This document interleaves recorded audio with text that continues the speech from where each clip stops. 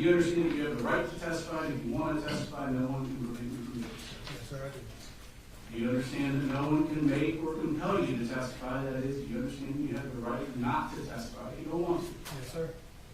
Do you understand that not your lawyer, but you personally are the one who decides whether you will testify or not? Yes, sir. Do you understand that if you do not testify, then I would charge the jury that they cannot use that decision of not testifying against you in any manner in their deliberations and in reaching their verdict? I understand.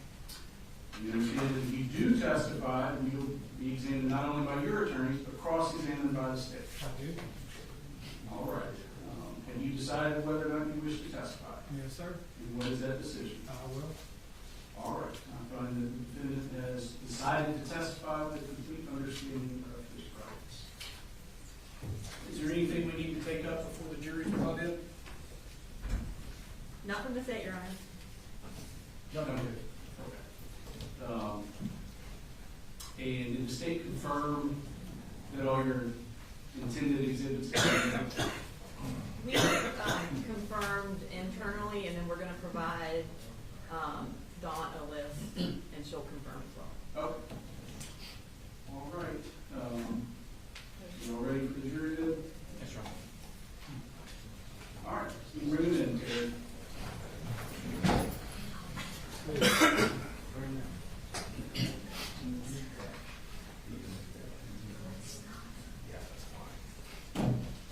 Your Honor.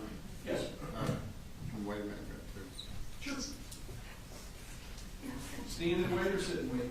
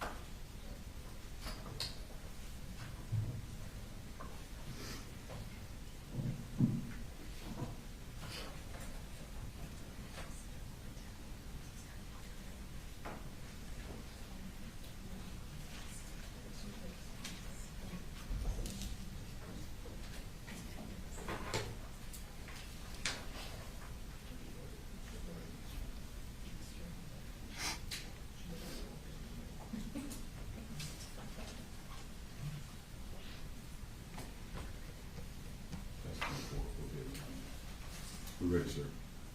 You ready then?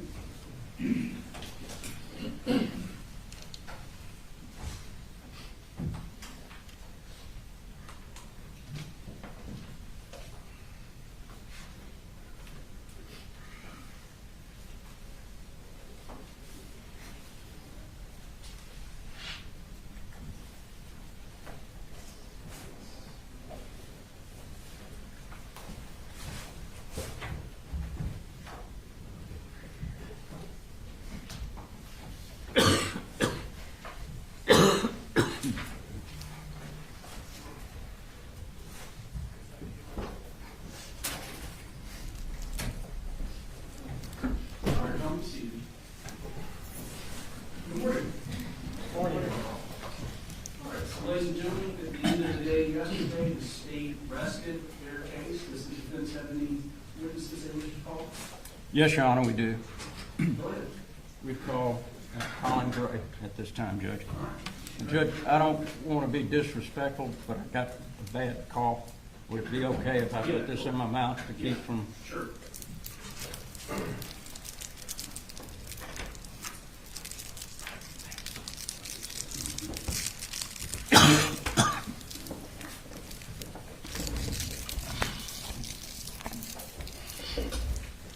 Would you raise your right hand?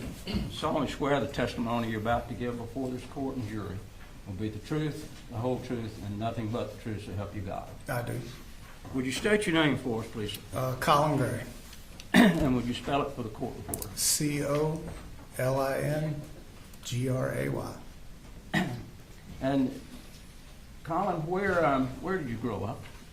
So I grew up originally Marietta, Woodstock area. Spent most of my youth, middle teenage, high school years there. I guess early 20s, mid 20s or so, moved out to Winder. And when did you end up meeting Marcy? So I met Marcy, I would say 2008, after the stock market crashed, 08, 09, construction basically came to a halt. I was offered a job at Lund International and met her there. All right. And what kind of work were you doing when you met her? So my entire career has been in construction as a construction superintendent. During my time at Lund, I was a director of facilities at Lund when I met Marcy. All right. And I think we heard that she was an engineer, is that correct? She was an engineer there, yes, sir. And did you and Marcy have children? We did. We had 3. Colt was the first child born. Jenny Reen was our second, and little Coley was our third. Okay. When Colt was born, where were you living? So we were living on Beach Creek Circle in Winder. Okay. And how long did you reside in Winder? So when I first met Marcy, we dated for a very short time, and I moved in with her. So I would say that, 09-ish time frame until after Jenny was born. Okay. And at some point, I think we saw in one of the statements you moved to a farm. In Statham, yes, sir. Mm-hmm. And how long did you keep the farm? So we kept the farm for several years. All the kids, I think, went through 4th or 5th grade at Statham Elementary. Little Coley was born there 2016, so we were there for the majority of our marriage, I would say. Okay. And at what point did you leave Statham?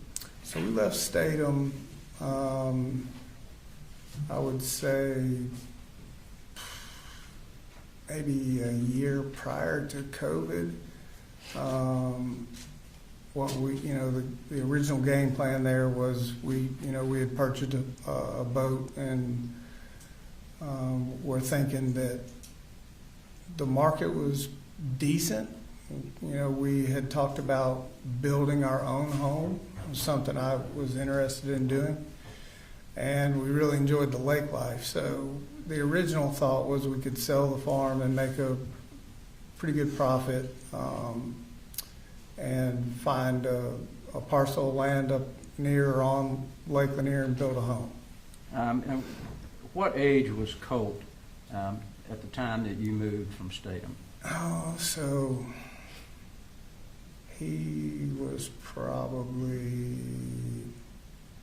4th or 5th grade, so 8, maybe. Okay. 8 or 9. I can't really remember exactly how old he was. He was little. And did he go to school? He did during that go to time? schow, yes, sir. Was he a regular attendant at school? He was. Was he a smart kid? He was a smart kid. And Where did you move after you left Statham? So we rented a home up in Gainesville, up on Lake Lanier.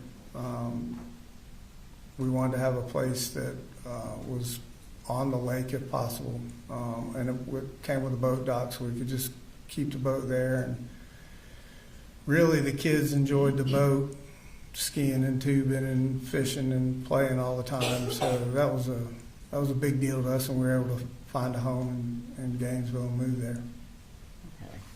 Okay.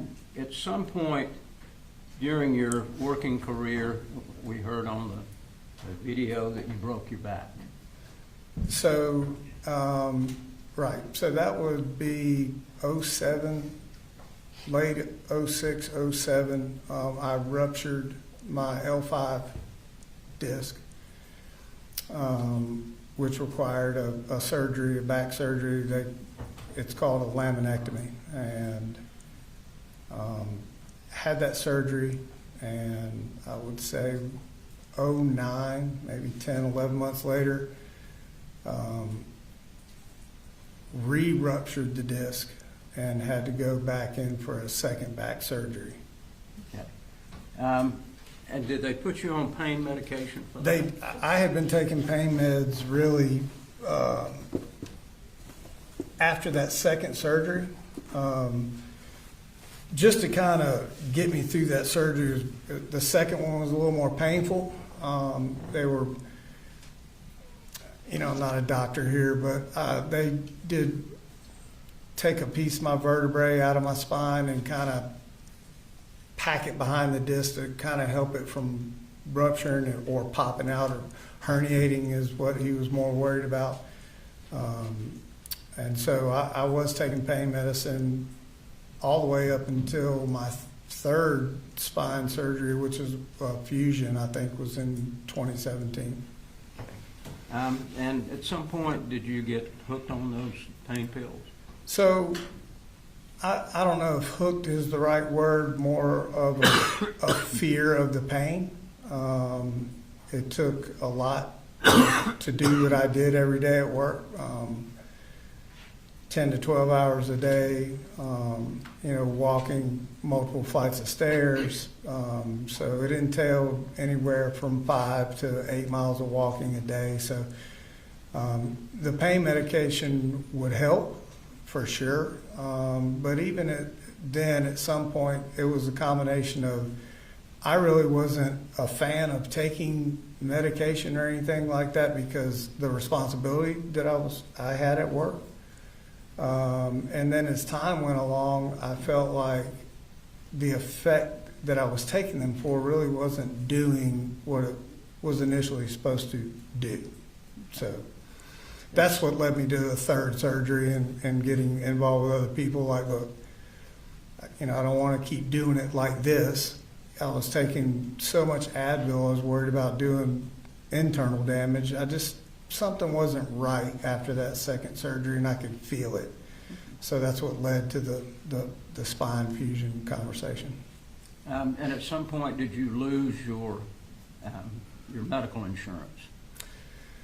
So I lost my medical insurance when I changed jobs. So I had finished a relatively big project downtown, and a couple of the guys that were with the company I was working for decided they were going to start their own general contracting business and wanted me to come along with them and mentor, kind of general superintendent type of thing, and bring on talent and just help him build his company into what it was. So there was a lag of insurance in between those job changes. Okay. And at some point, during the times that you had lost insurance, did you decide that it would be a good idea to get on methadone? So I did, because I didn't have insurance, and I had been taking the pain meds regularly for a while, and then as I tried to scale back myself, I realized it was like, the withdrawal from taking pain meds for that long, I really never even considered what would happen just stopping. So there were several times where I was very sick, and so had some friends that had done the same thing, went through this program, and said, hey, listen, there's a place in Auburn, Georgia, that they use methadone the same way. And I'm like, I know what methadone is for. I said, I'm not a heroin addict. That's what, I always related that word to.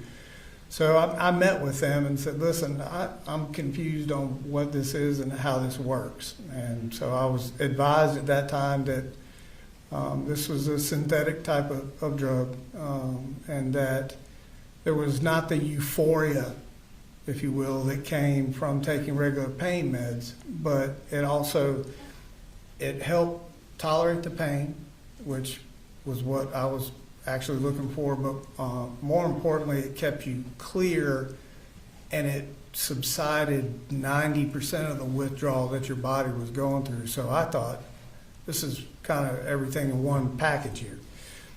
So did not have medical insurance, and they offered the program where I could pay out of pocket to them. Okay. At what point did you move down to Fitzgerald? So we moved to Fitzgerald. I'd started this company with these gentlemen, and I think we were on our second project or so, and we started hearing whisperings of COVID, and nobody really knew what that was, and I certainly didn't. And as it went along, construction industry is very funny. It doesn't take much to throw people into, I wouldn't say a panic mode, but a more reserved mode and spending millions of dollars to either build a brand new building or refurbish the one that they have. So work started to slow down, and I've been in it my whole life. Guys in the company, I could see it coming. So that's when I started having conversations initially with Marcy of a couple of different things. Like, I can see what's coming. Marcy wasn't working at the time. Like, I could see the slowdown coming. I knew this because we were finishing a project, and typically in my role, when I get to about 3/4 of the way done with one project, I'm already working on the next project coming down the road and staffing and all that sort of thing. Well, there were none of those conversations going on. We didn't have anything on the books. As a company, we had not bid any projects. So I could see was it going to be a full stop? No, but it was going to be a slowdown enough to where it would be detrimental. So combination of that and still dealing with a lot of pain, I approached Marcy and said, look, I think that this thing is going to kind of slow down to the point where work is not going to be readily available. What do you think about going down to Fitzgerald? Her grandmother just passed away. There's a family house down there. It's all paid for. And I said, she had made mention about looking for getting a job with Georgia Pacific up here in downtown Atlanta, in an engineering role or something along those lines. But they also had a Georgia Pacific in Albany, Georgia, which is, it's relatively close to Fitzgerald. So I said, we could go down there. I said, kind of stress-free. We've sold the house. The truck is paid for. The boat is paid for. We have no real outstanding bills. We have no mortgage. So we just kind of have a little bit of free reign that most would not. And I said, what do you think about going down there? I'll just take 5 for a minute and just try to make sure I can heal, because initial x-rays, if you look at them, my bracket, the way it's screwed into my spine, is not perpendicular. It is off a little bit, and at certain movements it does hurt. And I said, I can take a little bit of time here and try to heal, just kind of take it easy. I could kind of reconnect with my kids more than I had been over the past few years, because work for me was intensive. So I couldn't be there for the kids growing up like I would like to. And I said, you Deer Georgia Pacific gang, and I really wanted the kids to kind of see this South Georgia life. I spent my whole life down there deer hunting, and it's just a different. I think at one point I made the comment that the clock moves 10 minutes slower down there. So I wanted my kids to experience that, that way of life down there, and so we moved down there through COVID, and as it turned out, COVID hit and everything had stopped. So it was a good decision to go. How old was Colt when you were there in Fitzgerald? So I think Colt would have been he was 6th grade. Is when he started down there. So 10, 11, somewhere in that range. Okay. Did he have any problems in 6th grade? So originally in 6th grade, I was the stay-at-home dad, which was a good thing for me. So I would take the kids to school in the morning and pick them up in the afternoon. And Colt was making friends, had some buddies that, he hung out with. And, we would talk about those sort of things. And he was in Little League football down there, so we were at practice most nights. And he was doing good for all I could tell. Was there a time when he apparently got behind a firewall and looked up how to kill your dad? Did you know anything about that initially? So I found out months after that had happened. I was never contacted by the school or SROs or anything like that. And Marcy never brought it to my attention for months after that had happened. I think we were actually on the way to football practice one afternoon, and she brought it up. And did she explain to you why he did that? She didn't. She just told me how the school had found out that he was doing that or had done that, and that's all that she had said about that. Okay. Were you concerned about it? Oh, I was concerned.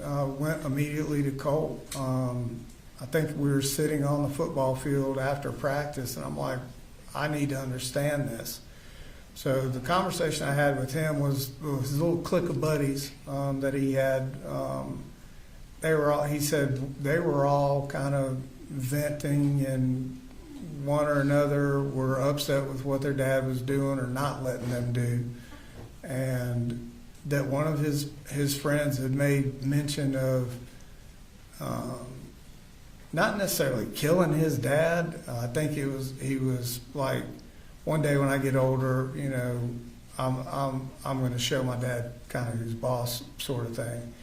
And so Colt said, just as a kind of joking kind of thing, he said to me, I just Google searched it just as a random thing. And I explained to him what a serious thing that was, and the red flags that come along with that. It's not a typical thing that a kid would do or search, and I expected to not have to be in that position to hear that months later from him or his mom.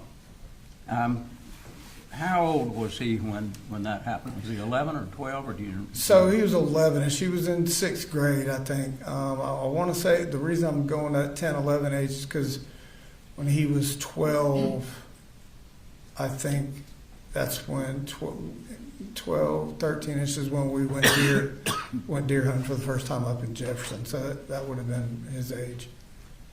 Based on his search, did you ever know whether a counselor at school ever talked with him about that? No, I was not made aware of any counselor talking to him. Okay.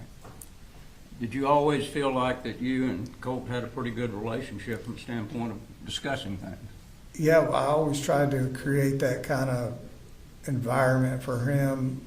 I think at one point during all of this, people heard about the bubble.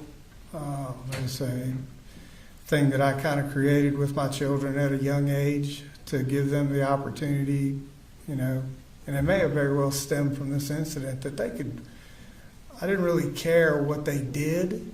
I just needed to understand what they were thinking when they got into the bubble, and they could talk freely about what happened and you know, that way we could figure out how to fix it, and we would deal with, you know, the trouble or punishment after the fact. But there was always a free avenue of communication between us, and I was especially that way with Colt, because at a young age I kept telling him that he was, you know, his brother and sister were going to always look to him, you know, as a role model, if you will. Any other problems with him in the 6th grade? No, not that I'm aware of. We did enjoy our time down there. We did a lot of fishing. Okay. What Things about of the that 7th grade? Did you have any problems in the 7th grade? So 7th grade started up here in Jefferson. We moved back up here after COVID. I wanted to, you know, Marcy, I think, had lost her job at Georgia Pacific, and I think had gotten another job in Douglas, I want to say, at an electronics company, and had lost that job. And so I started to think, okay, you know, she was starting to show a little erratic behavior, what have you, and so I had reached out back up to Atlanta to see, you know, COVID was not over, but it was, you know, winding down, if you will, to gauge where the industry was construction-wise and was things picking back up. So I made that call, and I had several offers, you know, within a short period of time, and so I accepted an offer. And when I took that job, I originally left Fitzgerald by myself, came up to Atlanta. How long were you here in Atlanta by yourself? So I was up here for about, I know, at least a couple of months. And the thought process, I went back every weekend, you know, to Fitzgerald. And the goal was to come up here, get established with work, and just kind of send money. You know, she just put it in the bank. We didn't have anything really to pay for, thinking that at some point here, which we ended up doing, was we would all move back up to Atlanta, and we would have, you know, enough money maybe to get rental properties and just kind of start over in Atlanta. Okay. And at what point did you and Marcy kind of split? So that would be about the time Colt, in that 7th grade time frame. Colt originally started 7th grade, was really going well. But at home, I was working quite a lot. I'd actually had a job offer after the job I came up to Atlanta for, making more money, and so being the, you know, single income, like, okay, $20,000, $30,000 more a year made a difference for us. So I took that job, and Marcy at this point was not working and was not getting out of bed. I think we've heard the shape that she was in. I would come home from work and just, it was not a good thing. I thought that it was something more than the drinking, just because of the scabs on her arms. And so Colt and I would have conversations about that. And so it, you know, it wasn't the smoothest in our house at that time frame, early 7th grade for him. So What about at school? Did you have So- problems at school? at school, about midway through it, he had came home from school one day and expressed that there were several kids bullying him. Originally, it was just kind of a mocking type thing. Colt's not, you know, he was a real quiet kid. He was just super shy, is the best way I can put it, you know. And the story that I got from Colt was, it started with him eating lunch by himself. There was a group of 2 or 3 boys and a couple of girls at his school that would mock him.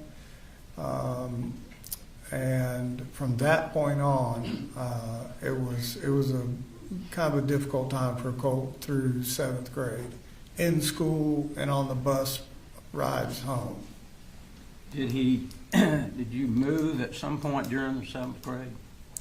So I believe that we finished 7th grade, and I tried to make sure that I believe that he finished 7th grade, and I was getting close to coming to the end of the lease that I had in Jefferson. So working with my landlord, Marcy and my landlord at that time were constantly having a riff with the neighbor next door. And I had told her, I said, listen, the call I got from my landlord originally that decided we had to move, she called me one day at work and said, I have called DFAX on your wife, and you need to come home or I'm going to tell DFAX to take the kids. And I remember this being a Saturday, and so I asked her what had happened, and she said there was a confrontation between her, the neighbor, and whatnot. So when I got home, I met with the landlord, and she said, this is what I'm going to tell you. I have no issue with you or your children, but Marcy can no longer stay on the property. So she has to move out of the house. Where did y'all go from there? So at this point, the decision, Marcy and I were not getting along, obvious reasons. So she decided, and I had called Debbie. So Debbie came up, took Marcy, Jenny, and Coley back down to Fitzgerald, and Colt decided he wanted to stay with me, finish out school, let's get through this lease, and then, just him and I kind of lived together, sort of thing. Okay. And when you brought him back to, where were you living when you brought him back? Were you living in Jefferson? Well, so Colt and I never left, so we were living in Jefferson. Okay. Right. And how old was he when you were living in Jefferson? So Colt would have been 12 going on 13. Okay. And when you were living in Jefferson, did you and Colt get along? Did y'all have any fights? Did he act up any at all? No, we were, that was a time frame where I enjoyed really being with him. I had a little more one-on-one time with him. The bullying and everything, he could see I was up at that school talking with everybody on what to do, how to do it, getting him the counseling and everything, dealing with the principals, and just talking to the educators about where he was. What alternatives could we do for Colt to not put him around that type of thing? Could he just do his schoolwork up in the admin part, and not have to worry about that stress? So he appreciated that. And that's kind of along the lines where I said, listen, I want to explain to you how when I was growing up, when I had trouble or stress or whatever, at a young age, I was introduced to the outdoors, hunting, fishing. And I said, would it be something you would like to do? I said, we could hunt, and just kind of, my original thought was this would be a great way I could bond with my son away from his mother and everybody else, and just kind of use that time as I did as a kid growing up to just kind of, put him in a comfortable place doing something we like to do. And he could talk to me openly and freely about what challenges he may or may not be having. But also, a bigger piece for me was getting him away from screen time and computers and Xboxes and things like that. I don't mind that kind of thing, but it was just to the point where I felt like he was starting to, that was all he was wanting to do. What kind of outdoor activities did you do with him during that time period? During that time period, we originally just started just kind of going to some areas to look at deer and show them, where we would do these type of hunts. And then as I I felt like he was wanting to get engaged with that. I had some people I worked with that had some farms and some hunting land, so I think it was last day of the deer season. Actually, I had said, "Listen, let's give this deer hunting thing a shot. See what you think." Prior to the deer hunt, I think I took him to the range a couple of times. We had gone to Mike's gun room, talked with Mike, and I told him what I was planning to do with my son. I wanted to buy him a weapon that could shoot a deer, and we didn't have to worry about it wounding it. Let me ask you before you get into Sure. Mike's. Did y'all also do other things like? So yeah, during that time too, I'm a big golfer, and I had little putting greens set up in our house, and him and I would putt in the living room, just kind of messing around. So I'd asked him, hey, would you like for me to teach you to play golf? I've been doing it my whole life, and kind of was just a casual conversation, but he was like, I would love it. So purchased him some golf clubs off of Amazon. We lived in Jefferson still at this time, but we would come to the Chimneys here in Winder. They had a really great practice facility, and we would hit range balls, and I was trying to teach him how to hold a club, how to hit. We did that several times. Did you also buy him a guitar? So we did. Actually, I think that was later on down the line. We played golf. We played golf several times. We were practicing all the times, and I'm trying to just whatever I could do to just interact with him away from the computer screen. So he'd always had a interest in music. So went to Guitar Center on a whim one day and spent the afternoon in there and bought him his first guitar. And I'm left-handed, so we could not find one for me on that specific trip, and bought him an amp, and he started kind of trying to figure it out on his own. And then we went back. He enjoyed it so much, we went back and I bought him a second guitar, and I had found a kind of a beat-up, used left-handed guitar for me. And so that was another way that him and I kind of, on our one-on-one time, he was teaching me to play guitar and to read music, and I was terrible at it. And so we would sit in the living room and play guitars and things of that nature. You mentioned Mike's gun room. Was there a time when you took him to Mike's gun room? Sure. So we did the original, deer hunting conversation. I had told him that we could go. I've been to Mike's prior when we lived here in Winder originally, and Mike's a good man, and so Colt and I went in there, and I was explaining to Mike what we were doing, and he understood it. Trying to get Colt engaged in the outdoors, and so kind of just going through the guns and explaining what all the rifles were. And Colt had seen me through the years shoot deer rifles on our farm in Statham, and him being a little bit little at that time, he would see they were big, they were loud, and they kicked. So he didn't want that.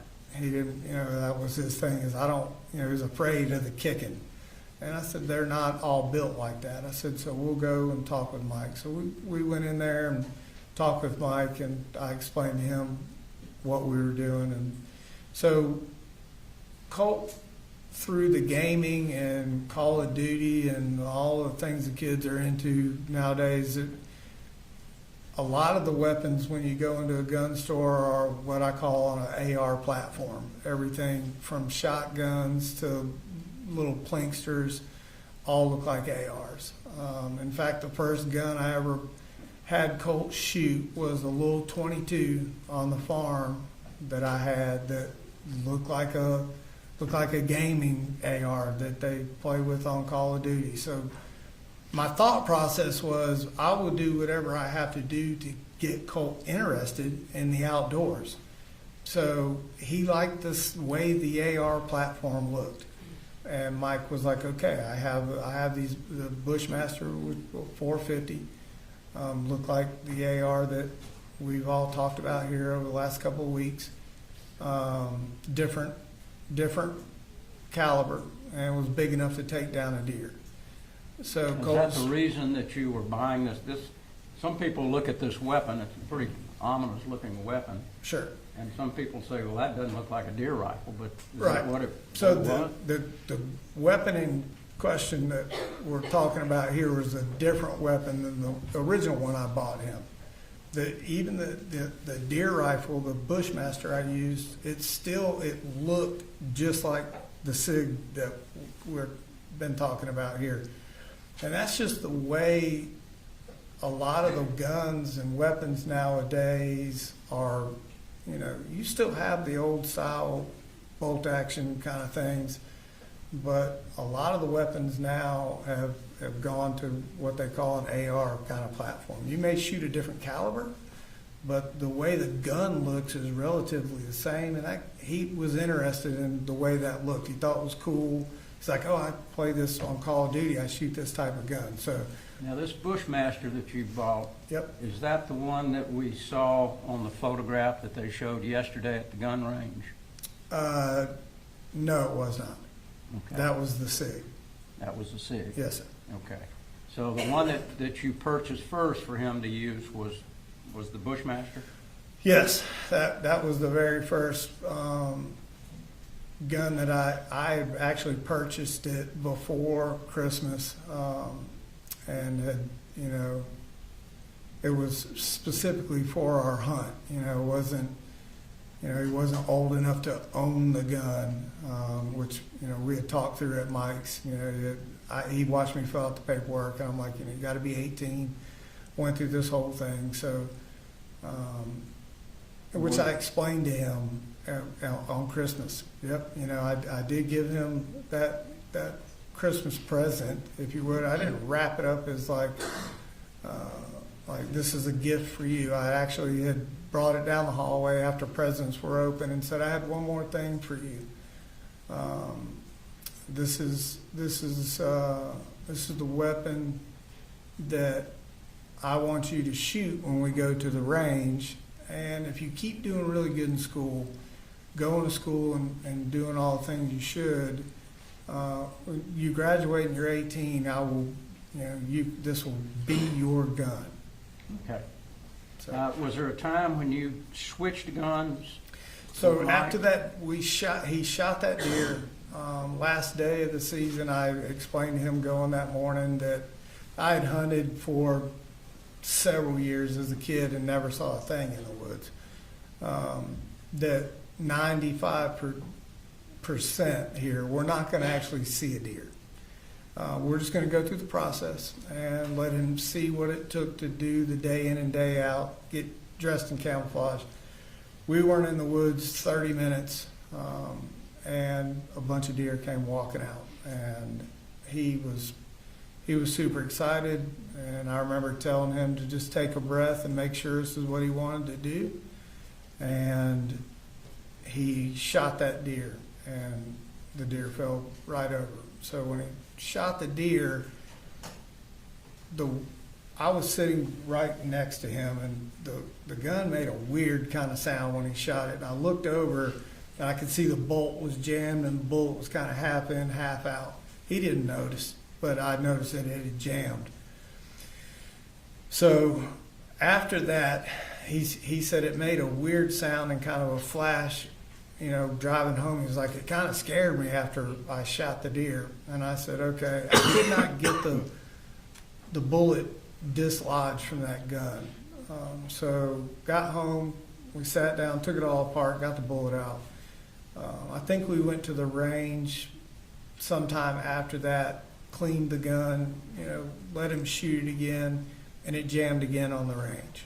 So at that point, we went back to Mike's, and I explained to Mike, hey, it worked.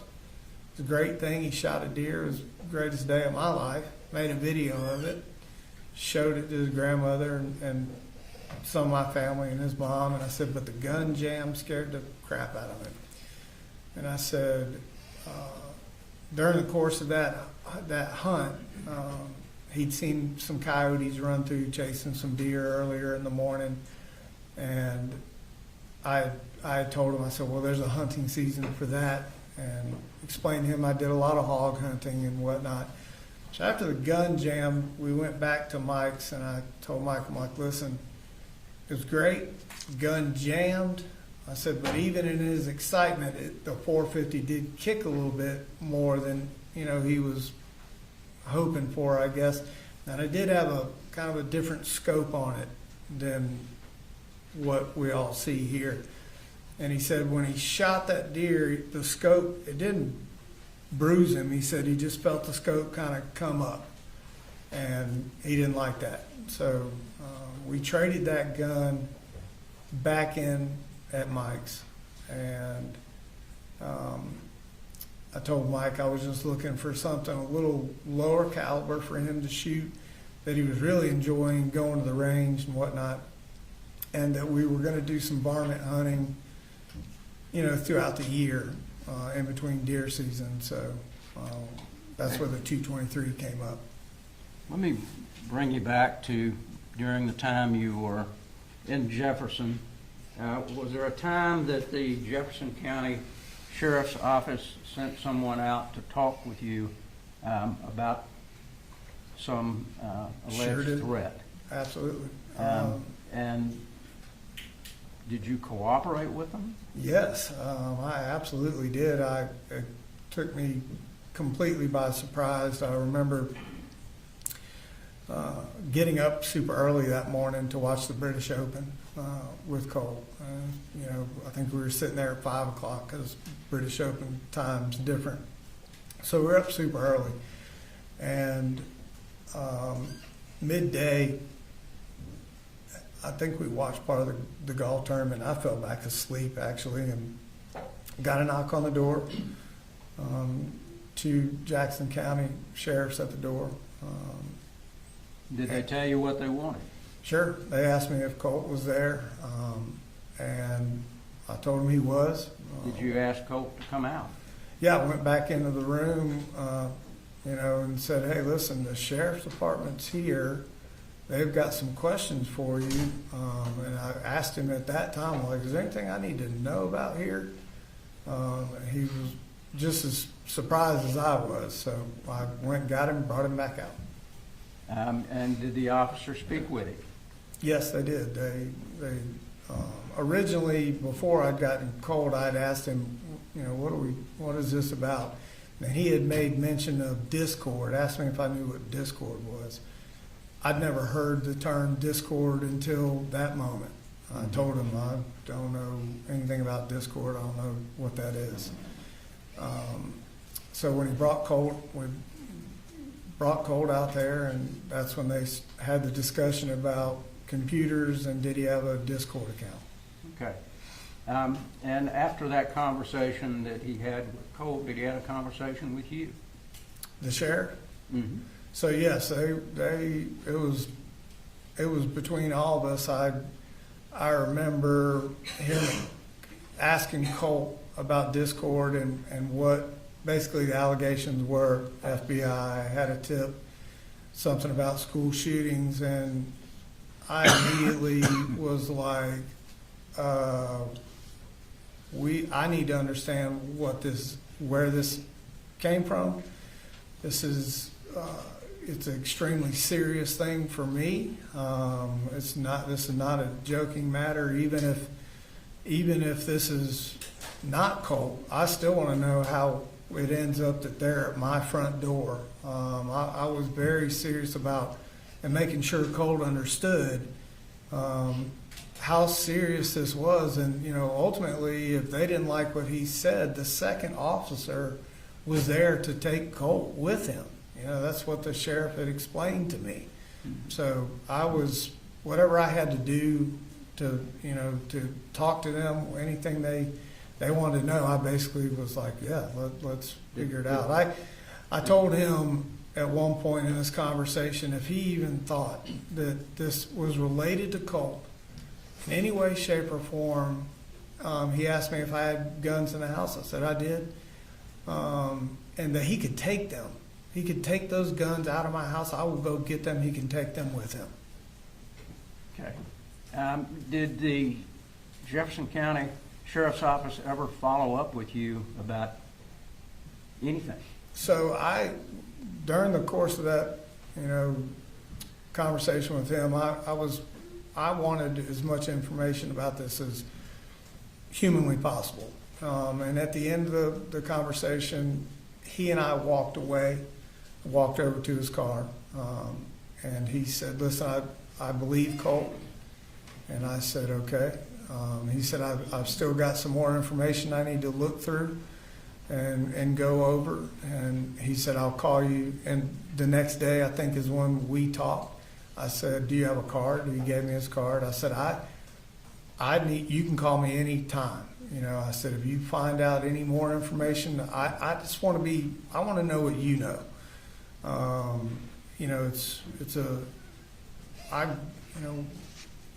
It was important to me right then to know what was happening. And he assured me that he would. So we talked the next day, actually, early that morning, I think it was. And he said that, hey, listen, I've gone through some more of my investigation. He said, he explained the chat room and how many people were in it. And then he said, he made mention of, I think it was Sacramento, California, maybe the IP address or something. It came back to somebody in California, and that it came back to somebody possibly in Russia. Okay. And so at that point, he was like, I don't see an issue here with Colt. And he said, if there's anything else, I'll reach out to you, but there's nothing further at this time. Did he ever tell you to lock the guns up? He just, not necessarily to lock the guns up, but he said, hey, just make sure that there's not free access to the guns. He asked me where they were. I told him they weren't locked up. I said they are in my master bedroom closet where I kept the guns for most of my life. And when Colt was little, I said they're up on the top shelf of my closet, not just laying around the house. Okay. Is that, since he was 11 years old, is that the first time that he had any potential issues or problems, to your knowledge? Problems with acting out or acting depressed or anything like that? Yeah, I mean, I don't know if that episode with Jackson County would be classified as a depression or whatnot. Nobody could really ever tell me if this was him, doing what they were there to do. So we had, there were times, when acting out with Colt really wasn't something that was ever part of his makeup until he was old enough to start requesting, I would call, a little bit pricier things that I had to buy for him. And sometimes if he did not get his way about whatever it was, we may have words back and forth. He's just a little impatient. Would he throw temper tantrums sometimes? Yeah, if he wanted something really bad after everybody moved out and it was just him and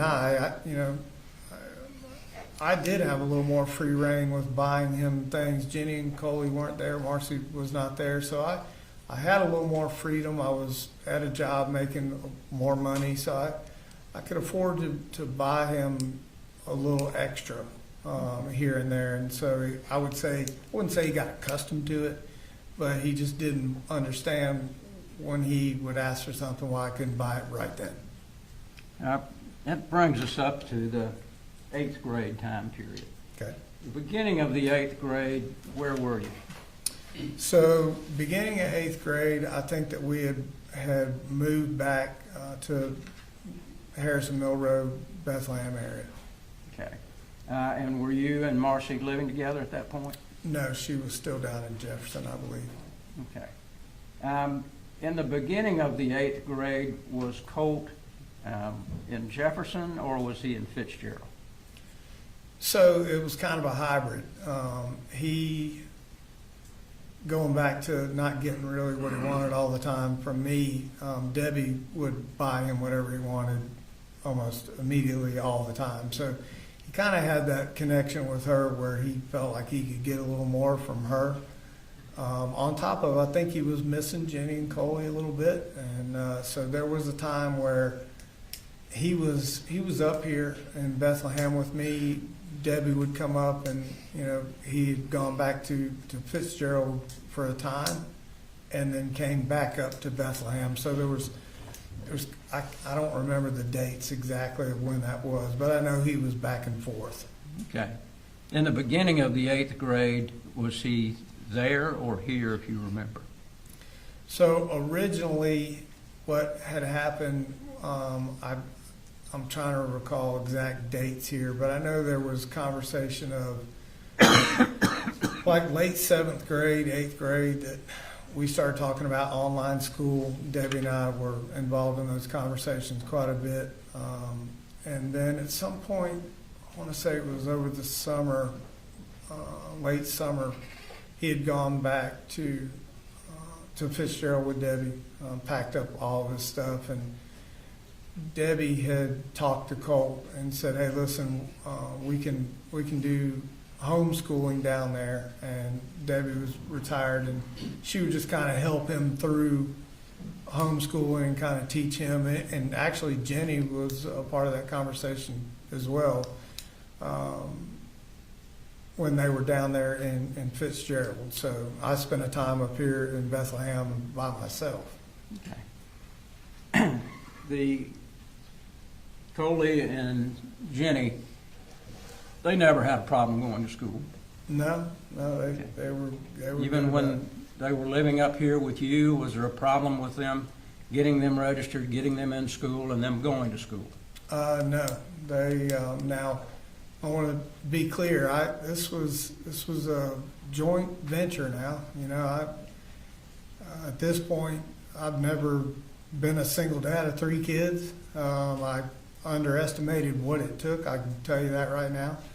It's a lot, and so I had help from Debbie with a lot of the registration. I had help from Debbie's other daughter, Annie, Marcy's little sister.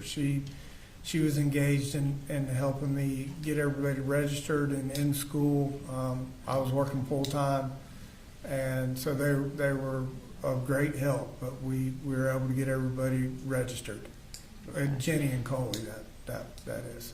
And did you believe during the 8th grade that Colt was actually doing an online program? Right. So this is where it gets kind of a little complicated for me, even look back on all of that. And so Coley and Jenny were good to go. Colt and I had a conversation after Fitzgerald and homeschooling with Debbie. This is what I want everybody to understand. There's a combination of things here. It was not, for me, it was tough on him. The bullying kind of affected him in 7th and 8th grade, and what's not brought up in this court or any kind of conversation, I find out later that, even the bus ride home for him, kids throwing shampoo bottles at him and milk cartons, and it was very difficult for him through 7th grade. So that's where I initially thought, okay, if he's going to homeschool down there, great. I really wanted to get him involved in middle school with Jenny. But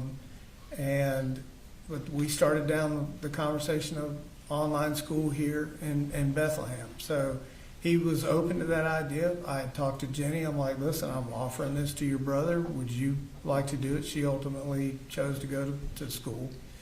It was at that time I was working with Debbie on, like, let's just do it, you know. It was simple down in Ben Hill, but as it went along and I found out it wasn't as simple as getting online and signing them up. It was very more difficult than I anticipated. Everything was full. We were getting on into the school year. There were not a lot of options that were open and readily available for him.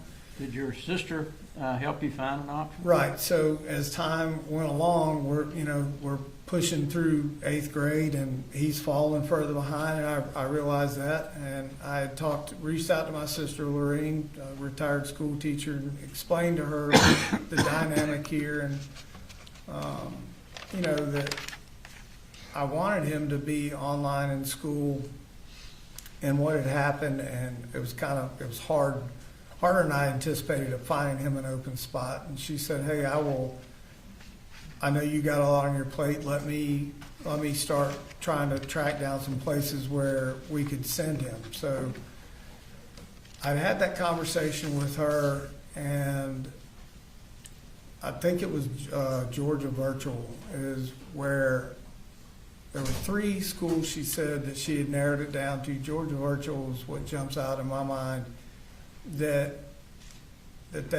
she requested all the stuff that she needed from me, birth certificates and whatnot, to get all of their stuff completed online, which I gave her all that information.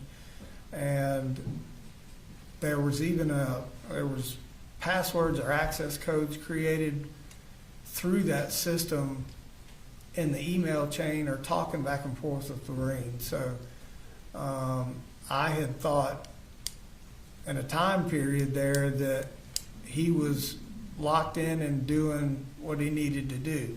I explained to Colt, "Hey, we've got you registered." I had thought at the time at Georgia Virtual, as it turns out, maybe it was something that I missed. I thought that, I guess I had thought maybe Lorraine, once I heard passwords and showed Colt what he needed to do, I thought it was as simple as him going in there and doing what he needed to do. Was there times when you would check and ask him? So I had asked him, I can't give you exact dates here, but I did call calling him from work and asking him, are you online doing what you're supposed to be doing? I remember him having a conversation with me about an algebra class, and when I got home from work, he was showing me a page of what he was working on. So I never, verified.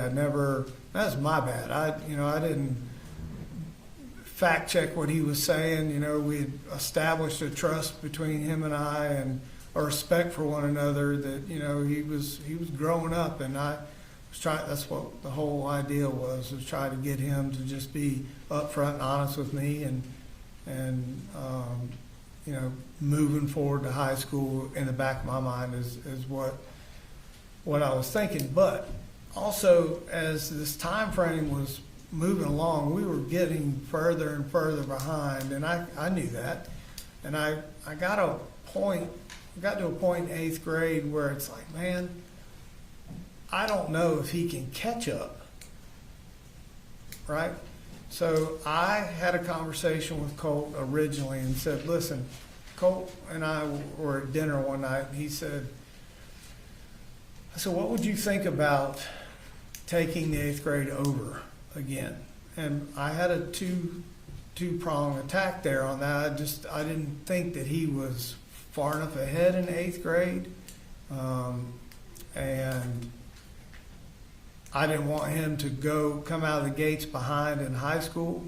We're already kind of bumpy in school with him, and I thought if he could retake the 8th grade, that would put Jenny in the same grade as Colt, and they were close. They had a great relationship. Would they be in the same classes? Maybe, I don't know, but they would be in the same school, with the ultimate goal that they could kind of confide in one another, get through school together. And a bigger piece was if they went through 8th grade together, they would go into high school together, and they would make that 4-year journey together through high school. That was my train of thought, right? It was never that, I don't give a damn if he goes to 8th grade. That's not what happened here. It was very, very fluid kind of thing, trying to make sure I was, and listen, could I have done better? Yes, I could have done better. I could have done more. I see that now. But the overall goal here was just get him in a comfort zone place. And it got to that point where I thought, okay, well, I had to retake a grade.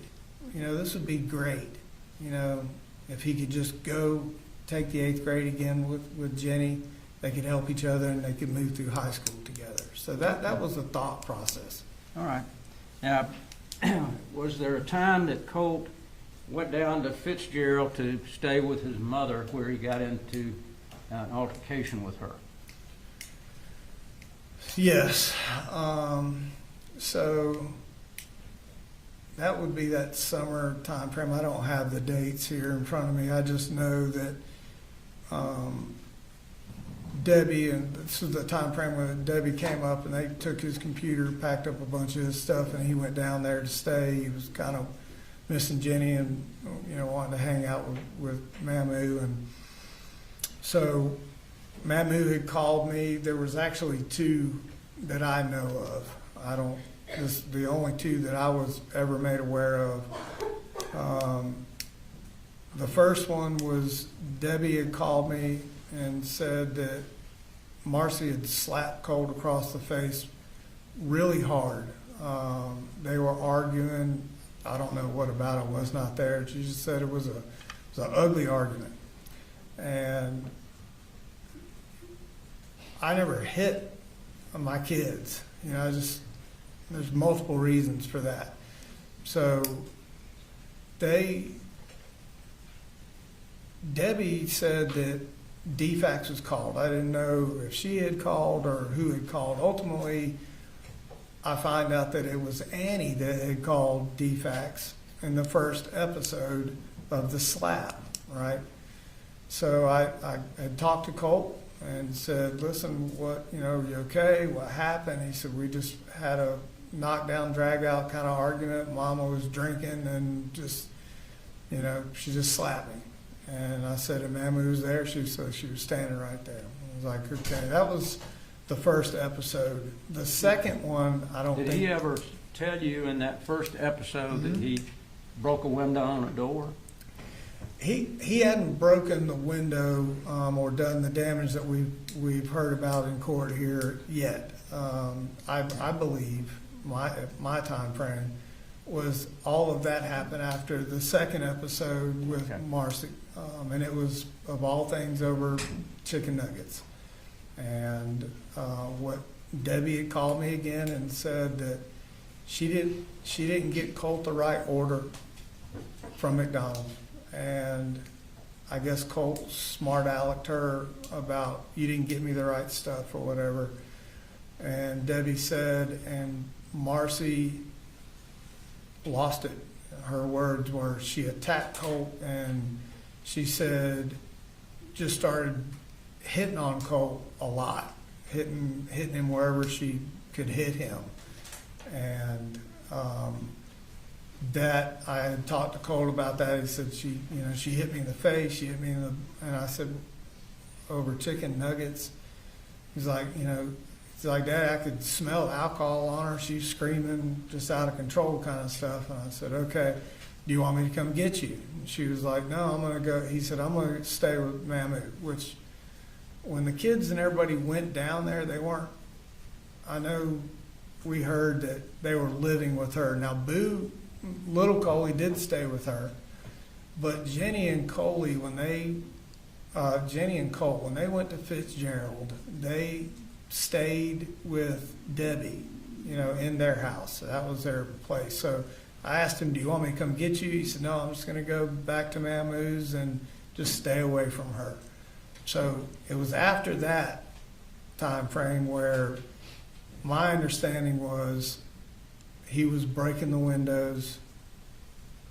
I didn't know about the couch thing until after I went down there to pick him up, and I received a call one day at work from him, middle of the day, and he was in tears, and I'm like, what is wrong?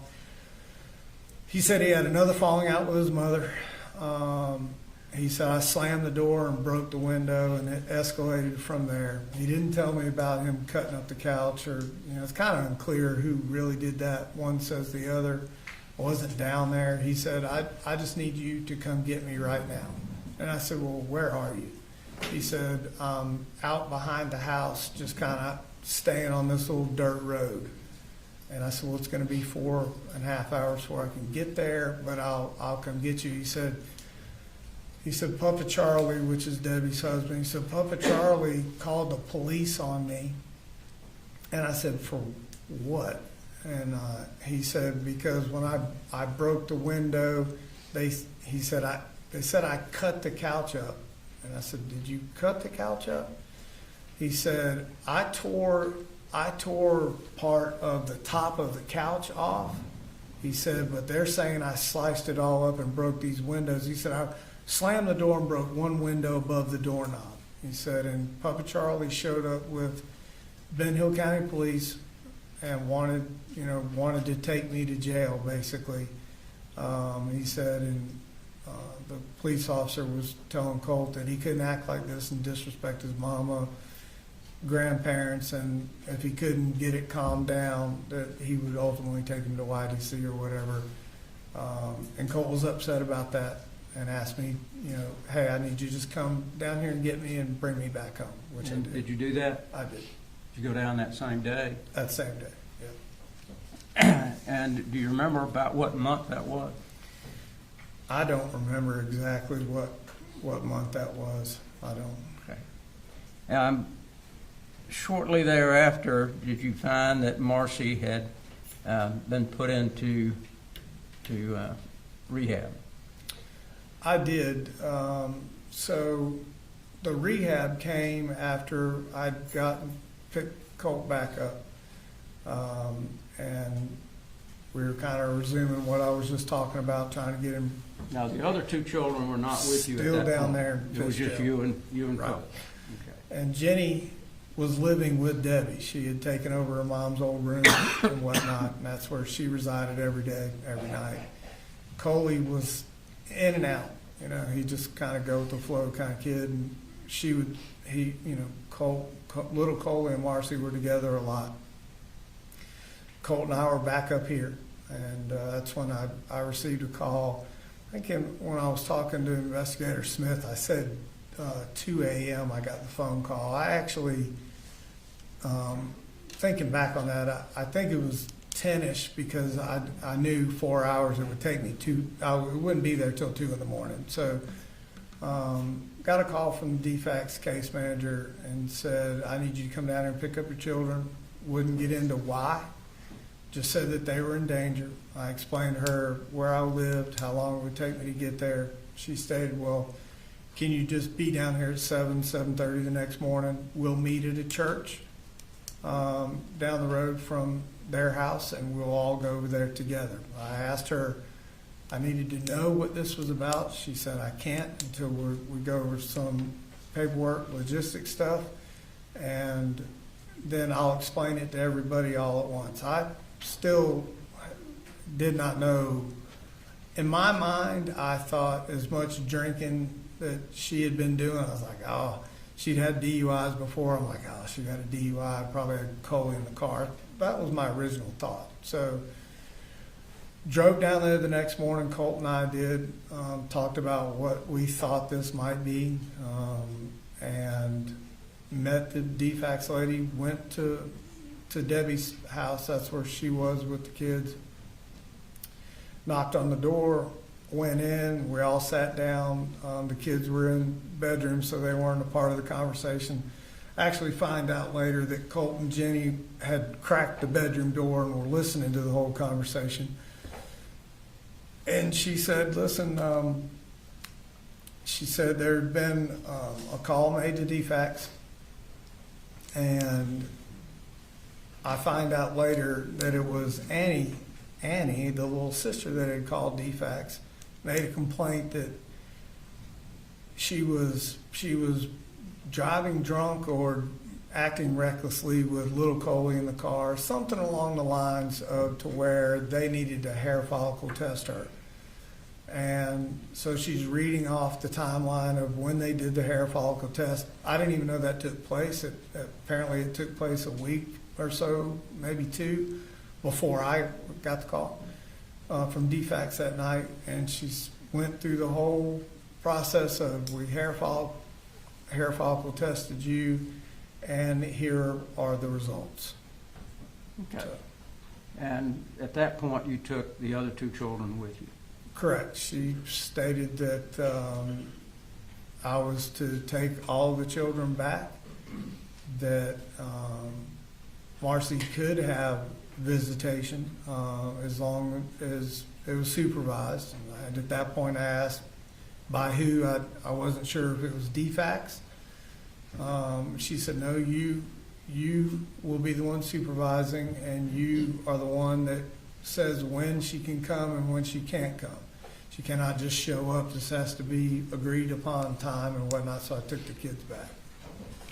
Were you prepared to have three children No. at that point? No, I said this in passing to so many people. I hear people talk about single moms and whatnot and all the things they go through. And as a dad, I was fortunate enough just to get up and go to work. And, you think as what I'm doing, like that's the hardest thing in the world is get up and go to work, as much as I was working.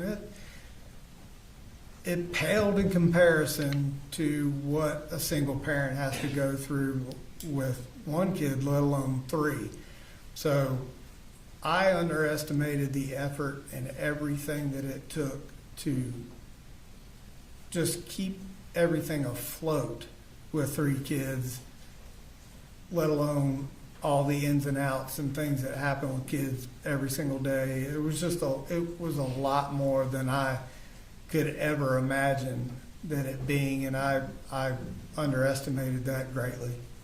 Now, was there a time when Marcy called you and threatened to kill you and Colt? So, yeah.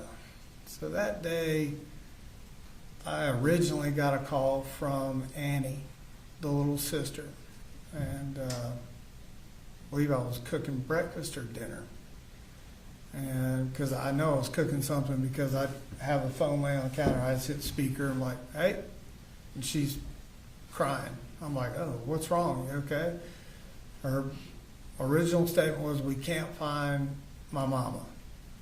I'm like, what do you mean you can't find your mama? They're in Virginia.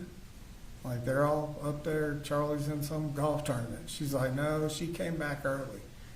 I'm like, well, then she's at the house. She's like, no. She's like, we can't find her. I'm like, well, how long have you been looking? She's like, since yesterday. And I was like, oh, shit. I'm like, okay, have you called the police or anything? Like, is something wrong? I'm like, in my mind, I'm thinking, God, I hope nothing happened to her medically, like heart attack or something. She's like, I've got the neighbor going over to beat on the door. Mary Beth is their neighbor, whatever they grew up with. And if she doesn't answer, she's just going to go in the house. And I'm like, well, call me back. Let me know if they find her, So Colt was like, what do you mean they can't, find her? I was like, I don't know, buddy. I said, you just heard everything I heard. Were the other two children with you at this point? Yes, they were with me. Okay. So she calls back sometime later, I don't know exactly the time frame, and says, Mary Beth is in the house, and they found my mom. They found Mamu. I'm like, okay, great. Is she okay? She's like, no. I'm like, okay, well, what do you mean no? Is she in the hospital? What's going on? She said, no. She said Marcy had taped her to the chair in their office. And then not only taped her to the chair, left her there for a couple of days. They found her with soiled pants, and she just basically had to go to the restroom, whatever, just taped to the chair. And that she had taken one of the dog leashes out of the backyard and tied the chair to the sleeper sofa behind her so she couldn't scoot to the phone to call 911. I'm going to object to the litany of things that he wasn't even there to know about. Do you have a response, Mr. Barrett? I'll try to redirect, Judge. I'll sustain the objection. Thank you. Sure. But was there a time when you found out that Marcy threatened to kill you and Sure. Colt? After what I was just trying to say right there, she went through what condition she found her mother, and she said that she had told her mother that she was coming up here, wanted her car and money or credit card, and her mother asked her why, and she said, "I'm going up to Winder to kill Coley." And I'm like, to kill me? And Marcy said, yes, she's coming up there to kill you. And she said, she told Mama, meaning Debbie, and since Colt is your favorite, I'm going to kill him too, and you live with that.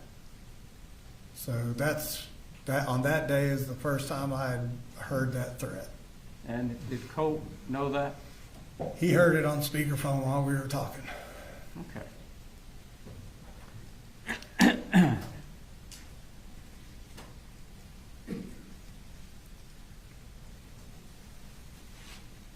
Now, Debbie went to jail for a few months.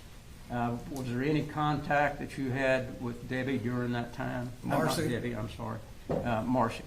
Marcy yeah. had gone to jail. Was there any contact that you had with her when she was in custody? Right. So originally, I did not.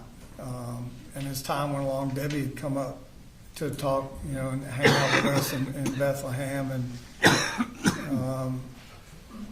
explained to me what she had went through and what condition Marcy was in and how she was acting, and just felt like whatever she was taking, it just wasn't Marcy. She just had lost her mind. That was her statement, I believe. Did you want to try to bring the family back together? Yeah, so even though she had gone to jail? Yeah, so during that time period, Debbie and I had talked about, her being in jail, and Debbie felt like, felt bad that all that had happened, and that, maybe somewhere along the line she could have seen Marcy, acting and doing the things she was doing while she was down there. I wouldn't say felt bad for her being in jail, but just kind of a little down because her daughter was locked up. My kids were obviously upset. Colt and Jenny had talked about it. I'm not really sure how little Coley got brought into that conversation, but generally known in our house that she was in jail. I tried to keep the super negative stuff away from little Coley, just because he's obviously too young to understand. And I thought, man, I just hate that all this happened for her. And the kids were like, well, we're going to lose our mom kind of thing. And at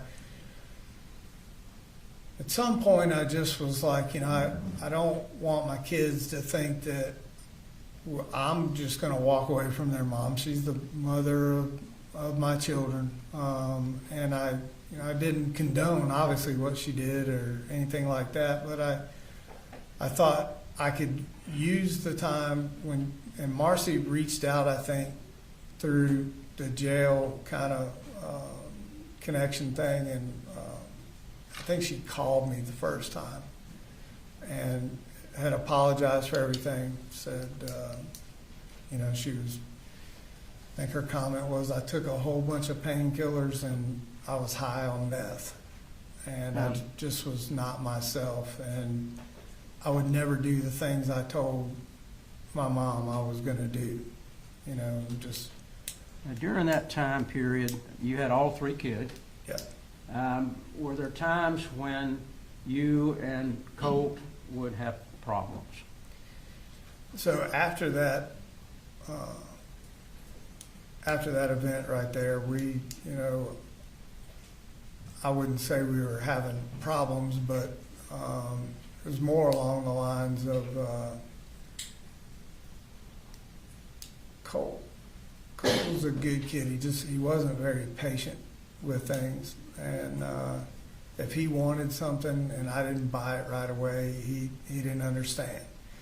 Having the 3 kids and just, you know, we've heard throughout this trial about how much money I make, and we never really talked about all the things I had to try to cover. And when it was just Colt and I, you know, I could go and go buy a guitar for him and it'd be okay. You know, I want to talk about, it just got to the point where I would have to explain to him why I couldn't spend $15 on a gaming or a game he wanted to buy, and it would frustrate him. So we would have disagreements about that.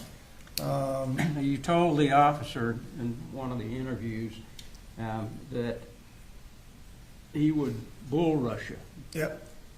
What would bring on that bull rush or him rushing at you? What would bring that on? Okay. So there were 3 times that I can remember that we, you know, the bull rushing happened. And again, I would never hit Colt or any of them. So I remember the first one was him and Jenny had gotten into an argument. First, it was just kind of kidding around. And somewhere along the line, I was talking to Debbie in the kitchen that day, and they, brother and sister, were picking on each other. It kind of escalated, and Jenny took off down the hallway, and Colt chased her down there, and he tripped and slammed his head into the door, the linen door, knocked a hole in that door. And then he got up and he was trying to pick the lock and kind of damaged Jenny's door. And I went down there and was like, you know, you need to calm down. You know, took off after Jenny like a wild man. You're damaging this door. I have to pay for all this. This is just a rental house. And that kind of started he was already worked up kind of thing. I remember walking away down the hallway to the living room, and when I turned around, I could see him coming down the hallway, and he was just pissed. And so he kind of bull rushed me. I turned around, he kind of slammed into me, and I grabbed him and just held him up against the wall. And was to tell him, like, you need to calm down, you need to calm down. He had gotten one of his arms loose and was flailing around. He hit me on the side of the neck, hit me in the side. I got his arms together until he calmed down. I just held him in place. The second time that this had happened, we were having a discussion about he thought he needed to take the Zoloft that his mom had given him, and I disagreed with that. So we had a kind of a heated conversation about yes or no, and I told him I don't want this. We need to go see somebody. This is not like taking aspirin. This is different. He was pissed because he'd been taking it from her for, I don't know, a number of weeks, and he felt like it was helping him and whatnot. Didn't understand why I would not give it to him, so that was the second time that we had that argument, and the third time it was about moving his bedroom into the laundry room and separating him from his computer to the laundry room. Same type of thing. He would, you know, he never really would challenge me face to face. And in this last episode, I remember like, hey, I want you away from your computer. I just bought him, he had his computer torn apart in his bedroom, and he was pissed because I was making him move. and to separate him. He wanted to stay in his little bedroom there. I was trying to create space so he wouldn't be on his computer all night long. But I had bought him a set of tools so he could work on his computer. He's really good at it. And during this argument, after I did the same thing, I could see him coming. You can see him getting worked up.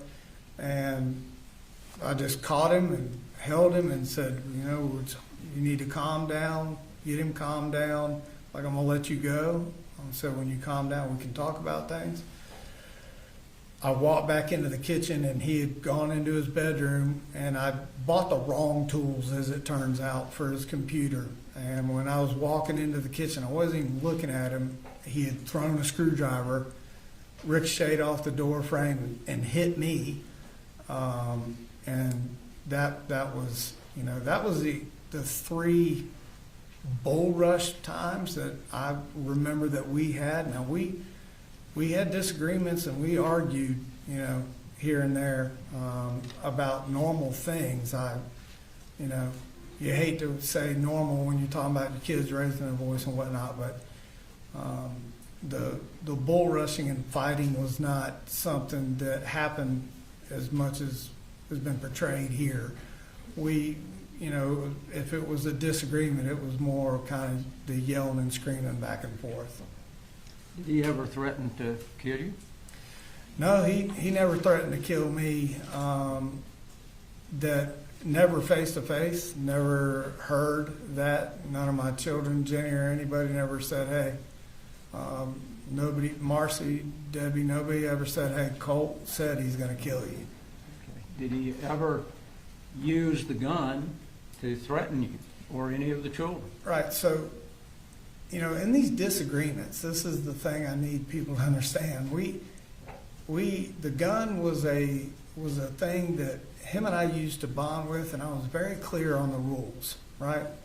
No loaded guns in the house ever, and he abided by those rules. He respected the weapon.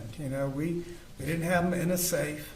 We didn't, have locks on them, as we've all seen here today. But I'm telling you that he had a healthy respect for weapons. They stayed where I told them to stay. And in the heat of the moment, whether it was arguing with me or arguing with his mom, arguing or bull rushing, he never once made a threat to me or his sisters or brother or anybody that I know of going for the gun. He never made that kind of action or movement towards a gun, made a threat, never said anything about a gun. He was pissed about other things, but that gun was understanding we had that what it was for. Now, was he allowed to have the cartridges in his room? So the magazines were typically kept in my closet. The ammunition was in there as well. We didn't have stockpiles of ammunition just piled up in the closet. Typically, what would happen we would buy ammunition if we were going to the range a few days before. We'd either shoot it all or not. Bring back the left, and I would always put it up in the closet there. My clips, magazines for the weapons were up in that closet as well. At some point, I think it was for a birthday, he had got a gift card. Debbie said, hey, I'm going to take him to Amazon to get some stuff for his gun. Colt said, hey, Mammy wanted to ask, could she buy me ammunition? And I'm like, yeah, we're going to have it. We'll go to the range. I don't know what that time frame was like. I can't sit here today and tell you, yeah, she can buy you the ammunition because we're going to the range the next day. I don't have that time frame. And I said, sure, it's no problem. I did not find out that she had bought him 4 or 5 magazines on that trip to Amazon until after the fact. I saw them in his room, laying on the shelf. They weren't loaded or anything. I'm like, well, where'd you get these magazines? He said, man, we bought them for me. Okay. So those magazines, they were empty, but they were in his room. We saw yesterday a photograph some Winchester cartridges that apparently were sitting on the shelf of the bed. I can't remember. Was that against the rule for him to do that? So the rule was guns, ammunition, unloaded guns, and ammunition, everything stayed in the top of that closet. I did have a green ammunition box that it did not have a lock on that box.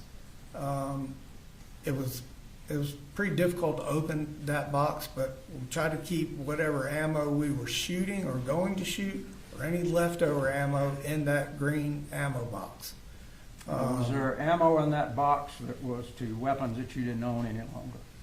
So there, in some of those pictures, I no longer owned several of those firearms. I owned a .308 deer rifle. Didn't have that weapon anymore. I think there was a picture of a 41 mag box of ammunition. I did not own that handgun anymore. And I think there was some 45 caliber ammunition talked about. I did not own a 45 anymore. And this is consistent with the kind of the way we were all brought up with guns. I did it with Mike. I did it with Elite Pond. It was a lot of buying and trading and selling of guns and upgrading, downgrading. It was just kind of something that I've done, my whole life. So yes, there was a lot of ammunition that did not fit any weapon that I had in the house. Now, we've heard that you allowed him to have unfettered use of that weapon, that it was always in his room. Was it always in his room? So it wasn't always in his room. And were there times where that rifle was in his room? Yep, there was. And it was just there was never at any point during all of this leading up to what happened, there was never a perceived threat by me with Colt. I never heard or he never spoke to me about doing anything as drastic as he had done. So, typically if the gun was in his room, we were going shooting or had finished shooting, and it may be a few days, a week, or whatever, till we get around cleaning it. But we would always sit down in his bedroom or my bedroom or the living room floor, clean the guns, and I would prefer all the guns. Told him stay in my closet up on that top shelf, and that's where they needed to stay. What guns were on the top shelf? So we had hit the 6 Hour in question that we're talking about here. I also owned an AR so him and I could shoot together, and then there was a shotgun. Okay. That was the only 3 weapons in the home? Right. I also had a Glock handgun that was my personal carry that I had on me basically all the time. And that was in the car? It was in the center console when I went to talk to law enforcement the day after, but typically it was either on my person or in my book bag when I went to and from work. We'd been robbed through the years 3 or 4 different times for copper of all things, and I'd, through the years, I'd go in at crazy times, work night schedules, that sort of thing. So I always tried to keep, a weapon on me. The state yesterday was pointing out certain days that things were said. Were there many days during the time that Colt was there that everything was smooth? There weren't any problems at all? Yeah, there were. We've heard all, the last couple of weeks about trouble and issues and everything, but there's a lot of times where, Colt, he was a good kid. He was very respectful to me. I just don't. It wasn't an every single day thing where him and I had issues or bull rushing or the yelling and screaming or whatnot. Colt was a very good kid. We talked about a lot. Him and I went to church when it was just him and I originally almost every Sunday as the the other two kids came up there. He kind of slacked off going to church with us, but he was a good kid. He was a compassionate little kid, and you know, he was really a thoughtful young man. He would help me fold laundry. He would help me cook. I was trying to teach him to cook. It was a little bit of a disaster at first, but you know, he was respectful, and he appreciated all the things that I would try to buy for him when I could. And he really, you know, the bonding part, which started the whole thing of woods and shooting and all that, really I felt had helped. You know, it helped him and I just, you know, get that father-son bonding that I felt like he was lacking. So, you know, he was a really just a good kid for most of the time.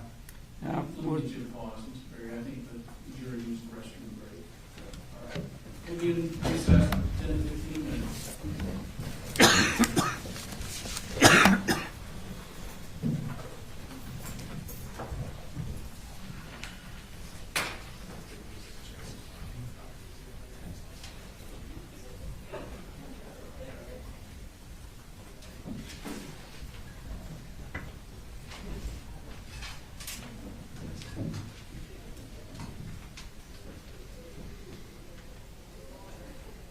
Straight, you can go back to the office. We'll be in recess for 10 to 15 minutes.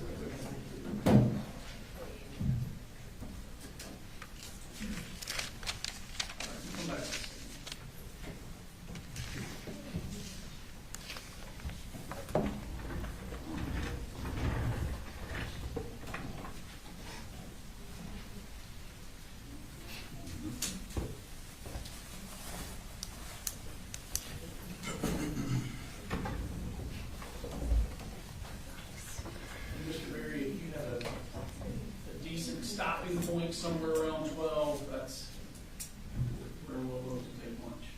We're gonna try to get through this a little quicker. Okay, I mean, do what you need to do. We're ready, sir. All right, we're in there.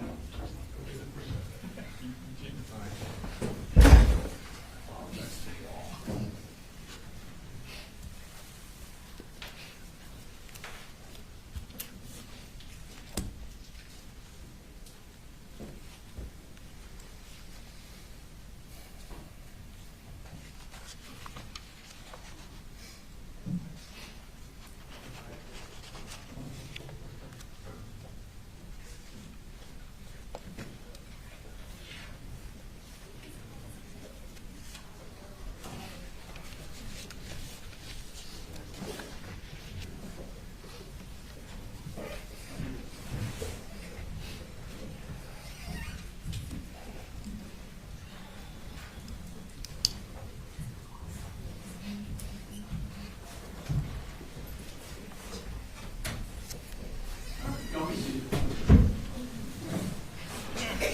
Barry, Thank you, Judge. go ahead and resume your direct. I wanted to ask you, right after the other two children came to live with you, did DFACS come to visit you? They did. Okay. And when they came to visit you, did they talk to you about anything that needed to be done in the home? It was just a general conversation about the safety plan that they all, had put in place. Their typical protocol of what they did, and that she would be doing a walk through the house to make sure everything was the way it needed to be. Okay.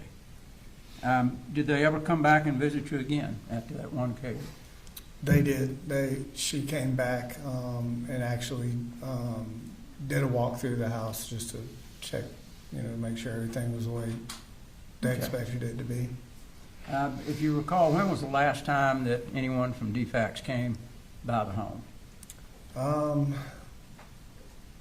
There may have been one more visit from her after the kind of walk through the house. I don't know exactly when that date was. It seems like she was satisfied with the walkthrough, and the last time she came to the house, my understanding was to close out, the DFACS case as far as what she had on the books, and that everything was sufficient.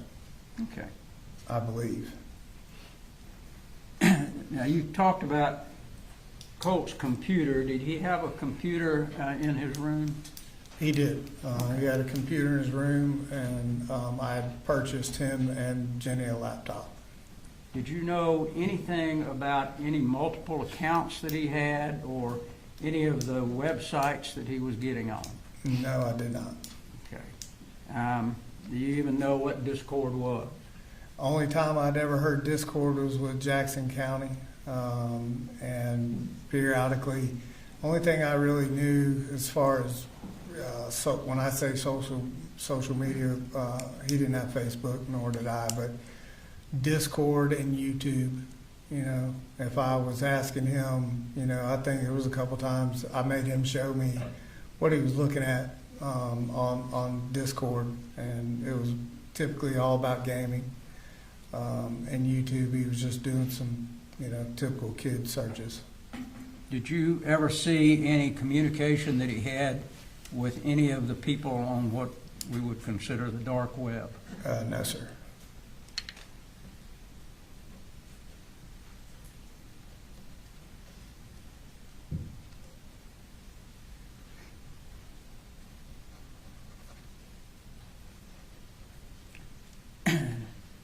During the time that you and Colt and the three kids were together, did he ever indicate to you that he wanted to hurt anybody?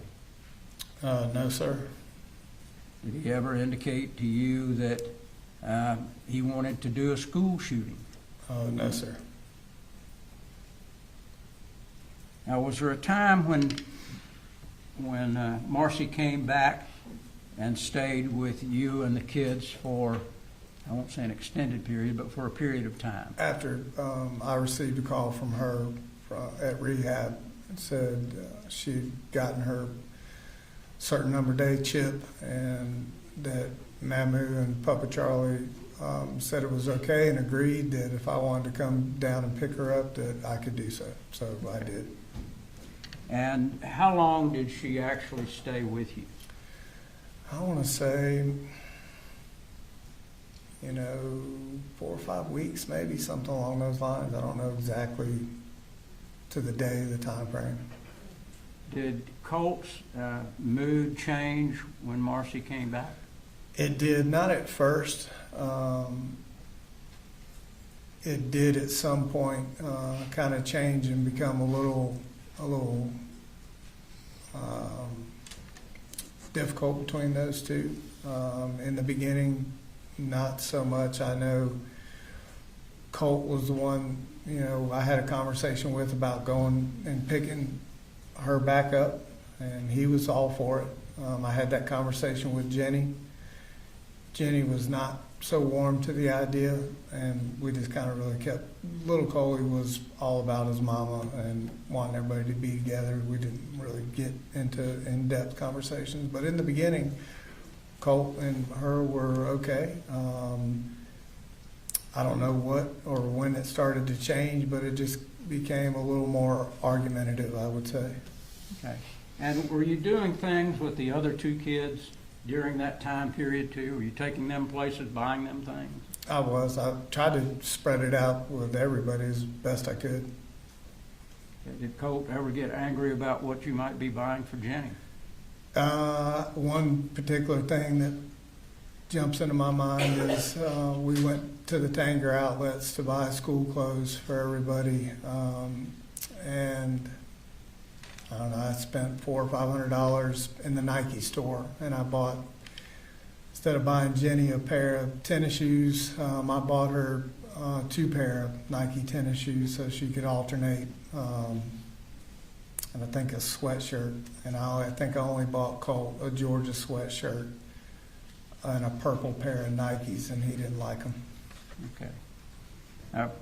Would you say that during that time period, did you do telephone calls or text primarily during that time period? With Marcy or the kids? With everybody. So we text a lot. In the beginning, I was not a texter. I'm more of a pick up the phone kind of guy. Our marriage was based on texts. And, it was just a quicker way for me to communicate with the kids during my day. So I would say the majority was texting. Okay.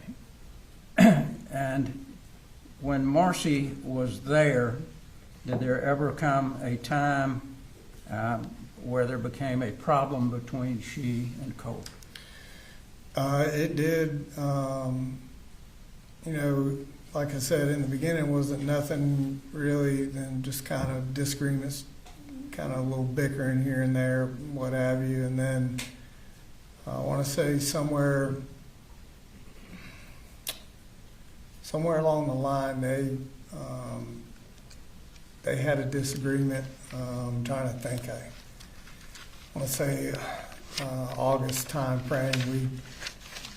We had all that going on, trying to get people in school and whatnot, and they did have, initially, they had a bad day, if you want to call it. They argued for most of the day, and then the second day after that, they had a kind of a serious altercation.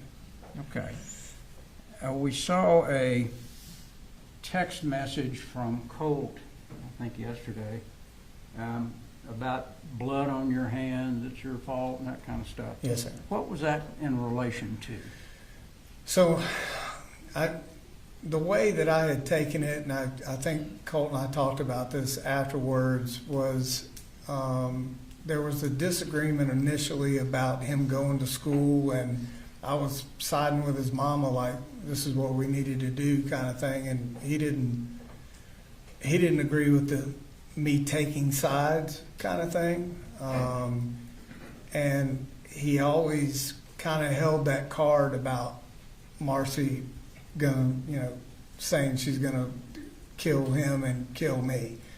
So the blood on the hands kind of comment, it was kind of in a back and forth text. I think that that argument between him and his mama, in the back of his mind, he was thinking, she's gonna do this, and when she does do this, that blood will be on your hands. Like, shouldn't have sided with her. I should have always sided with him after she had made that comment, and he had made in passing that he just had always kind of worried about would she ever follow through with that threat. So that's what, for me, I thought the blood on your hands comment was with, if she ever followed through with this, you're siding with her type of thing, and you should be siding with me.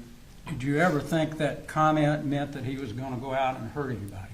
No, there was nothing that led me to believe he was out there even thinking about harming anybody. During the time that Marcy was there for that month time period, did she start drinking again? Not that I was aware of. I was pretty dead set on no alcohol or drugs or anything in the house, and just didn't really have it. For my birthday, I was finishing Rockdale County Fire Department, and I had the project manager from Rockdale County for my birthday brought me a pint of Gentleman Jack for my birthday, and I never opened it, and I brought it home initially back in August, and I put it in the cabinet. When Marcy came back, or I knew she was coming back somewhere in that time frame, I hid that bottle above the linen closet in the bathroom, just up on the very top of the cabinet where nobody could see it. But I didn't drink it, never opened it. But once I put it up there, I actually forgot I'd even had the thing. So at some point throughout the years, Marcy had a way of kind of searching through things and finding, medications or alcohol or anything that may be in the house. And she had found, and I didn't know that she had found that bottle. Colt had made the statement. It was either the day before argument or the one where he pushed her down. He had made the statement that she was drunk. And then after they came into the house, GBI did a search. As I was walking out, I saw that empty bottle sitting up there on top of the linen closet where I'd put it. So I don't know how it got empty. I just know I had put it there and it was unopened. Did you ultimately call Debbie and ask her to come and get Marcy? I did. After the altercation between Marcy and Colt, it was clear it wasn't going to get any better. And so I had called Debbie and said, listen, I think, we need to just take a pause for a second. My initial goal was, when I first picked Marcy up out of rehab, those first couple of weeks, man, she wasn't totally back to Marcy that I knew, but she was very helpful, man. She was really good. We went to church together. She was doing all the right things. She was helping me with school, trying to get him lined up and registered and doing all the right things. So there was this moment I was like, I could really use the help. Give me a little more freedom at work to do what I needed to do. And just overall being a part of the household, and at that point, any little help I could have in the house, I would definitely take. She left, was that on the 15th? So I think it was the 16th. It was the day after the altercation where Colt shoved her down to the ground. I called Debbie and said, you need to come get her and take her back to Fitzgerald. Did Jenny tell you what happened in that altercation? So initially I got two stories. I got what she told me had happened, and then I got what Colt told me had happened. And, you know, I'm trying to filter through. Marcy had a way of kind of manipulating things as she needed to. And Colt, for any issues he had, he, you know, with me, we had established this trust bubble, so forth, where he would tell me what happened, and he would tell me if he was at fault. So there were two stories I was trying to navigate which one based on the information I had, and I talked to Jenny, and I'm like, what do you know? What did you see or hear? And Jenny gave me her version of it. Okay. I want to show you, that's exhibit number 2. The whole thing. How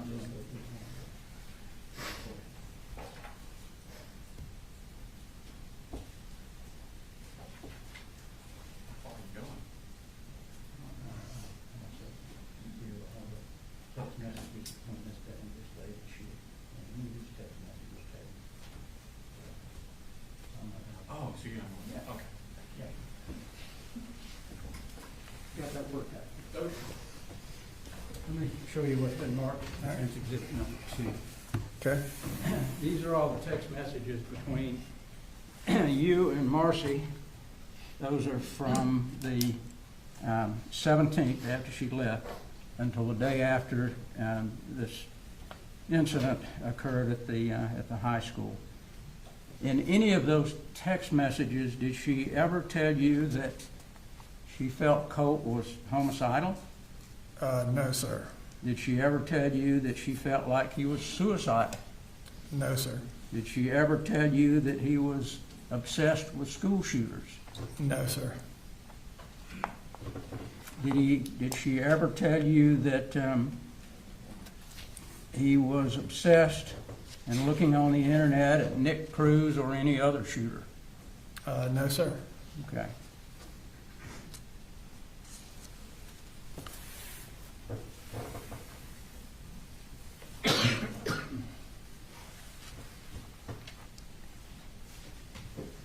Now, during the time that you had the children, did you try to be as positive with them as you could? Yes, I really tried to reinforce, even if it was, a bad day or things weren't going right, I always tried to find that. I don't know, they used to kid me. Like, I always give them a pep talk. That was the thing. And did you text them a lot about how much you loved them and how well they were doing? Yep. Would you do that on a daily basis, every other day, or? If it wasn't daily, it wasn't 2 days, 3 days went in between. I always tried to just make sure that they knew I was thinking of them and wanted them to do good, and I was very proud of them. They had persevered through a lot. Okay.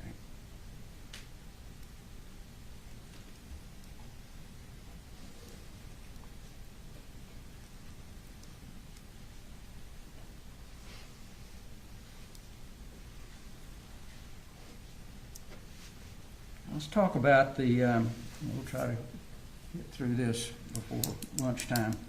I want to talk about when you went to the school to talk with the people at the school about getting me registered. What did you do in order to get him admitted to Apalachee High School? So originally, when we reached out, had talked with the registrar and kind of explained what we were trying to do here. And I had started that conversation with her. I'm like, listen, not to get into all of this with her, but he had missed a significant time of 8th grade. And I wanted to ask her, initially, was there a way that we could just have Colt retake the 8th grade? I felt it would be better for him and help him just kind of be more ready, if you will, for high school and not come out of the gates behind in 9th grade. And she at that point told me that her comment was, we just push them through. I remember was what she said. She said, we don't necessarily fail any child, that we just push him through to the next grade, and they try to help him along, catch up, during the next year or, first semester or so. And I said, well, okay. She said, well, let me do this. She said, I will work on a schedule for him that had part 8th grade curriculum in it, to kind of help catch him up during that first semester, and sprinkle in some 9th grade classes, kind of a hybrid of both in middle and in high school. And hopefully by the end of the first semester that he would be caught back up and be current with all the other kids in 9th grade. So that was the initial conversation with getting him registered for school. She said, this is going to take me some time to be able to build this schedule, so he's not going to start with everybody else. And I said, okay, well, when will he start? She said, you're probably looking at him starting a couple weeks later than the rest of the classes and kids. But it'd be beneficial for him to have this kind of setup of classes and schedule and have this start date based on what she was going to help me do. Okay. And is that the reason that there's a gap between the first day of school and when Colt was supposed to Correct. start? Yeah, correct. She was tailoring the schedule to help kind of catch him up from 8th, and in that first semester bring him through 9th and get started. And by the end of the first semester, he might not be right there, but he would be close. Okay. And do you recall the first day that Colt went to school? So I think it was that 14th, 15th, 16th, somewhere in there. I don't have it in front of me, so. All right. And Whatever the day she had said, this is it, this is the day he's starting. I want to say it's the 16th, but without it in front of me, I can't tell you that's exactly. fine if you don't remember. Yeah, that was the day. And I think we saw in text messages yesterday or heard, Colt told you that he loved it, he liked the teachers, he liked the people, and Right. So I received, a flurry of texts from him that said, I love this place, or I love this school, and I responded along the lines of, I'm happy, I'm so proud of you. He said, I love the kids here, everybody's so mature. okay. And did there come a time when you had conversations with Lisa Butler? I did. Colt and I met with Lisa Butler. I don't know the exact time frame there. It was in the beginning of school, meeting with her. And I expressed to Lisa Butler that, Colt had been through a lot of things. He had a lot of challenges. And I think in that conversation with her, I want to say I used the word he'd been diagnosed, and that was the wrong choice of words. Talking to her, what I was trying to explain to her is that there were a lot of scenarios, a lot of things that he had been through on many different levels, not, without coming out and saying that what his own mother had said about doing to him. I was kind of new at the whole being the parent, dealing with the school kind of thing, so I was kind of struggling with how to articulate that to her, all of his struggles. But we did meet, kind of went through what Colt was, how he acted, and what our hopes were for him. Did you tell her that you thought he suffered from anxiety and depression? I did. I told her that it was more stress, I believe is what I told her, and the anxiety was a fear-based, that he wasn't stand in the middle of the crowd, look at me kind of kid. He was very reserved, and that I felt like he was, we were all struggling with the comments that his mom had made. Okay. Did you ever say to Marcy that Colt was a piece of crap kid? No, sir, I don't remember saying that to Marcy. Would you ever say that to Marcy about Colt? Being a piece of crap? No, sir.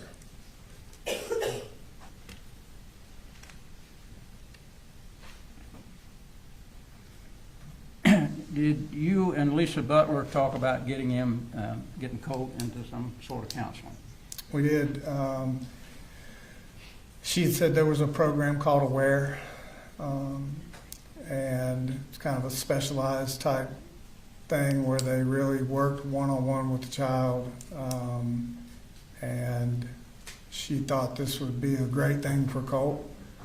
And I explained that I had been compiling several places to think about taking Colt. There was conversations about Athens behavioral, inpatient sort of thing. I had reached out to several people, and that it was a fluid thing. You know, I was, from my side of it, I told her I'm just trying to compile as much information on the best route to make sure Colt was good, so I had as much information as possible. Did you rely on the people at the school to be able to tell you this really would be the better option for you? Yep. By the time I got through talking with Miss Butler, there was twofold. She had some good things to say about Aware, and that had been in the school for a while. It was a great program, good thing. I was looking at it as Colt, after his 7th grade and all that he went through, he didn't have a lot of trust in the schools and school systems and counselors. And I thought, my take on it was, okay, this would be a great thing, kind of twofold. He would get help, he would get the specialized help he was needing, but I explained to Colt that also you will see that high school is different than middle school. They are preparing you for college. Things are different. But it also, I was hoping Colt would see it as he could believe and trust in his counselors and the school system, and that they actually had their, for lack of a better term, their arms around him. They really cared about his well-being, and wanted to help him, and that he would be doing these things at the school. So it wasn't like he would have to be out of school, going to different places. It was all in the same house, if you will. Okay. And was there a time that was scheduled that you believed Colt would be talked to by the counselor?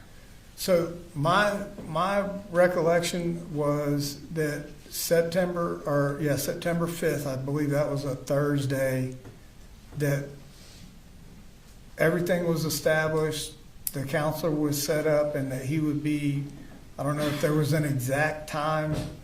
I just knew that they would be meeting early that Thursday morning. I think it was Thursday, but it was the 5th. Now, did you know that that Debbie had also come up and spoken with Lisa Butler? I did, because Debbie was up staying with us a great deal of time at this point, right? So we had discussed multiple things, trying to understand what would be best for Colt. I wasn't really didn't understand the whole inpatient part of this. I thought, man, he's just going to end up, I just thought that was an extreme measure. Debbie agreed with that. Colt, the conversation I had with him was he wasn't really jazzed about that. And then Debbie and I would use the evenings to kind of formulate a plan. I'm going to work. She was like, I will go up, talk to the school in your place. She's got a good, educational background. Her and Colt were super close. So we would talk about options and what we thought was best for Colt. We'd agree on whatever she was going to say, talk about, options or whatever with Miss Butler or whoever she was meeting with. I would go to work the next day and she would go to the school. So I knew when she was up there and basically what she was talking about, because we talked about it the night before. And did she tell you about the program that she wanted you to go to in Athens? Debbie? Mm-hmm. No, Debbie never brought up the inpatient Athens behavioral inpatient part of that with me. Who brought that up? Was that Marcy? That was Marcy that was kind of on that. And did Debbie have plans to come up and take Colt somewhere? That the whole Debbie and I had talked about this aware, and we both agreed that this would be the best option for Colt. So in my mind, I never had any other thought of. I know I had compiled a bunch of searches and looking at different places and talking to people, but with conversations with Miss Butler, Debbie talking to Butler, her and I agreed that aware was the best thing for Colt. Okay. Now, you got some paperwork from Lisa Butler Yes, sir. for that program. Did you fill that paperwork out? Yes, sir. Okay. The state indicated it took you 24 hours or so to fill it out. Did you? Something like that. Okay. Yeah. Why did it take that long? I had to work full time. Wanted to kind of just make sure Colt was good with it. He understood what was happening, and I filled it out. I think the next day and sent it back. Okay. Now, was there conversations between you and Marcy about coming? She was going to come up on Saturday before this incident took place, and y'all were going to take Colt to this place in Athens. Was there some conversation about that? So the conversation originally was no. That weekend that's the holiday weekend you're talking about. Mm-hmm. Yeah, we were talking about all going away as a family originally. And why did you not go pick her up? I didn't go pick her up. Couple of reasons. One, I thought I was maybe had to work that Saturday. I was not sure. It was kind of a fluid situation. But the kids, Colt and Jenny, they weren't really fired up about her coming back up here, Colt especially after what had happened. So I've been through this enough with her. So I just kind of made the decision that listen, I'm not really sure Tuesday or Saturday if I have to work even for a half a day. So I didn't go down and pick her up because I wanted the kids to be comfortable. I wasn't sure if I had to work. And for me, it's a 9.5 hour round trip to go get her. Did you tell her that you were going to take Colt to the program there in Athens? There was never a set time said to me to go take Colt. She was like, they're open anytime. You can take him on a Saturday, I think is what she said. But at this point, during these conversations, we were set for aware in the school. So I had a plan in place. Okay. And I'm sure you're going to be asked, you went to Athens that day, but you didn't take him to that program. I did not. We went to Guitar Center. Okay. You went to a guitar store. Mm-hmm. And did you buy him this hat? Yeah, I bought him, I think I bought him a hat and some guitar strings. And I think I bought him a guitar cord. And it has Fender on it. What does Fender mean? So Fender is the two different type guitars I had bought him at that store. And we would, that's one of those trips that we would use, like the hunting and golfing or whatnot. Music was a bonding kind of thing for us. And sometimes we just went to Guitar Center and he would pick down the most expensive guitar in the store, made me nervous as hell, and he would just sit there and play it. We would just spend hours in Guitar Center just kind of going through guitars and just we didn't never even buy anything a couple of times. We just went in there and let him play guitars and just kind of roamed around looking. Okay. You heard Marcy testify that you threw Colt's guitar across the road. Did you ever do that? Those guitars are so sacred to that boy, and on top of they're fairly expensive. When I heard her make that statement, I wanted to go have my family get that guitar and bring it in here. There's not a scratch on that thing. I don't care what kind of disagreement I'm having with him or her. I would never do. That was a kind of a very sacred thing between him and I, and we shared a lot of time over guitar. So throwing that thing would not be an option. Okay. Now, let's jump to the day of this horrible incident. You leave that morning. Did you take Coley that morning, or did you just go straight to work? No, I try to take Coley to school every single day. We kind of had our own little ritual. Okay. And where were you working? What were you working on at that time? So I was finishing Rockdale County Fire and was engaged at Forsyth County Fire, finishing out both projects. Were you nervous that Colt might not go to school that day? Yeah, there was I think the day before, a couple days before, where he had told me I went to school, and I found out that he didn't go to school. So, I was nervous. Okay. Was there a reason that you would not want to put him in the car, take him to school, and then go to work? Well, there's a couple things.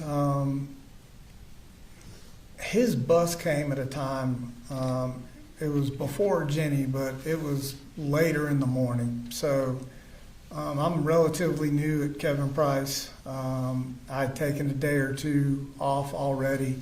I'd taken a field day trip with little Coley, and so for me to have to do that, it would put me at work late, super late. So had that conversation with Colt, like, I need you to go. He assured me he was going to go. And I felt generally comfortable that, I connected with him. I still in the back of my mind, I was like, man, I need you to go kind of thing. And nervous, yeah, but I knew that he would go. I felt like he would go. Okay. Did it ever cross your mind that he would be able to put this weapon that we've seen into a backpack and get it into the school? Not only, no, I never imagined that in my wildest dreams. I never thought that he would even have a thought process of bringing a gun to school or doing any kind of harm to anybody else, let alone anybody at school. So, no, that was not on my mind at all. Okay. And did you know anything at all about, did he ever talk to you about any obsession that he had with school shooters? No, sir.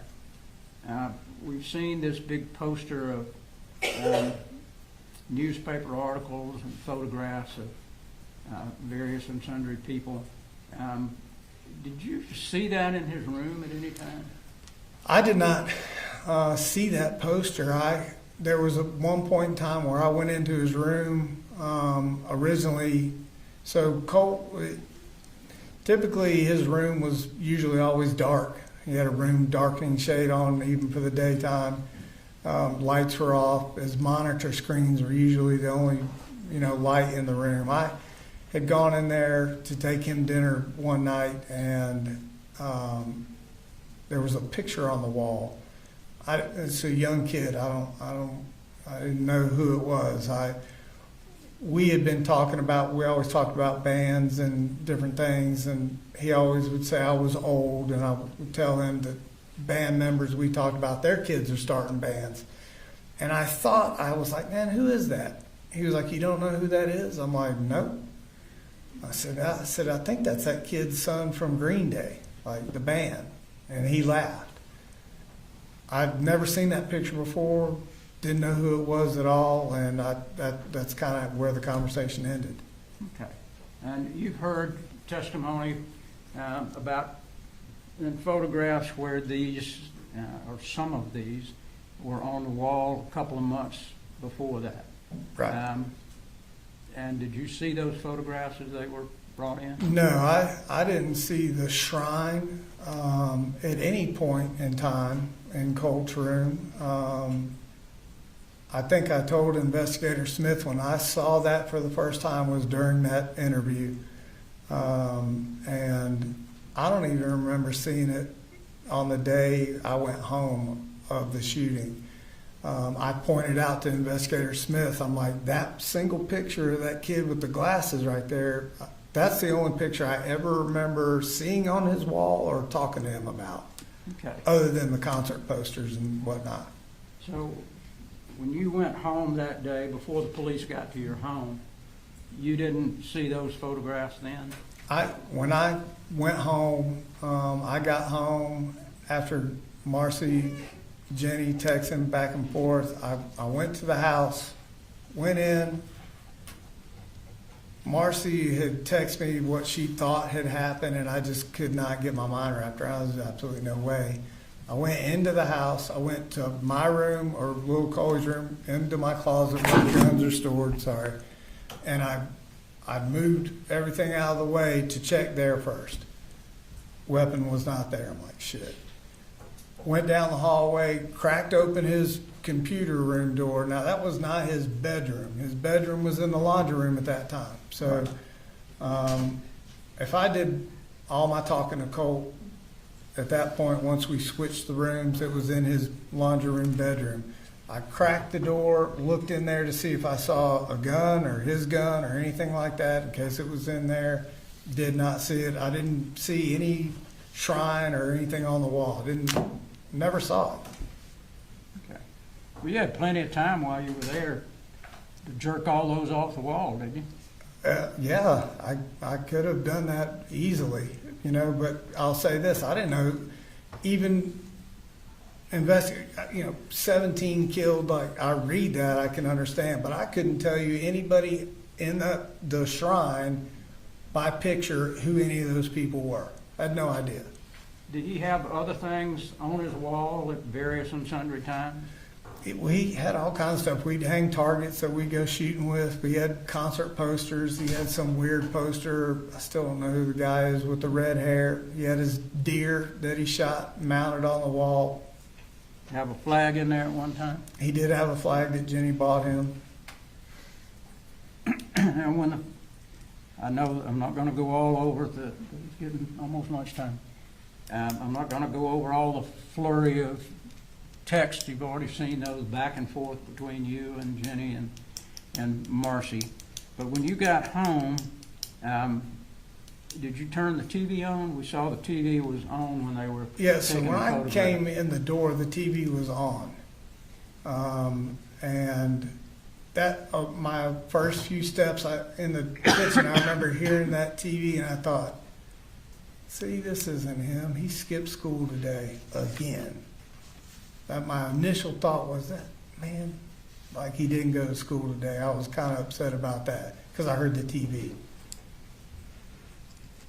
They played a clip when the officers came up, and there was something kind of unclear that they said, and then you said, I knew it.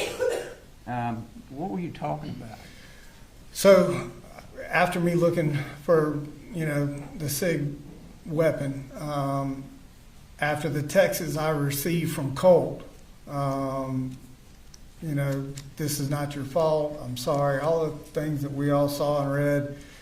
Marcy's kind of phone call to me is the first time anybody had ever said to me anything about school shootings. And I remember her saying, he talked to me all the time about school shootings, and she was crying, and I'm like, what? I said, I've never heard anybody say anything to me about school shootings. Just calm down. I remember telling her, there's no way this is Colt. And then Jenny's text.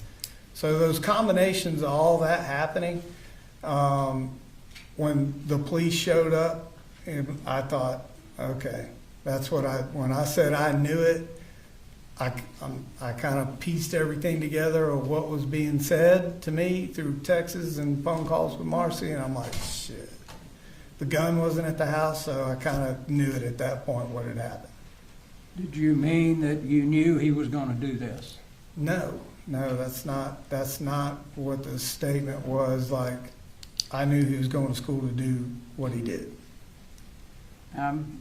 You heard Jenny testify. Yeah. Did you ever tell her to lie about anything? I would not tell my children to lie. We go back as far as anybody wants to go. Purpose of the bubble, all of this was to create an environment for my children to tell the truth. I don't care what you've done.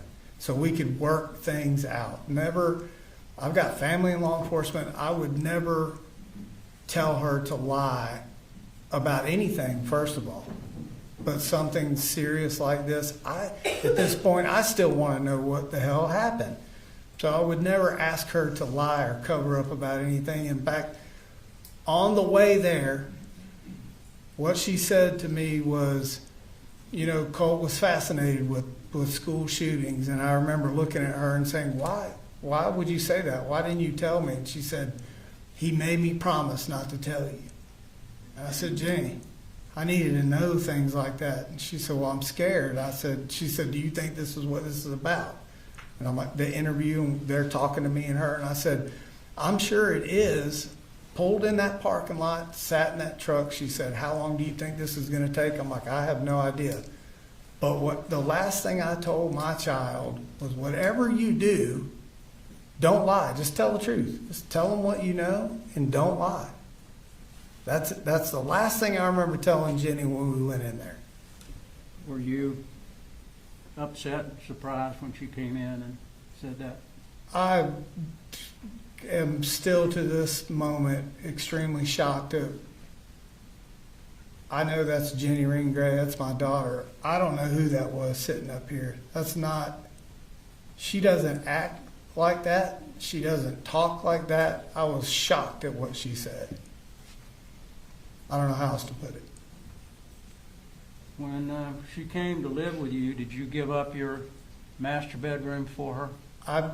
So part of the frustration probably with Colt as he saw it, I kind of gave Jenny a little more than I would give the two boys. I come from a family of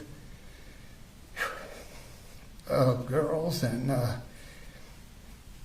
Jenny was kind of special to me, and so I wanted her to feel that I loved her and she was safe there and didn't have to deal with anything. So I said, you live with 3 boys now, so I'm going to give you the master bedroom, the master bath, so you have privacy.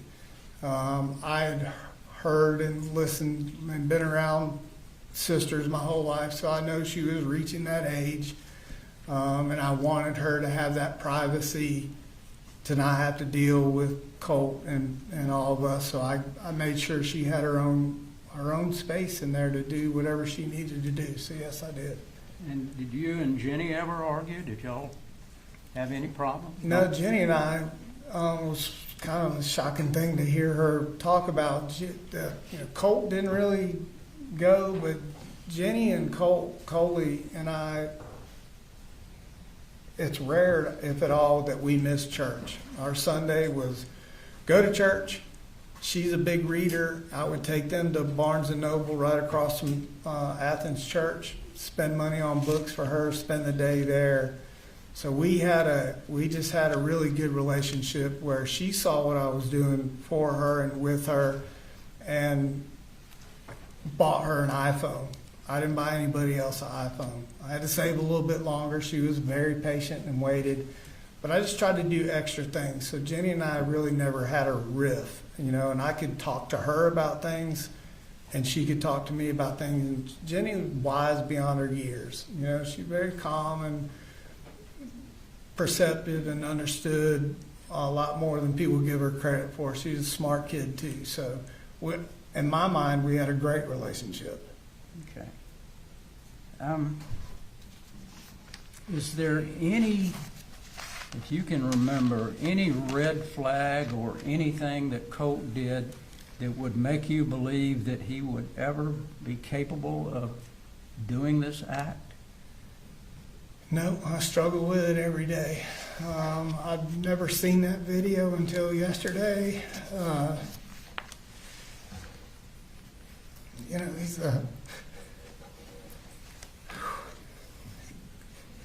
he's a good kid. You know, he wasn't perfect, nor was I.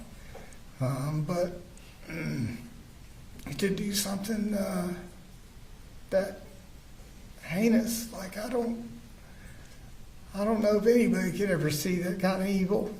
And it's like the Colt I knew, and relationship I had, there's this whole other side of Colt I didn't know existed. So, no. Was everything you did for Colt, did you try to placate him and try to make him okay? I did. I just wanted him okay. Thank you. Nothing further. All right, ladies and gentlemen, we're going to go ahead and take a lunch recess. We'll be in recess till 1 o'clock.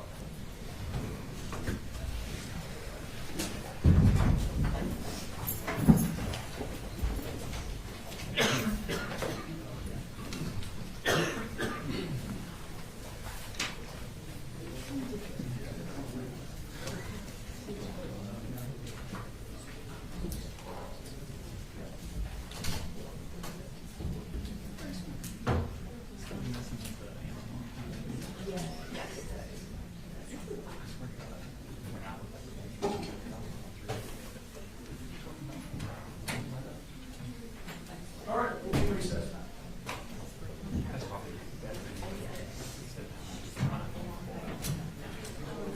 I want to make sure I have all of them.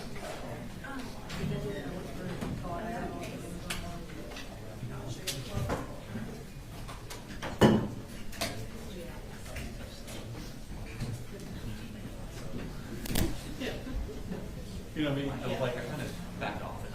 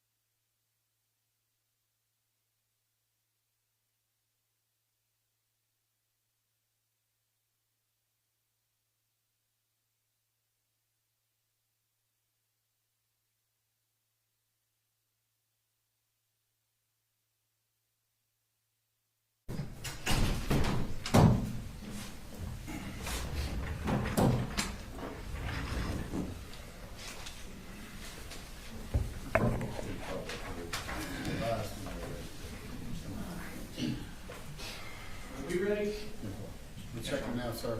What's that? We're We're checking. checking now, sir. Y'all ready? Yes, Your Honor. All right.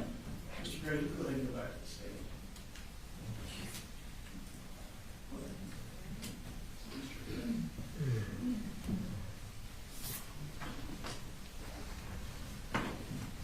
Yes, sir.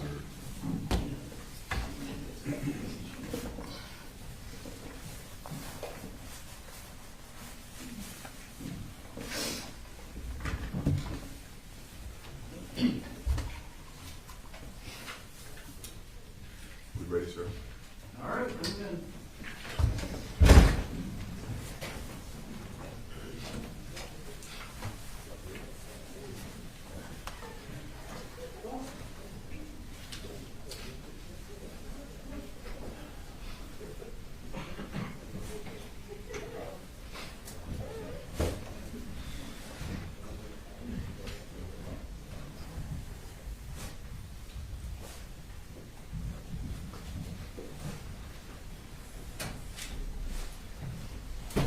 All right, let me see.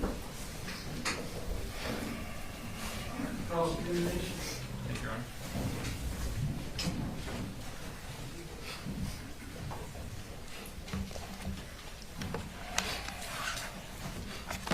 Mr. Gray, I want to go back in time a little bit and go over some things that you left out. In first grade, Colt was going to Statham Elementary School, Yes, sir. and y'all were living at the farm in Statham. Yes, sir. And Colt had an individualized education program, otherwise known as an IEP, in first grade, didn't he? As far as I know, I wasn't involved as much as far as that type of knowledge of schooling. Debbie and Marcy were really engaged with what he was doing school-wise. So he was involved in first grade and something like that, but I couldn't tell you in detail what it was for. Okay, and an IEP is tailored for each individual child's educational disability, correct? As far as I know, that's But Colt's was actually for behavior, wasn't it? I don't remember that. He had a formalized behavior intervention plan. I wasn't involved in the behavior plan. Okay. Do you remember it saying that he hurts others, hits and kicks, No, sir, I don't. and you didn't know anything about him saying that the behavior occurs 2 to 3 times per day? No, sir, I don't. Okay. And that was in first grade. It sounds like it was in first grade. Okay. Do you remember Miss Lee, his first grade teacher? Does that name sound familiar? I believe that was one of his teachers. Okay. And you had to deal with Miss Lee about how y'all would handle his behavior at home. Marcy typically dealt with school issues and the kids at that time, and in our marriage and their age. Okay. So let's go to second grade. He's still in Statham Elementary School, and his teacher that year was Lori Moore. You remember her? I don't remember that name, no, sir. Okay. Did you know do you remember that Lori Moore had behavior issues with Colt throughout second grade? I don't. Again, I wasn't as involved as I later became with their schooling in their younger years. So you don't think you were communicating with Lori Moore? If I was, I can't tell you specifically what I was communicating with her about. Do you remember that she sent an email or tried to communicate with Marcy 6 separate times about Colt's behavior? Maybe to Marcy, but I don't recall that. And do you remember after she couldn't get in touch with Marcy, she started emailing you specifically, and she emailed you 13 times about Colt's behavior in second grade? No, sir, I don't remember that. And you don't remember the conversation on October 19, 2017, where you'd say, "Hey, Miss Moore, I'm sorry I'm texting you late this afternoon," and you reference in there talking with Miss Lee last year, and y'all had a system of how you were going to handle Colt. You don't remember telling Miss Moore that? If you have reference to that, then I did. Okay. I don't recall that, but no. And so that was about, in her messages with you, was she talking about anger issues that Colt had? Aggression to other students? In those 13 emails she was referring to you? Yeah, it's so long ago, I couldn't tell you about any of those emails, to be honest. Property destruction? No, sir. Okay, you don't remember any of that? If you've got record of it, then it took place, but I don't recall those specific conversations. Okay. So y'all are at the farm, and you left the farm when Colt was in third grade? Third or fourth grade. Third or fourth grade. Well, he withdrew from Statham on May 22nd, 2019, which would have been the end of his third grade year. Okay, starting a fourth. Okay. Now Marcy testified that y'all left Statham because you were having financial troubles. That's not what you said. Right. Which is it? So it's a combination of both. Okay. Financial troubles, just not making as much money, but also a chance to possibly sell the farm, make a profit, and wanting to kind of have the lake life. Okay. And so you move up to Hall County. Yes, sir. Okay. And you live, he goes to White Sulphur Elementary School. That's correct. And you lived there from August to December of 2019. Yes, sir. Okay. And why did you leave there? So we left there, initially there was an argument between the landlord and Marcy. She was under the use of things that we've talked about during this trial. And we were promised several things in that home, including there was a downstairs leaser that we had asked to be moved out of the house, and that guy did not break his lease or remove anything from the property. So we kind of had a agreement in the beginning that wasn't met. So we started to look around and decide if this was the right house for us. Oh, okay. So, and that would have been Jeremy Baker was your, I think so. okay, and that was at 412, or excuse me, the house you were in was at 3208 Winterberry Lane? I think so, yeah. Okay, and isn't it true that he actually filed a dispossessory on you guys because y'all are $10,000 late in rent or behind in rent? Right, so I found out the same way, yep. I found out the same way I found out at Traditions. Marcy was the financial person in our marriage and household. I usually went to work, made the money, and she paid the bills. Well, here's my problem. See, I asked you why you left, Mhm. and you gave me an answer Yeah, that didn't mention you being 3 months behind in rent and being kicked out. Well- You said you voluntarily left because you had a disagreement. Well, I And didn't- now you're admitting that it was. no, that was Let part him of it. answer the question. Just make sure that when you ask the question, he finishes answering. Sure. Let I me found- ask the question a little better. Well, When I I can- first asked you why you left, why didn't you mention this? I was trying to get to that before you cut me off. I cut you off? I could have swore I let you answer all what of I'm it. saying, when I found out we were actually late behind when I came home from work one day and all of our things were on the curb. Did not know at that point, as in Traditions, that she was not paying the rent when she told me that she was. Okay. And then you went to Forsyth County and lived there, correct? Yes, sir. And the dispossessory was filed against you on March 9th of 2020, evicting you from that house. Correct. Okay. But you didn't mention that in your direct, Which part? The Forsyth? being kicked out of Forsyth, being evicted. I didn't think you asked me that until right then. I didn't ask you, but he was asking you what happened, and you said, well, we decided to go down to Fitzgerald because things were slow and we wanted to see the Sure. quiet life. And you made it sound like you chose to go down to Fitzgerald and leave Forsyth County, but never mentioned that you were evicted from Forsyth County. Right, we decided to break the lease was the impression I had with Marcy. Uh-huh. So I'm not aware of us owing anybody anything from the Forsyth County home until Okay. right now. So if Marcy, when she testified that you are evicted from these places, that's actually the truth. It's hard to say what Marcy is telling the truth about or not telling the Okay. truth about. Okay. So you moved to Fitzgerald in February, March-ish of 2020, Mhm. and Colt enrolls at Ben Hill on March 4th of 2020, Okay? correct? And then COVID shut down right there, right? Yes, sir? Basically about the same time.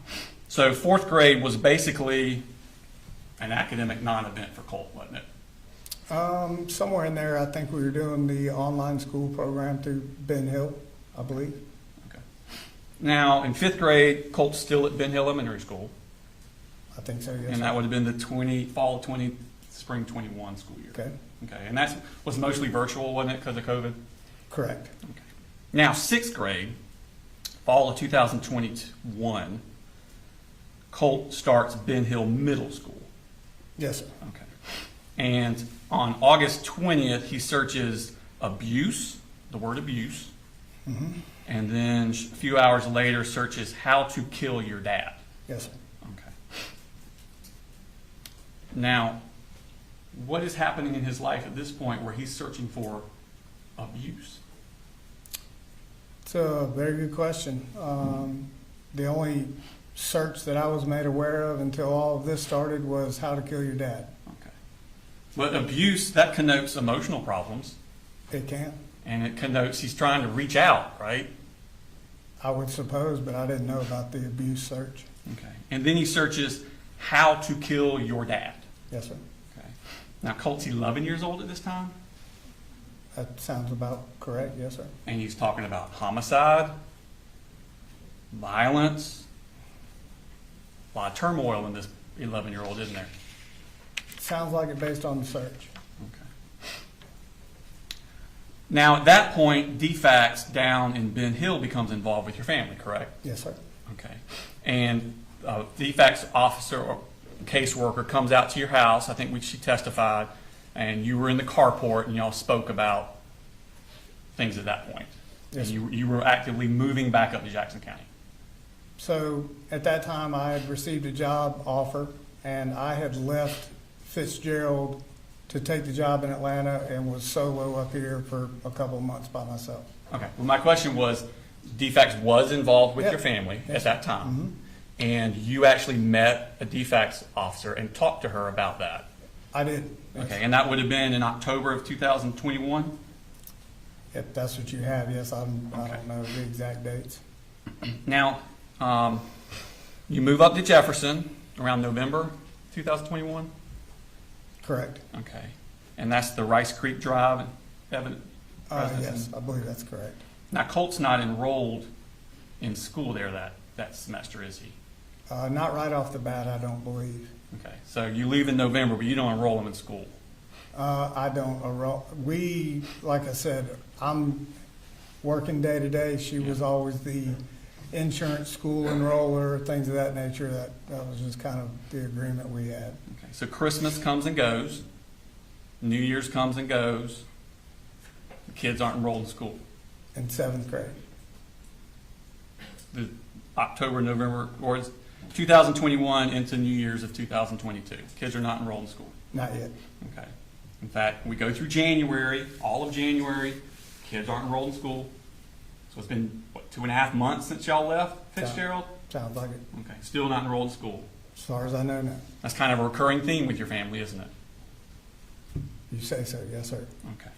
So on February 1st of 2022, Colt is still not enrolled in school, and a DFACS referral is made on your family from Ben Hill. In Ben Hill or in Jefferson? Well, Ben Hill's the one that made the referral, but y'all are actually in Jefferson. Okay, yes. Okay. You remember Suzette Giddens testifying about Yeah, that? I remember her. Okay. Mhm. So it's a week later that he starts, on February 8th, he starts West Jackson Middle School. You remember that? Yes, Okay. So this is finishing out his 6th grade year. correct. Okay. So the beginning of his 6th grade year at Ben Hill, he searches abuse and how to kill your dad, and then now he's starting a new school for the second semester of 6th grade. Okay. And I think you testified on direct that he had no further problems in 6th grade. Correct. Okay. Now, do you remember that on March 10th of 2022, so about a month after he starts, he gets in-school suspension? Yep, never heard that until the other day sitting here when it was discussed in the court. That wasn't brought up in the bubble? Wasn't brought up in the bubble. Had no idea he was suspended. Okay. And it was for, let me pull that up for us. And it's 2 pages, go to the second page, because it goes from bottom up.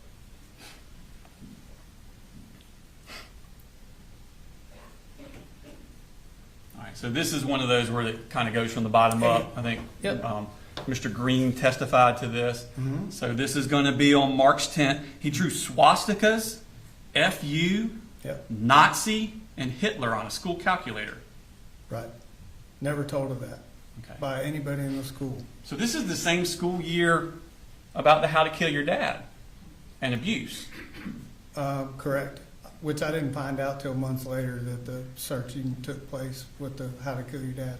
I mean, To you, does that look like a child that has a lot of anger issues? I would think so, but when I found out about the how to kill your dad part of it, like I said, it was several months later. And the excuse that he gave me about that, I took him at his word, and he wasn't really lashing out at me or saying I did anything specifically wrong to him. I was referring to this.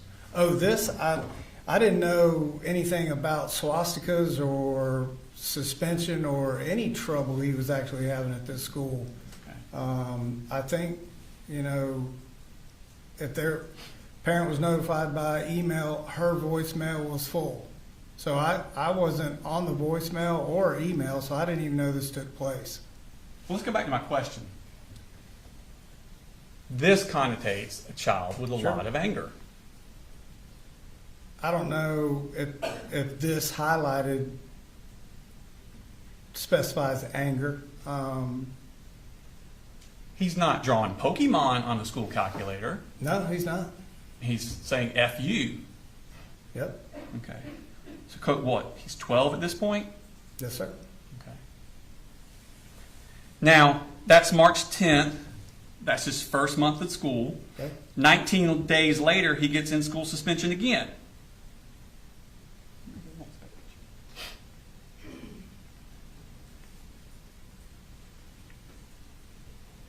All right, so this is March 29th. Leaves the cafeteria without permission. Now, he was already serving silent lunch for something he did in class, and then he leaves silent lunch, I think is what Mr. Green testified to. So this is 2 weeks after, 19 days after the first one, correct? Yes, sir. Okay. And then 2 weeks after that, he gets his third in-school suspension on April 13th. And now he's going hands-on with another student. Correct? Yes, sir. Okay. So let's recap Colt's 6th grade year. He makes inquiries about murdering a parent. Correct? Yes, sir. He misses almost 4 months of school. Correct? Yes, sir.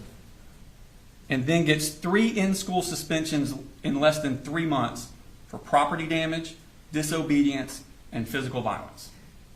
Correct? Yes, sir. Does Colt seem to be, to you, a child that is out of control?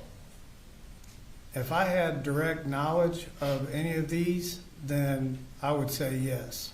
So you're saying he's doing this at school, but there's no manifestations of that at your house? At our house, no. Just a good kid. I mean, is there a perfect kid? No. But as far as hands-on with any of us or destroying property, no. All right. Well, let's move on. Now, Colt's 12 at this point, correct?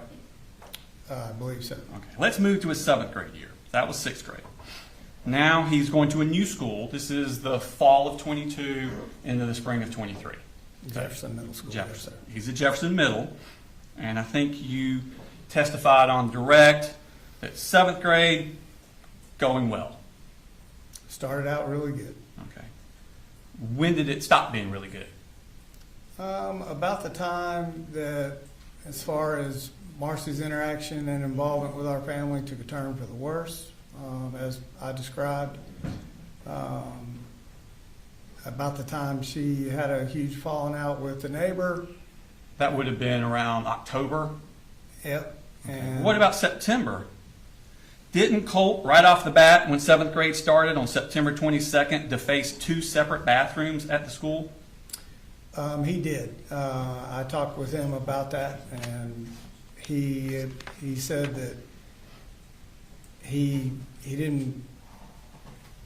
Yes. Does that look like a child that's full of anger?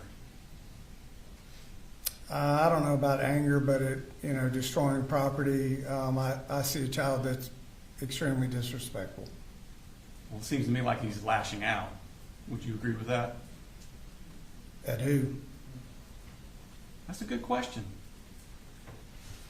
So,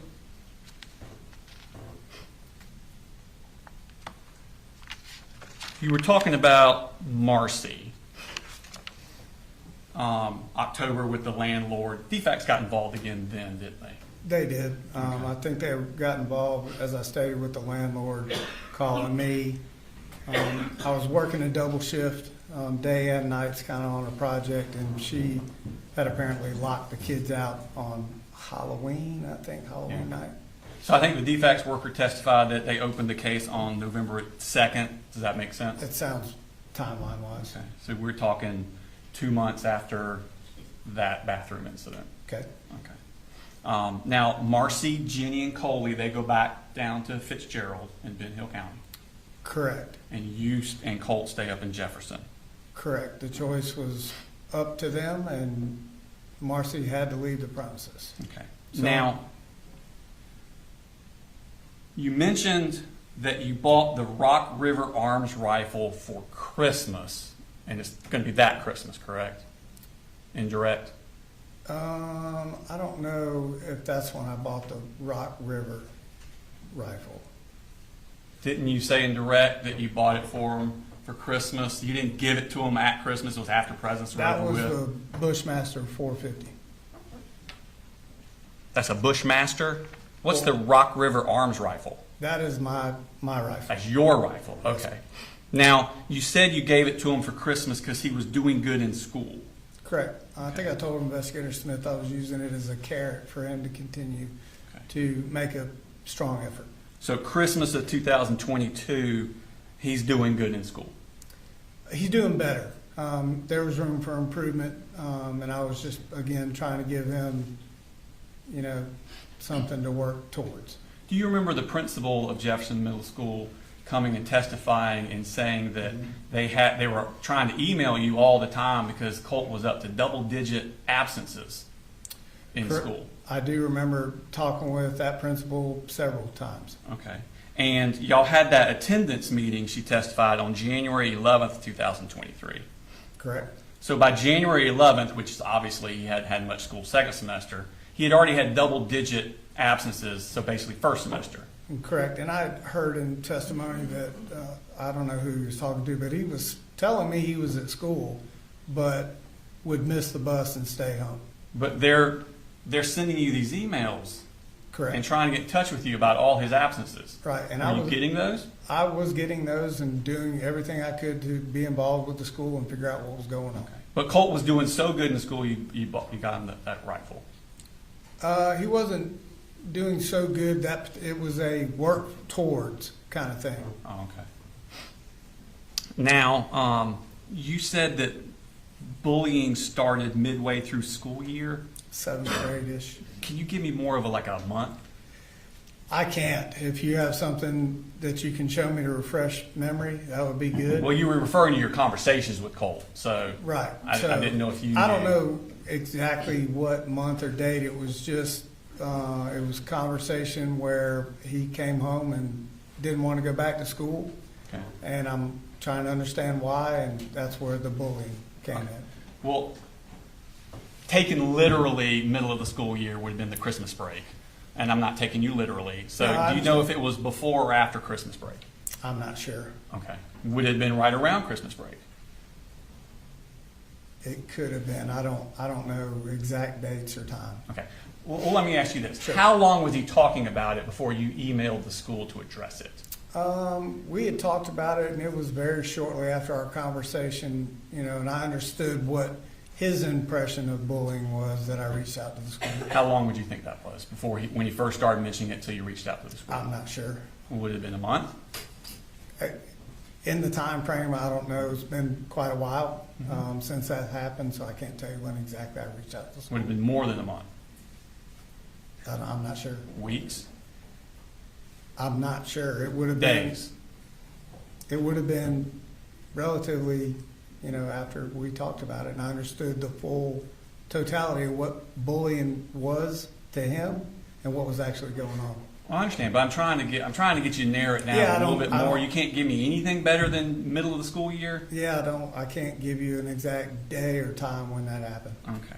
Well, we talked about earlier that when Marcy was found in November of that year, Sure. that Marcy was found and DFACS opened a case. Do you remember in March, Michaela Anderson come into your house as a defects worker to meet with you? I do. I think I stated at one point, I don't remember that, but after I saw her walk in here, I do remember talking with her. Okay. Several times, actually. Okay.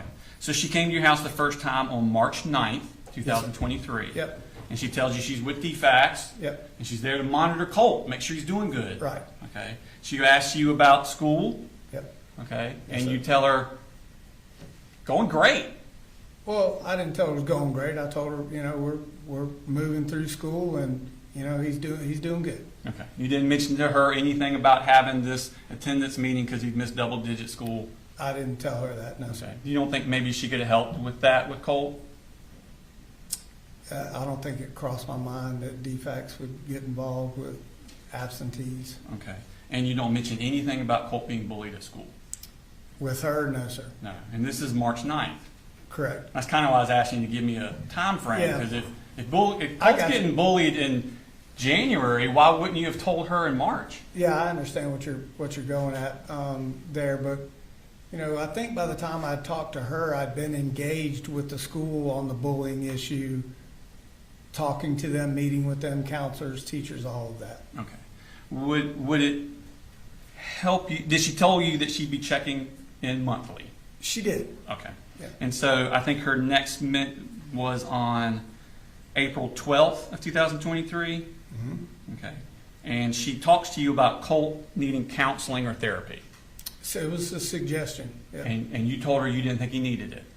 Based on what Cole and I talked about and how I felt like the school told me they were going to respond, that we were good. He was involved with counselors at school. Okay. And you didn't tell her about all these outbursts he'd been having at school and the property damage?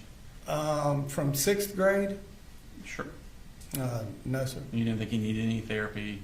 I mean, his mom had just been taken down to Fitzgerald and had that whole drunken. You didn't think he needed some therapy for that? Well, to be honest with you, this is kind of my first steps into being a single parent. So, you know, I didn't really have every, you know, thing that I needed to do and know what to do. I'm trying to figure it out as we went along, trying to do the best I could. So this is April 12th, and again, you say, she asked about school, and you say Colt is doing good in school, and he likes going to school. In the beginning, he did, yes, sir. Well, she's asking about how things are going April 12th. That's Okay. kind of towards the end, isn't it? I think so. Okay. Middle of school, yeah. April 12th, that's what you consider the middle of school? I'm sitting here trying to think, so school ends what? What do you have? June, July, August, somewhere in there? Well, So, when my kids were in school, they generally got out in May. so I thought we were out June, like beginning of June. So towards the tail end, I guess April would be. You know, outside of the bullying issues, he was, you know, But that's not what you told her. You didn't say outside of the bullying issues, Right. he's doing good in school. Right. You said he's doing good in school and he likes school. yeah, I mean, Just left it out completely, the bullying. I didn't feel like DFACS was going to do anything more than the counselor and the school administration was already doing for Colt. Okay. So it's actually 5 days after that you first emailed the school about Colt being bullied on April 17th. Does that sound about right? Sounds like maybe. Okay. And the next month, May 5th, so this would have been 2.5 weeks after you sent that email about Colt being bullied at school, she visits again. Correct? Correct. Every month. And you say Colt is doing superb in school. Correct? If that's what the statement says, yes. And you still make no mention whatsoever of Colt being bullied. Okay. And she tells you at this time that she wants Colt to do counseling, right? She may have. Okay. But you didn't get him any counseling. I did not. Okay. Now, it's 2 weeks later that the Jackson County Sheriff's Office shows up at your door. Yes, sir. Okay. And that's pretty unsettling to have law enforcement show up at your door. Obviously. Jarring. Okay. And they told you that Colt had made threats on Discord to shoot up a school. Yes, sir. Okay. And did you look to see what Colt was doing on Discord? I didn't know what Discord was. Okay, so you didn't make any inquiries with Colt and like actually look into his Discord? Oh, I didn't know what Discord was. I asked Colt, sat down and had a long discussion about what Discord was. He gave me the rundown as he knew it. All I did was tell him to shut it all down. You didn't ask him to like pull it up for me, let me look at it? I don't believe I did. Oh, okay. But he did spend a lot of time on the computer, didn't he? He did gaming. Okay. Now, this is less than 2 years after he searched how to kill you on a computer. Okay. But you didn't mention that at all to the deputies. No, sir, I didn't. I didn't find out, like I said, until after the fact, and was really settled with the explanation I got from Colt. So no, I didn't bring it up. And to be quite honest, I was more focused on what they were there for. Well, they were there because they had had reports that Colt threatened murder on a computer, and you had information that Colt had once searched murder on a computer. Well, actually, they were there because someone in a chat room made a threat, not specifically Colt. But they're there to look at Colt, and they gave you Colt's name. Colt was on a list of what I was told of several different juveniles that were in the chat room, not just Colt. But they came to your house because they had the name of Colt. They did, and they were on Okay, and their, they told you that. and they were on their way working down the list, is what he told me, of several different names of children that were, or juveniles that were in that chat box or room or whatever. But Colt was on that list, and several others were too. They were asking you Yep. if Colt could have been the person that was talking about murder on a computer, and you had information, whether you got it at the time or got it later, you had information that Colt had once searched murder on a computer, and you did not share that with them, did you?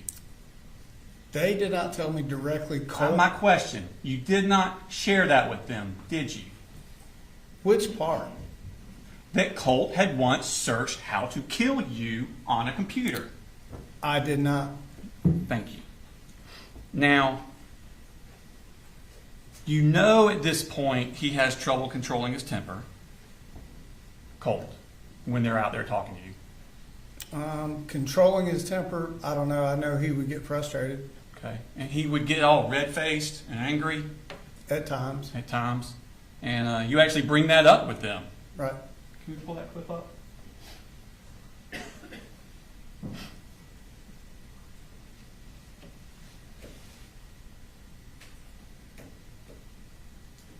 Can we pull it up with sound?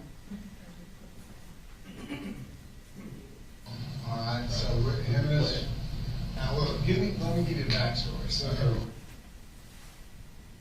can you talk to him? Yeah, absolutely. Now look, he gonna get all red-faced when you talk to him. Just calm, all right? So him and his, let me give you a backstory. So you're warning the police officers before they see Colt. Right. Calm. Right. Colt's a little volatile at this point, isn't he? Not volatile.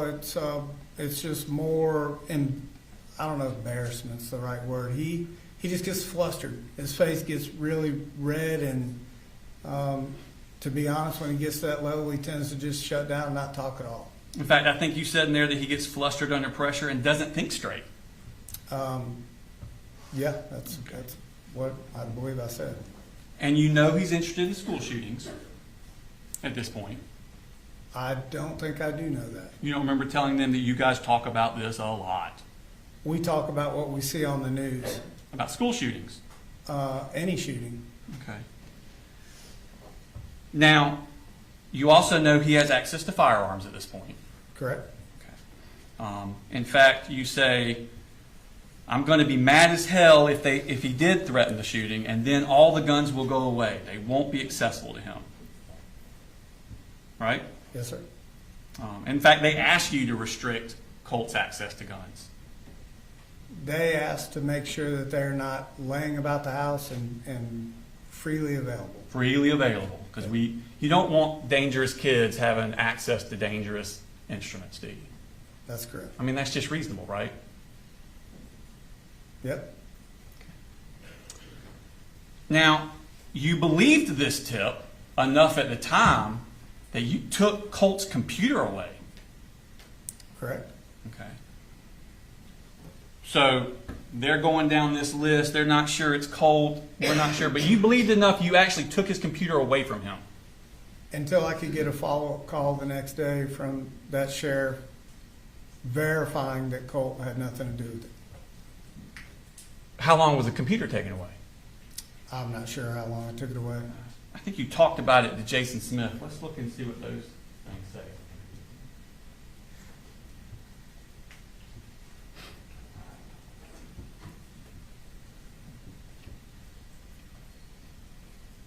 I have kids. Yep. And again, you just say I didn't work in law enforcement. To me, as a regular dad, if the law enforcement comes to, no matter who they are, law enforcement comes to my house and tells me that my son was in a room where they were talking about committing a school shooting, that is going to be a giant red flag. Oh, and it was. No matter what my kid says, because kids can lie, right? That's right. That's right. Yeah. And it was. That's a huge red flag. Yep. It was. And I talked to that officer. I'm probably going, you're not going to have a computer, you're not going to have a phone, you're not going to be on the internet. Is that right? It was done. No, nothing. You took his computer? Yeah, we just, like. Right, just like when you took his guns after he cut himself. Everybody take a break. Right. And when you feel like coming back and being normal, let me know, we'll talk about all this. Right. Something along those lines. Yeah. Till you come back being normal. Right. You didn't say anything to him about when they cleared him the next day. It sounds more like a longer period of time there. Yeah, I'm not sure, you know, he was asking a time frame at that moment, and ultimately there was a lot of other things running through my mind other than how long I took his computer away at that moment. I think there's another, I think they can bring it up again later in the conversation, see if it sheds any more light. When did you give his computer back to him? Because he was able to go look up all this about the school shooters and stuff. When did you give his computer back to him? In Jefferson? Yeah. I have no idea when I give it back to him because that was towards the end of school and then we started moving. Okay, so it wasn't the next day, was it? I don't think it was the next day. And then he also did have a laptop, I believe, at that time too. So you take away his computer because of this threat. You take away his ability to talk about school shootings, but you don't take away his ability to commit school shootings? I mean, the gun stayed, right? Well, the gun stayed, but at that point, I just, you know, there was no, this was Colt said to me by law enforcement.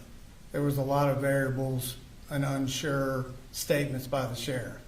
So, you know. So at this point, you're not sure, is it Colt? Is it not Colt? I don't know. I'm going to take away his computer. Right. But not the guns. Correct. Okay. Now let's jump to September 4th of 2024. This is the day that Colt murdered 4 people at Apalachee High School. This is 16 months later. That afternoon, you are talking to GBI agent Kelsey Ward. Remember that? I do. She came out to your house and Yep. y'all met in a car. Mm-hmm. Now, when you're talking to her, she's trying to figure out why Colt did what he did earlier that day, wasn't she? Yes, sir. That was the point of it. Yep. Okay. And she's asking about Colt's friends. Remember that? At some point, I'm sure she did. Okay. Now, you never mentioned, y'all talked for like an hour and a half, you never mentioned one time to Agent Kelsey Ward that just 16 months earlier, Jackson County Sheriff's Office deputies came to your house and told you that Colt may have been threatening to shoot up a school on the computer. And she's asking you for anything you can think of about why Colt would do that very same thing. And for an hour and a half, talking about Marcy and your back and everything else, you never mentioned them coming out to that house, did you? No, sir. In fact, she actually, when she's talking about the friends, she asks you, did you ever have any reason to talk to him about what he did on the computer? She's specifically asking, has there ever been a reason that you would need to talk to Colt about what he did on the computer? Didn't she? Is relating to Apalachee? Relating to Colt, and that's what she's talking to you about. Sure. I didn't feel it relevant to talk to her because I had followed up with Jackson County and was specifically told that Colt was not that person. You didn't think it was relevant. Is that what you're telling us?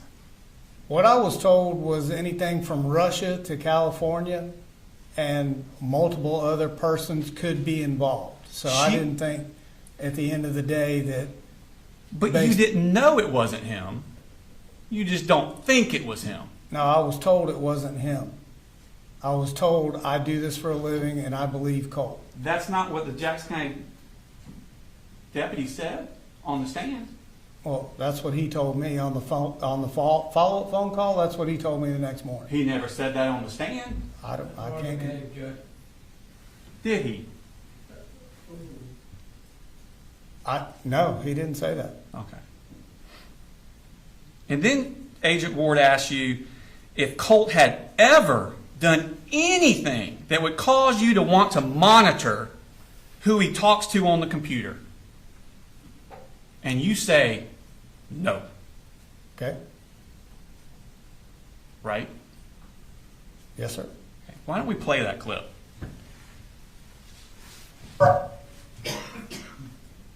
I have to do for you. Tell me about his friends. Like, who are the names or people that you hear, or does he? There's nobody he has ever been like friends with. Okay. And now what or who he's talking to on the computer, he pretty much kind of keeps that under wraps. Okay. I've never had a reason to go in there and like grill him about. He's never done anything that caused you to feel like there needs to Correct. be any extra Correct. monitor on that front. Yeah.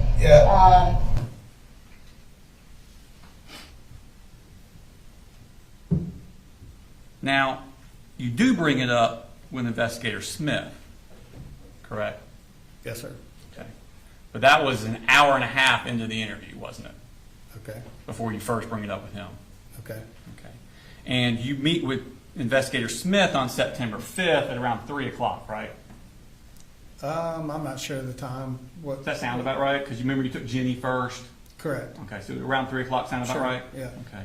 And it's around noon of that day that Marcy sends you that text asking what the hell is this, and has the picture of the FBI where it says you didn't come out to your house. Yes, sir. I remember that text. So at noon on the 5th, you know the world knows about it.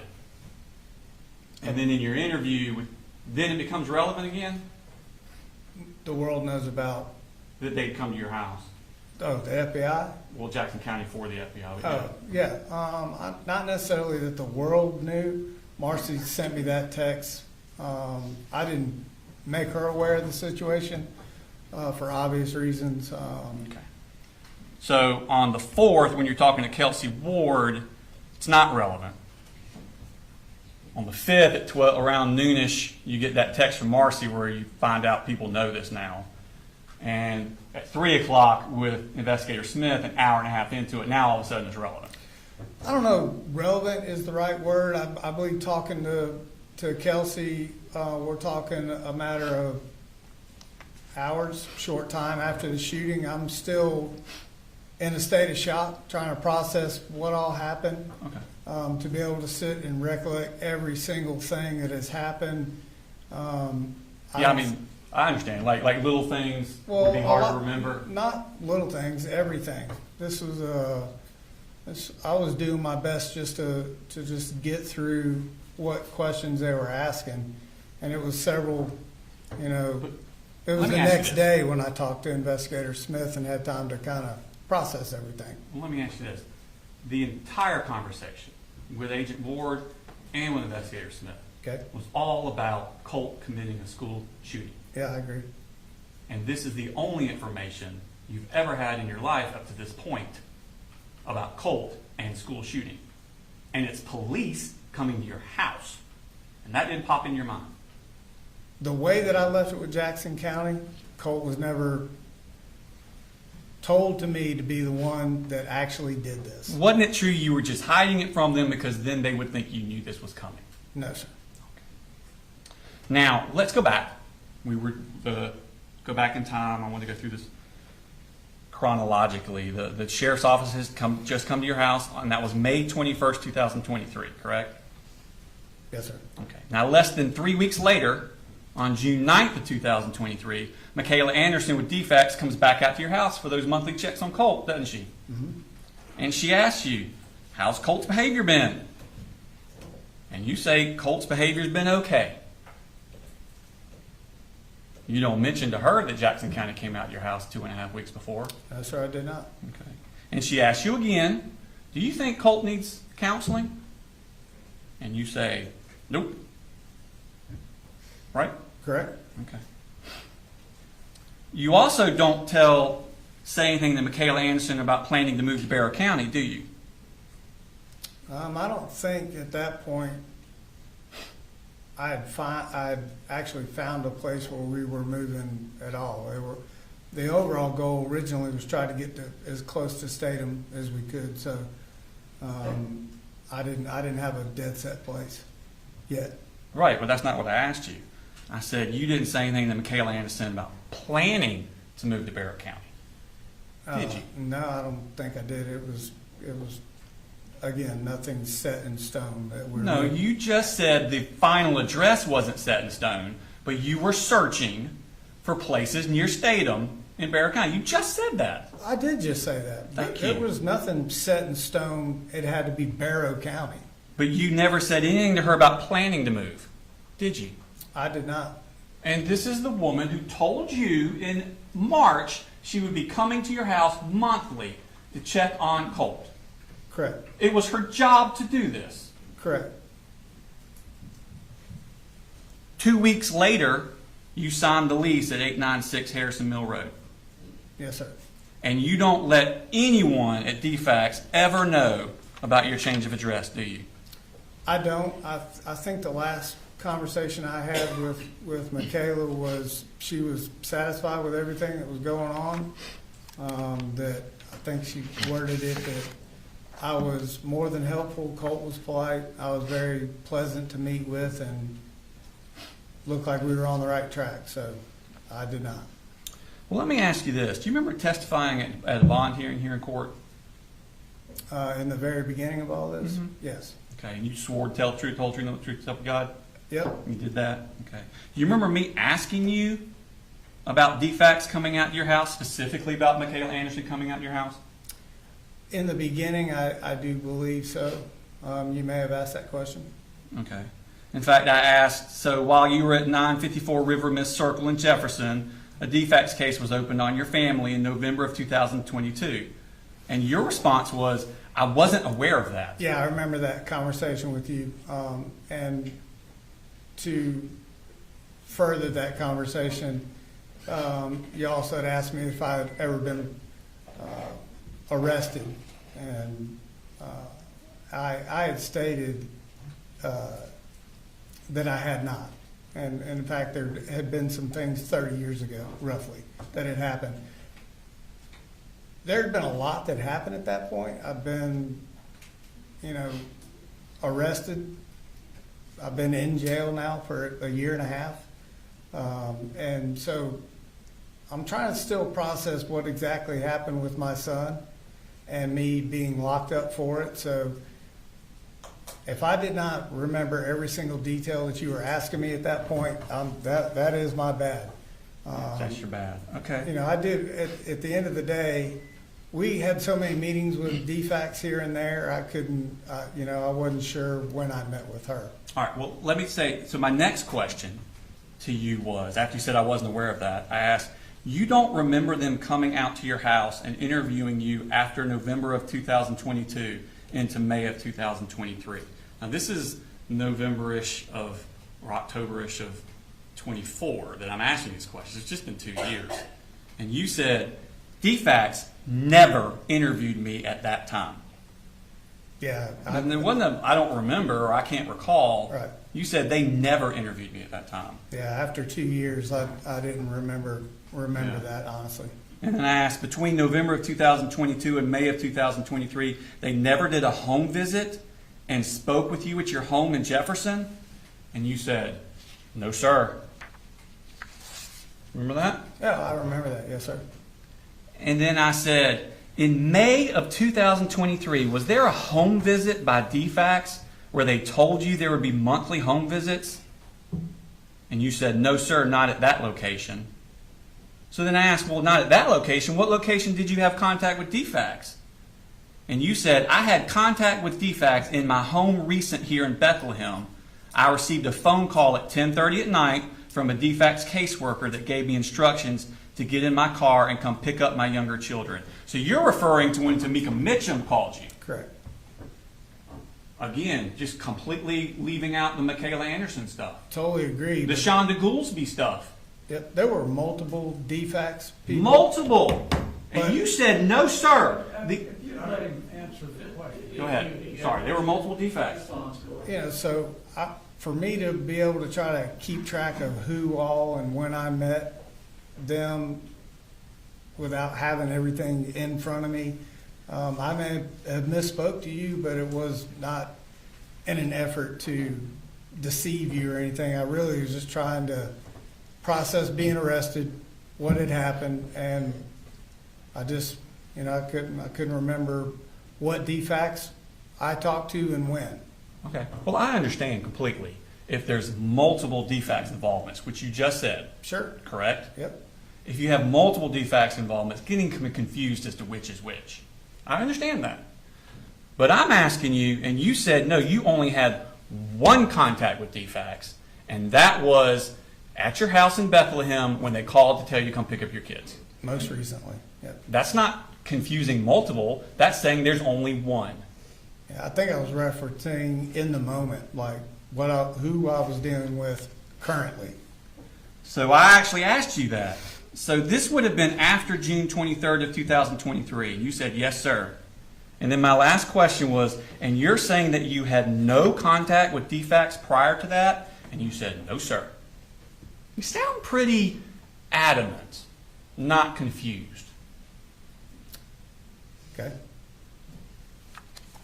Let's move on to 8th grade. Now, Colt registers on August 8th, 2023 at Heyman Morris Middle School, correct? Yes, sir. But then he withdraws 3 days later on August 11th, correct? Yes, sir. And he never actually went there. Correct. Okay. And then he moves back to Fitzgerald with his mom. I moved back with Debbie. But that's where his mom is, right? Correct. Okay. And he never attended Heyman Morris before he went down there. No, sir. Did he attend school in Fitzgerald? No, the plan was Debbie was going to sign him up for homeschooling. Okay. But he never went to school in Fitzgerald? Not that I'm aware of. Okay. And it's down there that Colt begins cutting himself. So I found that out in a weekend trip back home after I was up in Atlanta. Yes, sir. But that's your understanding of when it was started? Somewhere in that time frame, yes, sir. Okay. And I think they show you the pictures Yes, sir. Saw it. of Colt's arm? Yes, sir. We showed those on the thing? Yep. Okay. And is that what they look like when he showed them to you? He did. That's what they look like, yep. Okay. And were you aware of these photos on Colt's phone? Were you aware of this photo on his phone? I don't think so, no, sir. Okay. Do these look familiar to you, though? Yeah, those are the ones that were on his arm. Okay. And those are pretty substantial cuts, aren't they? Yes, sir. I mean, the ones from the other picture were from the September 4th, and This happened almost a year before, so Yeah. a year later, it's got a pretty wicked scar still. Yes, sir. Okay. And you took that seriously, didn't you? I took that serious enough when I went back. This happened when I was in Atlanta. When I went back home, Marcy had brought it to my attention. I asked Colt what happened, what he was doing. He said, you know, he was just sitting in his room, kind of spacing out, did it with his pocket knife, and I took his pocket knives.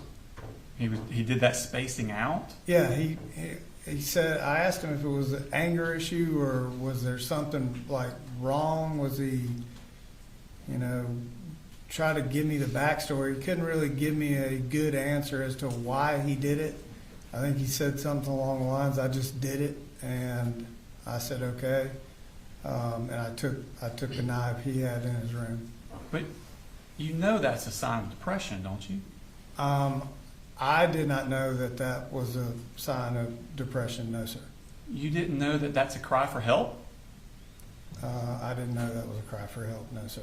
You didn't realize that's a form of violence? A form of violence, yes, probably, but I guess, yeah, you could say it was a form of, you know, doing something harmful to himself is the way I took it. Yeah. And he's only 13 at this point. Correct. Where did you get the knife? I had pocket knives down there, so I guess he had taken one of my pocket knives. I'm not sure. I wasn't in the home day in and day out at that point. But you removed his knife, right? The one he said he used. Okay. Because you can't hurt himself if you remove the instruments to hurt yourself, right? That particular pocket knife and the answer of I don't know why I did it, then yeah. I mean, like we said earlier, children that are dangerous shouldn't have access to dangerous things, right? If they can't tell me why they're doing what they're doing, then yeah, I would take the pocket knife. Yeah, it's just reasonable, right? If you're harming yourself, yes. Okay. Or if you're a danger to harm yourself. Correct, but like I said, the answer was I don't know why I did it. Okay. Just kind of spacing out. So you told Investigator Smith that Colt stopped cutting himself after that summer. Yeah, that was the only issue I've ever seen where he did anything like that. Did you ever check into that? What measures did you take to check into if he continued cutting himself? It's as far as I knew, it stopped right then. He never made any other attempts or cut himself, to my knowledge, after that. I understand, but what I'm asking is what steps did you take to monitor that? I didn't monitor it because I wasn't in the home daily. I was up here, you know, pretty much gone. No, I mean he was only down there for a few weeks. Right. After he comes back is when you don't even know he's cutting down there, do you? No, I didn't know he was cutting down there. So you find out when he's here. No, I find out when I went home on a weekend visit from Atlanta and saw those cuts on his arm. And he's here at that point. No, he's in Fitzgerald. He's still in Fitzgerald? Yes, sir. Okay. How shortly after that did he come back to live with you? I'm not sure what that time frame was. I mean, he was only there for a few weeks. Maybe I can't tell you exactly when he came back. It was less than a month? I'm not sure. Less than 2 months? I'm not sure of the dates. I just know what happened to make me go get him. But you don't know when that was? No. Okay. But, back to my original question. Yep. Now that he has come to live with you, shortly after you find out he's been cutting himself, Yep. he's in your house now. Yes, sir. What do you do to monitor, to check up on, to make sure he's not still cutting himself? I don't think we ever had a conversation about it. There was no further discussion from anybody else in the family that he was cutting himself. I talked to Colt a lot. We had a pool in the backyard at Harrison Mill. Saw him with his shirt off all the time, playing in the pool. I didn't see any further evidence that he was cutting himself. Okay. Were you aware of this picture that was taken on April 1st, 2024?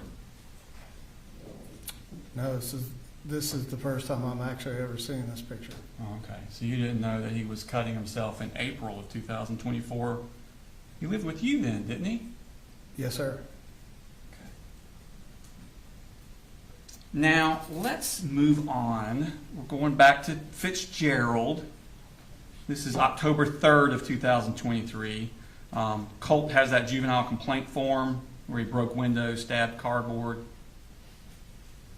I think you testified about that on direct. That Yeah. whole incident down Oh, there. yeah, yes, sir. Okay. After Marcy beat him over chicken nuggets, yes, sir. Yeah. So breaking windows, Broke a window. stabbing things with knives. Marcy made the claim that he cut the couch. Okay. And he says he didn't. He said he didn't. And you just always take Colt's word for these things? Over Marcy, yes. Oh, okay. You don't ever check into it? I believe my son more than I believe his mother. Okay. Now, we're talking about more violence and improper use of a knife, correct? As Marcy alleged. Okay. But you have knowledge of this, these allegations that you've been told about them. Correct. Okay. Through Marcy. Okay. And Colt comes back to live with you in Barrow County, Correct. and that's October 3rd, or roundish early October. Yeah, ish. Okay. Yep. Now he's not going to school at this point. Correct. He's not enrolled anywhere, is he? No, sir. Okay. So you just go to work every day, and there he is. Correct. He's in the house. Okay. Then on October 13th, that's when DFAX calls and says, come get your other two kids. Correct. Okay. And you drive down the next day, and now you have custody of all three kids, That's right. and Marcy does not. Right. Okay. You call the shots when it comes to the kids. Yes, sir. All right. Now, the caseworker talks to you while you're down there, Yes, sir. and that's Tamika Mitchell. Yep. Okay. And she tells you to get these kids in school ASAP and into therapy. Yes, sir. Didn't she? Okay. And you told the caseworker that the whole family will be going to therapy. Correct. All right.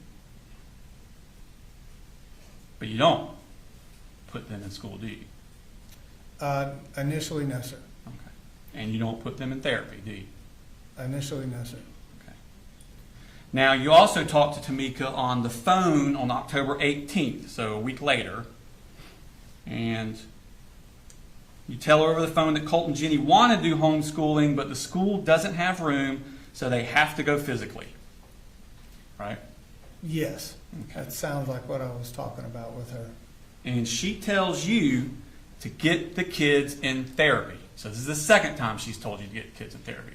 Right? She asked if I had them in therapy. Okay. And you tell her that you and the kids will be going to therapy.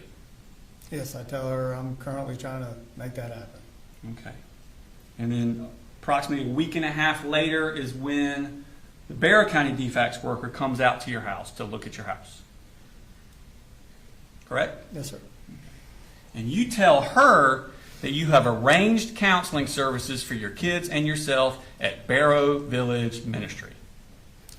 Correct. Arrange probably wasn't the right word to use with her. I was in the process of researching everything that I could as far as therapy went and family matters. Relatively new at being a single parent. So I wanted to let her know that I was not doing nothing about it. And I had researched Barrow Ministries at some point, trying to figure out what was the best avenue for us. Okay. So you didn't want her to think you weren't doing anything. I wasn't not doing anything. Yeah, you were researching. I was looking around trying to figure out what was best. Okay. But you never pulled the trigger on any of them, did you? Just collecting information at that Just point. collecting information. So they've asked you twice to get the kids in therapy because they've been through a lot, haven't they? They have. And you keep telling them you're gonna. Yep. And one time you kind of alleged that you already had, but you didn't. Right. But you don't ever follow through on any of it, do you? It's not the only thing I had to worry about while I had those kids. There was a lot I was learning on the fly, being a single parent, working full time, just trying to get my feet under me on how to do all of this by myself. So that's a no. That's just a fact. So if you consider it a no, then it's a no. Did you? No, ever put I them did not in actually enroll them or myself in therapy. Thank you. Now, they also asked about weapons, and you say that you have weapons, but they are stored and locked away out of the reach of the children. Okay? And again, that's not true, is it? I don't remember saying locked away. I just remember saying they were stored and out of reach of the children. Okay. But that's not true, is it? The lock part, no. Stored and out of reach, yes. Out of reach is true? For the most part, yeah, they were out of reach of, they weren't readily available for just laying around the house. Colt couldn't reach that shelf in your closet.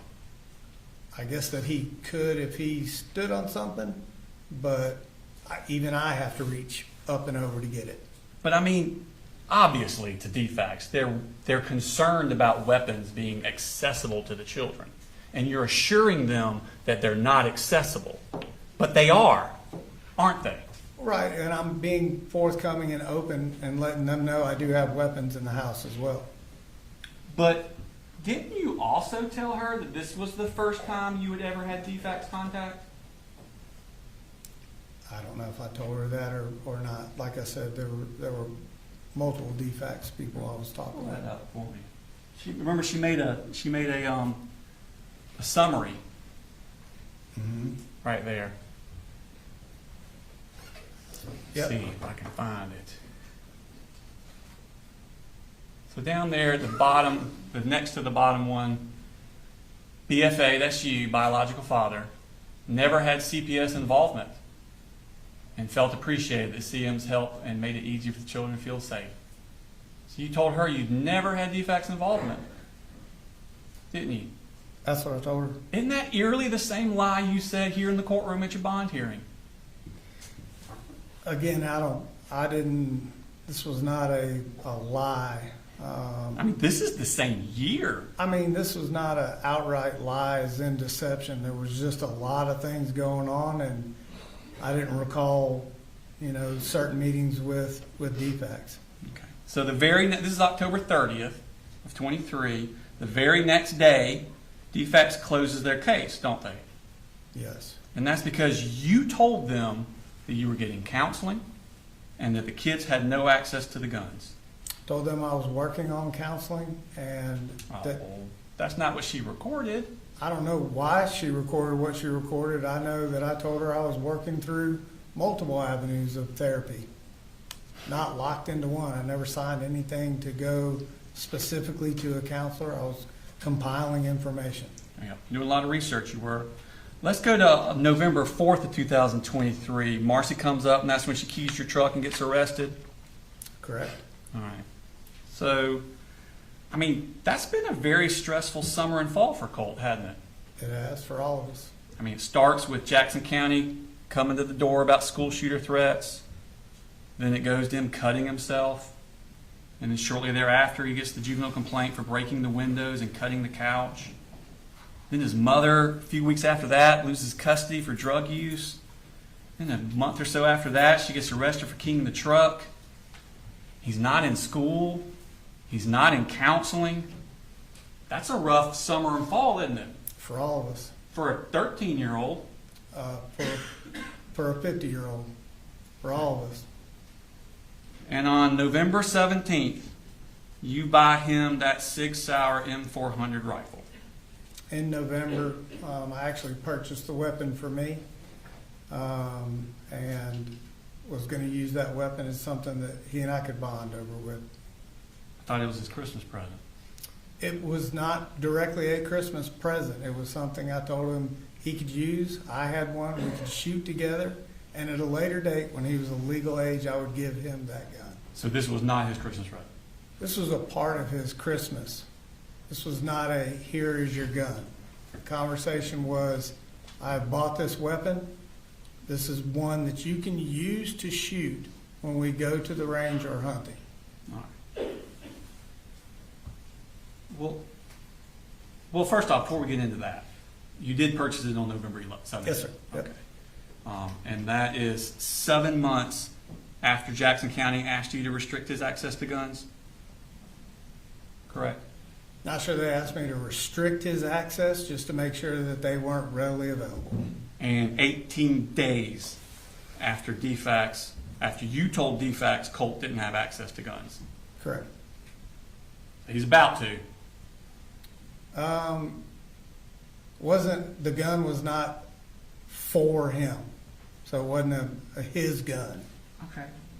Let's play what you told Agent Ward about it. The weapon that he had was a AR-15, it was a 223, and it was a Sig Sauer. And that was kind of like his big Christmas present, where I said, Well, you cut it off with what I said. Oh, did I? I'm sorry. Do you want to play the whole thing? I'm not going to play an hour and a half interview. Well, that's the part where I said, this is a gun that I bought that you can use when we go to the shooting range or hunting. Right. Well, I didn't say you weren't saying that. Right. But it was his big Christmas present. It was a part of his Christmas. Thank you. Now, at this point, had you given the knife back to him from cutting himself? No, I don't remember giving him a specific knife. Okay. I mean, well, you took away his knife. You testified to that. Yeah, I took away a pocket knife he had down in Fitzgerald. Did you ever give it back to him? I did not. Okay. Now, Colt is 13 years old at this point. This would have been 23, Christmas 23. Yeah, he's 13 at this Yes, point. sir. Okay. And you let him keep the gun in his room? At times. Okay. Well, right after Christmas, he got to keep it in the room. He did. Okay. And on December 19th, you ordered that laser sight for the rifle on Amazon. Which one? We can pull it up. That one there. Green laser rifle, the one that's in the pictures. Correct. I had actually ordered that laser for my rifle when I ordered it. But yes, I did order that laser. Now, Colt is still not in school, is he? No, sir. Okay. And you got the kids in October. Correct. And this is December. Right. And you haven't done anything to enroll them in school. For 8th grade or 9th grade. When you got the kids in October, Right. till this is December, you haven't done anything to get them in school. Yes, sir. Did you even do any research? I don't believe I did. Okay. Now in January 12th actually, Annie's the one that registers little Coley at Austin Road Elementary School. Correct. Okay. Annie, myself, and Debbie were working on registration for all the kids. Okay. In January. I think Annie and I started talking about that maybe prior to the new year. Mm-hmm. I was needing guidance on what to do and how to do. I've never been in the position where I had to enroll our kids. It was always, Marcy. Did you ever think about going to the Bexar County School website? No, I didn't. Because I relied on Debbie and 40 years of education, and she usually guided me through what had to happen as I became a single parent. Oh, okay. So that's little Coley, though, on January 12th, right? That's not Jenny and Colt. I believe so. Okay. In fact, on January 25th, that's when Laureen sends you those emails giving you a step-by-step guide of how to get them in school, virtual school, or online. And she tells you exactly how to do it, doesn't she? Yes. And she even volunteers to pay for it, doesn't she? She does. And you don't do it, do you? I don't do it. Jenny and I were in a conversation of did she want to do it, and she opted to want to go to public school. Okay. So Jenny's registered on February 2nd, correct? Yes, sir. And this is second semester, correct? Yes, sir. She'd already missed the entire first semester of school, didn't she? Yes, sir. Okay. Now, on the 6th, the school emails you with a start date for Jenny and Colt, correct? I believe so. Okay. And you email back that Jenny's sick with a fever and will start on Thursday, right? Sounds correct. But Colt never attends. He does not. Okay. In fact, at that point on the 13th of February, you emailed the school and say you're going to sign Colt up for online classes at this time. Yes, sir. And you actually said at this time. Yes, sir. So on February 13th, well into the second semester, you hadn't done anything to get Colt enrolled in online classes. No, sir. It was kind of an ongoing Yeah. operation. In fact, you never sign him up for online, do you? So I had, in talking with my sister, I had thought there was email communication back and forth that Georgia Virtual was where he was enrolled. There were access codes sent in an email, and I remember talking with Colt saying, we have you registered, I thought at the time, at Georgia Virtual, here's the access codes, and you should be good to go. But you never did anything to get him enrolled, did you? I physically did not do anything, no, sir. I think you testified on direct. That was your bad. Yeah. I was needing as much help as I could get. There was a lot I was responsible in trying to cover a lot of things. Now, that's on the 13th is when you tell them that Colt's not going to school. Yep. On the 29th, you, Colt, and Jenny go to Wilson Shoals Gun Range. Yes, sir. Right. And that's a school day, right? Maybe it was, I'm not sure. Is school not very important to you? It is. Okay. Now, it's around this time that Colt's aggression is escalating, isn't it? Maybe. I'm not sure. You don't remember when it was? I don't. You don't remember when he starts fighting with you physically? Physically, I think I mentioned it 3 times. I don't know when the exact date of those were. I would say that aggression-wise, just more temper, kind of short-tempered, more than he would normally be. Okay. Do you remember telling Kelsey Ward on September 4th that probably 5, 6, 7 months ago his attitude escalated to the point where he would be like cussing and talking to me like you shouldn't talk to your parents, and he's like gone to hands-on trying to fight me? Yeah, that's correct. So you said 5 to 6, 7 months ago. That was in September or so. Right. 7 months would be around February, Right. going into March. Yeah. Okay, so around this time that we're talking about. Sounds like it. Okay. And you told her that he went so far as to strike you in the face. And one of our scuffles, yes, sir. Okay. Does he Side of appear him. to you to start being out of control? It was not an everyday thing.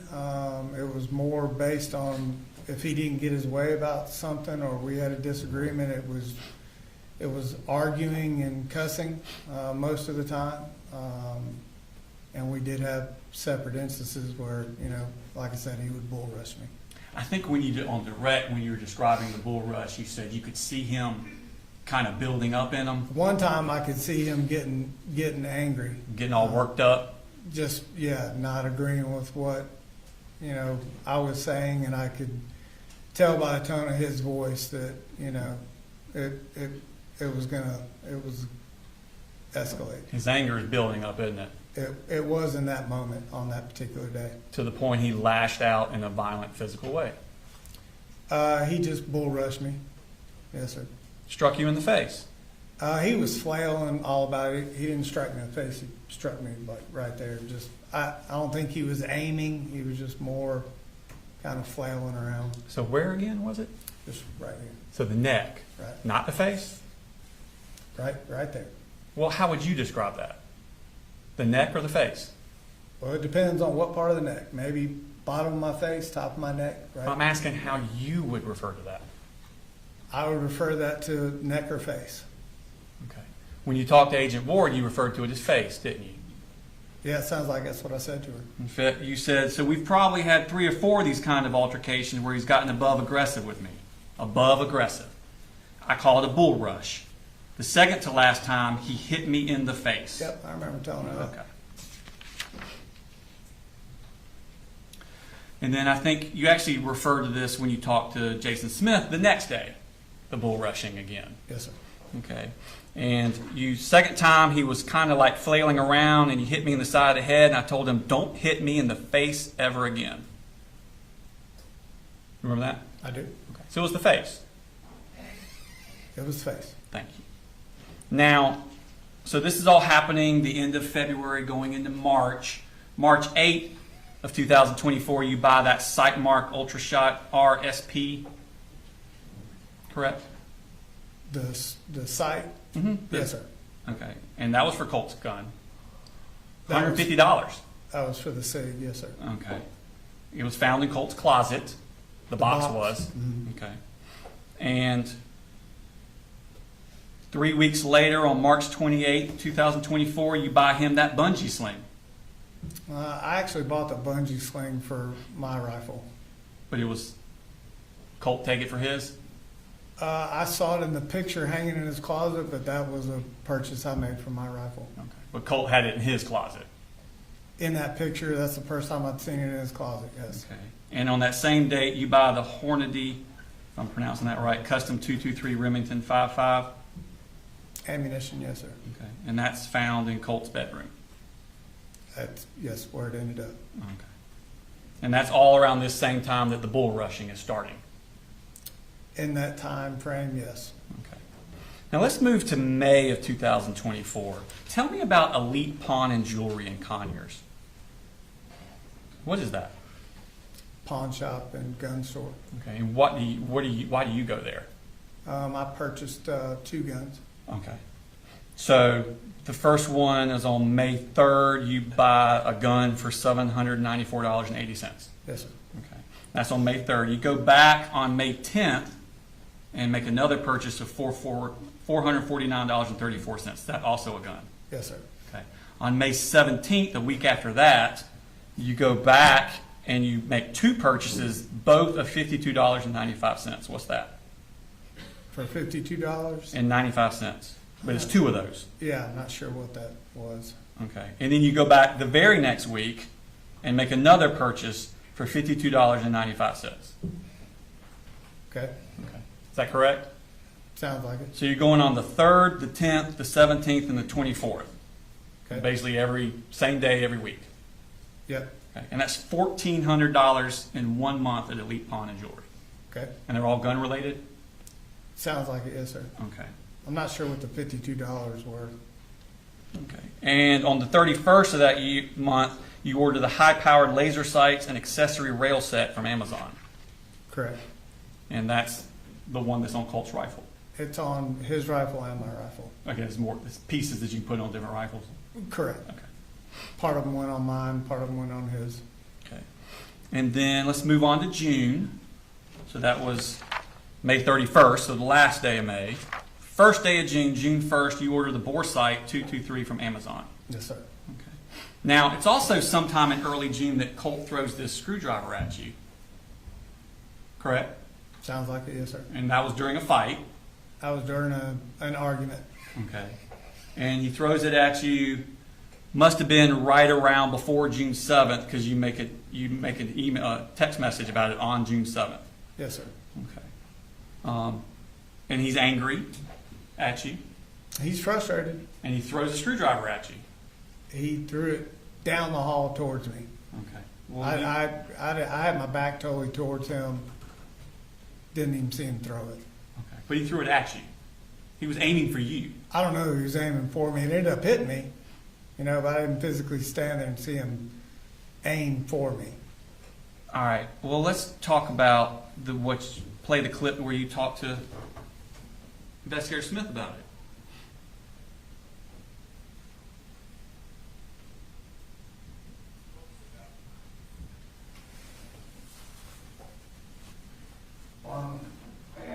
And Jenny described seeing him kick you, punch you, hit you, That was the second time.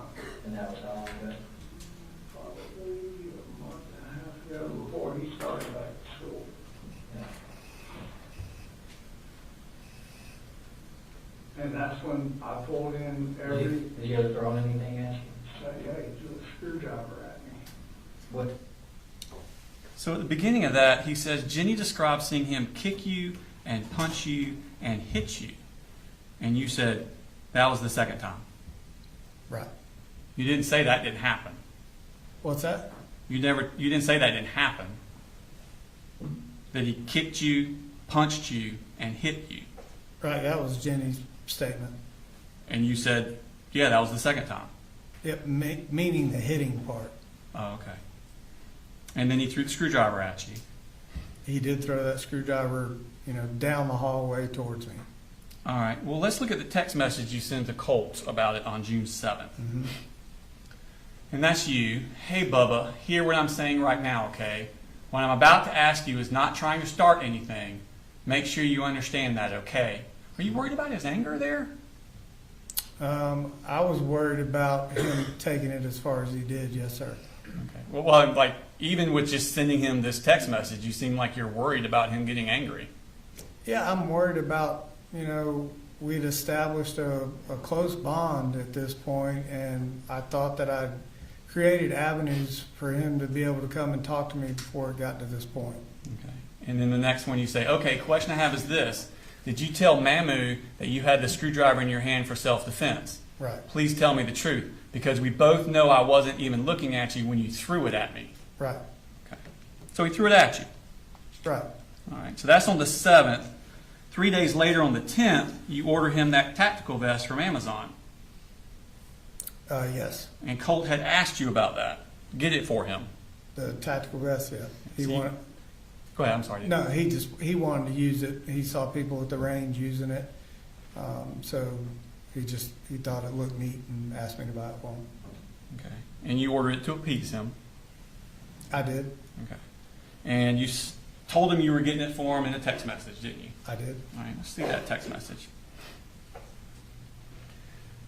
And you say, yo, I got this for you, son, because I love you. And also, hopefully, you can work on being a little more patient. Mm-hmm. Colt, when it comes to you and if you need something, if I can do it, I will do it. But if I cannot, then I cannot do it. And that's when I need you to be okay with it, knowing that as soon as I can, I will. At the end of the day, being disrespectful and flat out being mean and ugly doesn't do anything. So please, when you feel like you're getting angry or about to lose your temper, take a deep breath and then realize I'm going to make it happen at some point. Okay? I'm working hard for us. I do not want any more of that pushing, shoving, hitting anymore. We both deserve better than that. So here's the wind-up and the pitch. See you later, alligator. Love you. Yes, sir. All right. And then that's the one where you talk about when you feel like getting angry and about to lose your temper. Do you get angry and lose his temper a lot? Not a lot. Okay. And you'd say don't want any more of that pushing, shoving, hitting. Yes, sir. So he's physically violent. Not all the time, no, sir. Well, I know he's not all the time, but there are times that he's physically violent. 3 times the pushing and shoving, three times that I remember. And the throwing the screwdriver. Correct. Okay. And you also add in a screenshot of the tactical vest in this. Hold on, we have to pull it up. Yeah, there you go. And that's the one there. Yes, sir. And then he sends a photo of him in the vest.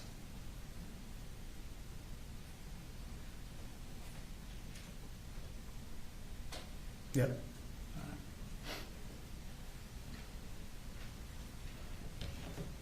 Now, on the 28th of June, you purchase a knife for Colt at Academy Sports. That was a purchase for me. For you. Yes. So, this knife, Brown handle. that's Yes, the sir. one. That's your knife. I purchased that knife. Where did you keep it? I had it in my pocket sometimes, had it in my book bag at other times. Sometimes I forget to take it to work. Okay. Was it accessible to Colt? It may have been if I didn't have it on my person. Okay. I mean, that's the one that was found in Colt's book bag at school, wasn't it? Oh yeah, I agree. I didn't know that he had taken that knife. Okay. So you're not worried about Colt cutting himself anymore? Again, that knife wasn't for Colt. But it's in the house where he can get to it. You weren't worried about him cutting himself anymore? Again, I didn't purchase that knife for Colt, and typically it was on my person. Okay. So let's move on to July. That was June 28th. So let's move into the month of July. I think you were testifying earlier that Colt can be violent, but it's not all the time. Jenny sends you a text on July 3rd.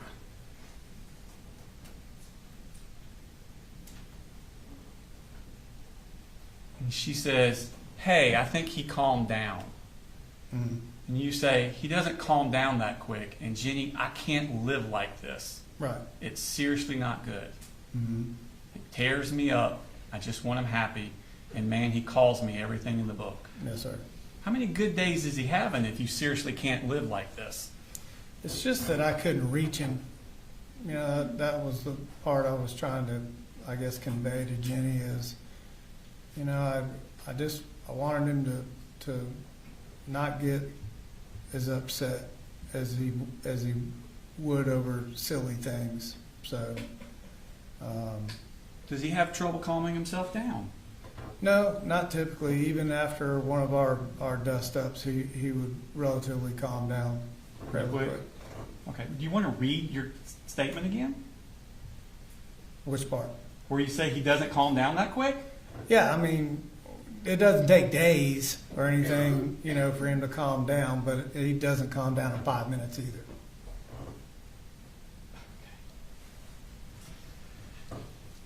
Now, Colt would chase Jenny around the house. Correct? He chased her one time down the hallway, yeah. And that wasn't in a playful way, was it? It started out as a playful kind of thing in the kitchen while Debbie and I were standing there talking. So they're playing around in the kitchen, Yeah. and then all of a sudden Colt Yeah, isn't playing anymore. Yeah, Jenny did something, I don't know what exactly she did, but as soon as she did it, she took off down the hallway and he chased her. In a violent way. Oh, I don't know if it was violent. He just chased her down the hallway. Well, do you think it was playful then, or did you think it was violent? I think it was brother and sister kind of picking on each other. Just brother and sister picking on each other. Right. And that's what you're testifying today. Well, Debbie and I were standing there. I don't think either one of us thought it was a violent thing. Okay. Well, you talked to Investigator Smith about it, didn't Right. you? I did. Let's play that clip. See if you thought it was violent then. Told us about the incident where he chased her into his room and said it scared her. It scared me? Yeah. And you know, that you and her have talked multiple times about getting him help. Yep. Going back for a while. For a while. You're asking time frames. I'm sorry, I can't just snap off with what these time frames are, but yes, they're like, there was no like blind eye. We're trying. Right. He says she told us about the incident where he chased her into his room and she said it scared her. And you said, yeah, it scared me. Yeah, it scared me because when he got to the end of the hallway, he tripped and went headlong into the linen closet and put a hole in it with his head. Okay. And then he put a hole in her door, trying to get into her door. Not at that time. He got up and I think he was trying to pick the lock, I think is what she said he was doing. Okay. But he put a hole in her door too. Not at that point, I don't think so. Okay.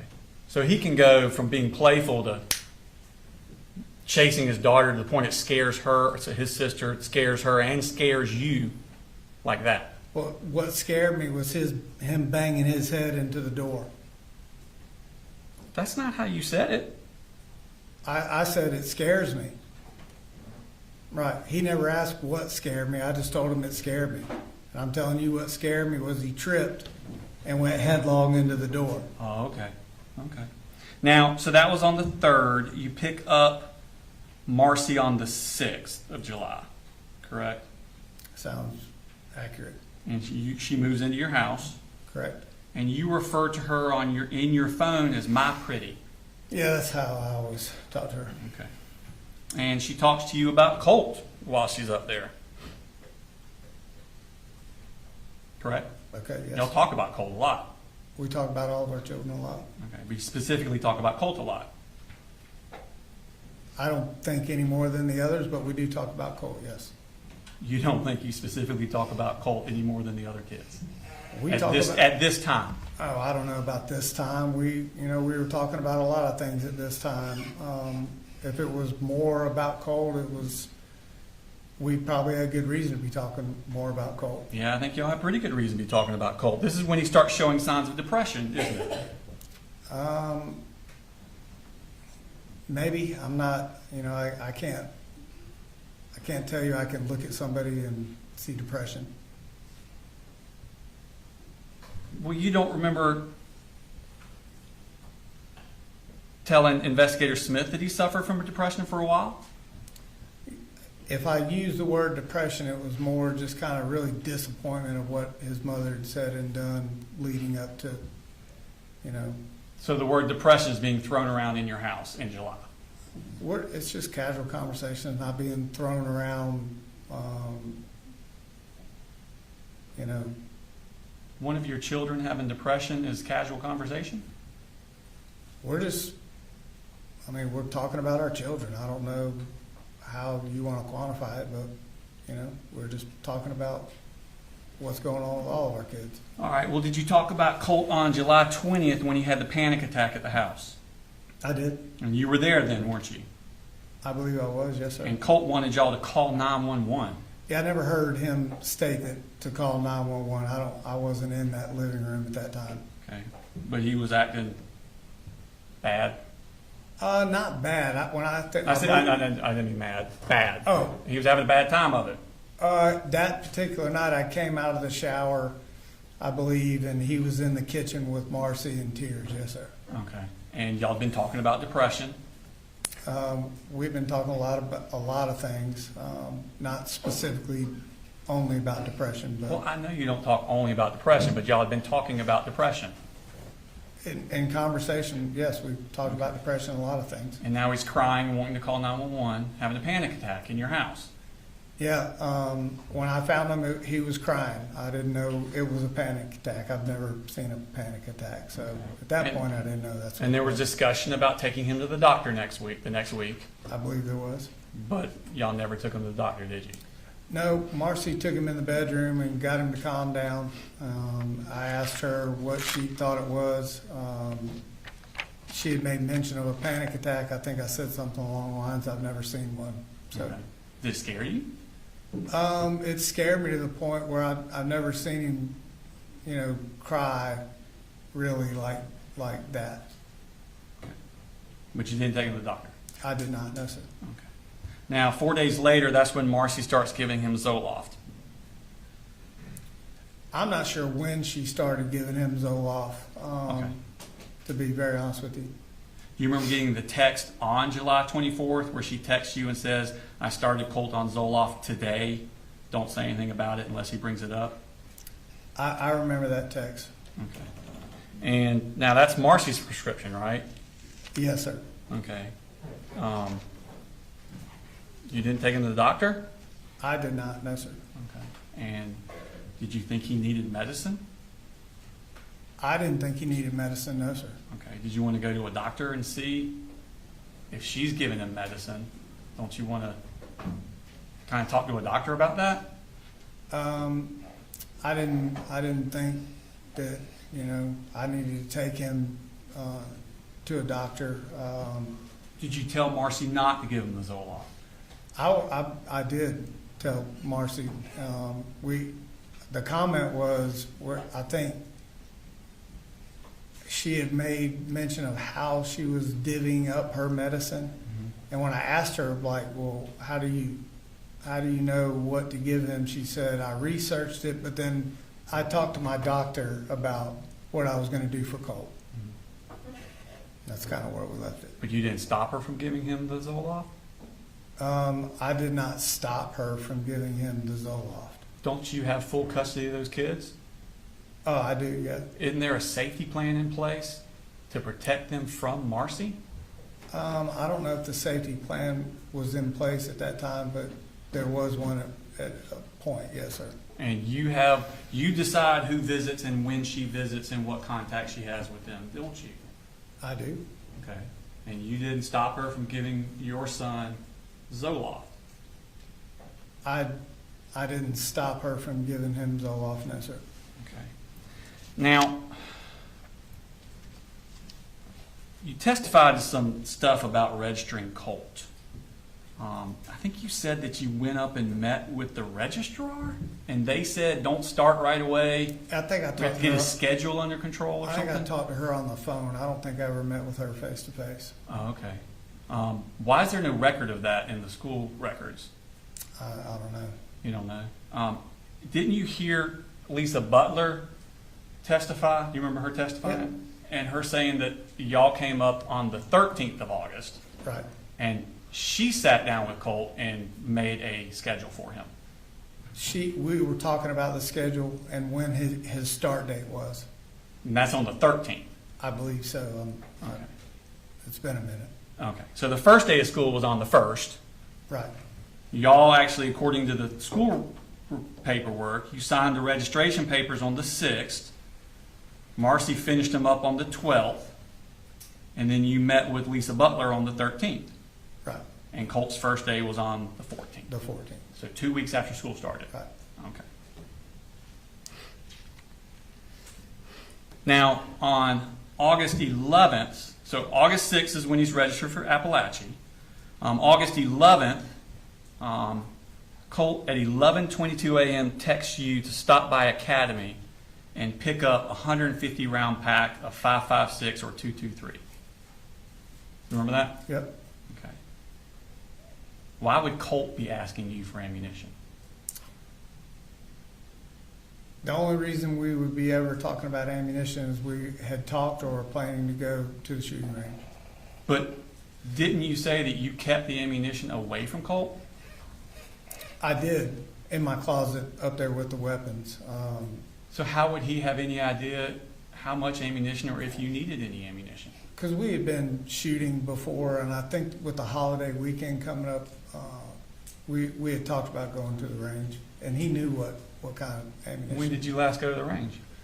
I'm not sure at that point. Because the last record we have would have been in 2023. And what range? Let me see. No, it was 24. March of 24. What range? I think it's the Wilson Shoals. Is that the only record you have? Yeah. Of you taking the kids. Yeah, go to the range. Yeah. That's it?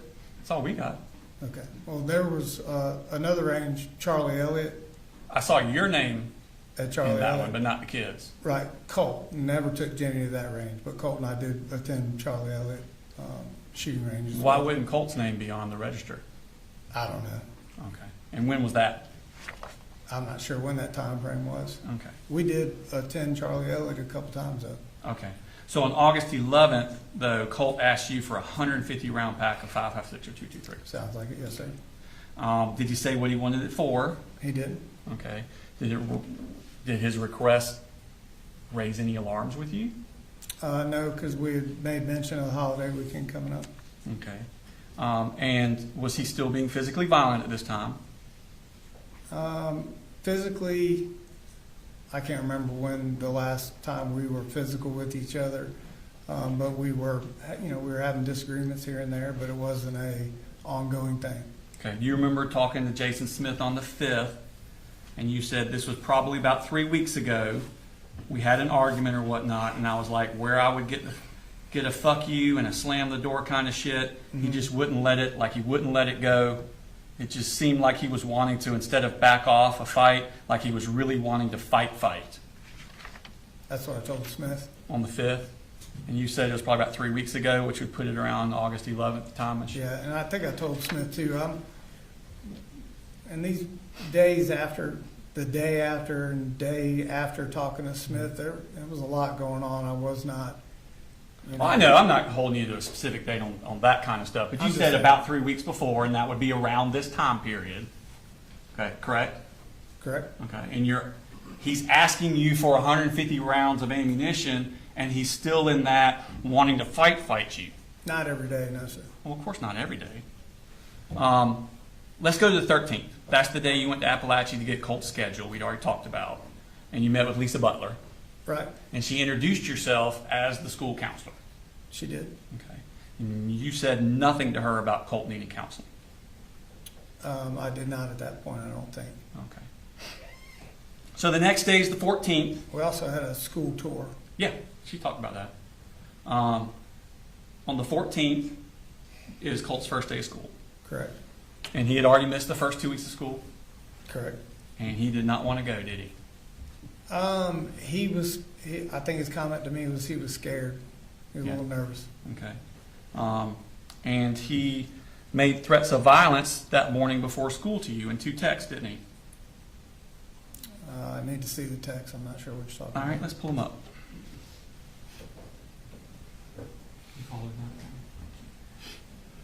Yeah. Those? Mm-hmm. I'm sick of your shit. This is the fucking end for you. Mm-hmm. There's more. Yeah, I know. No more apologies. You have fucking had, I fucking had it with you. Mm-hmm. The way you twist shit is so old. I have no idea what ATP means. Me either. Okay. What? I'm being told it means at this point. Oh, okay. Thank you. And then you fucking caused this. Okay. No mention of Marcy. Whenever something happens, just know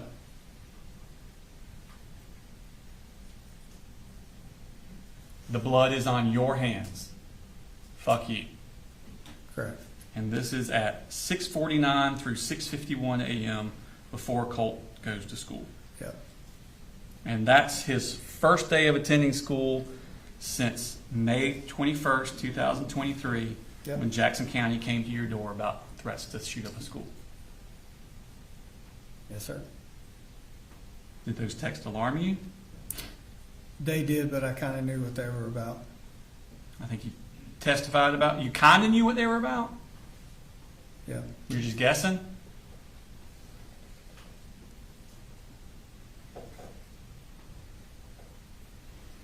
Does Colt still have the rifle in his room at this time? I'm not aware of the rifle maybe being in his room at that time. Okay. Well, let's see, look at this picture we have.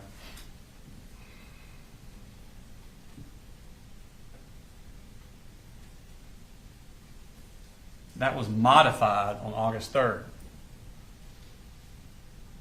That's Colt's room, isn't it? That is his room. And that's the tactical vest you ordered for him. Correct. Now, you took Colt to school that morning, didn't you?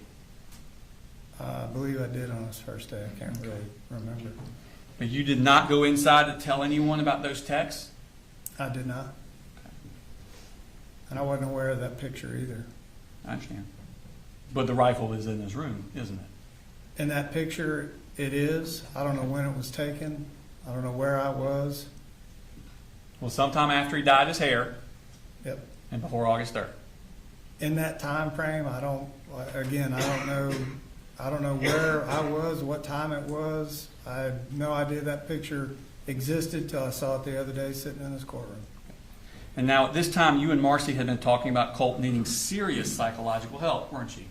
Marcy was bringing that up. Yes, sir. Okay. And she was telling you y'all discussed inpatient treatment for him. She did. She did, not you. Yes, I didn't believe he needed inpatient treatment at that point. All right. And you actually talked to Investigator Smith, and he says, have you been in communication with Marcy about any kind of stuff for him, any kind of like mental health? And you said, yeah, her and I talked about that. And she was like, he needs help at another level. And Smith asked, what does she mean by that? And you say, she means like checked into a place. Mm-hmm. And he says, when does she make that comment? And you say, recently, while this has been going on.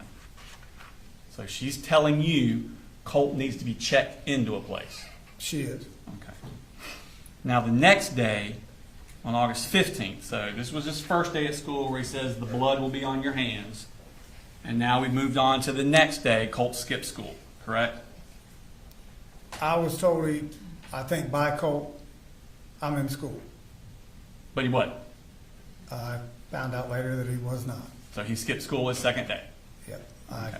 I received a text, I believe, from him, said he was at school. I texted him and asked, did you go to school? He said yes.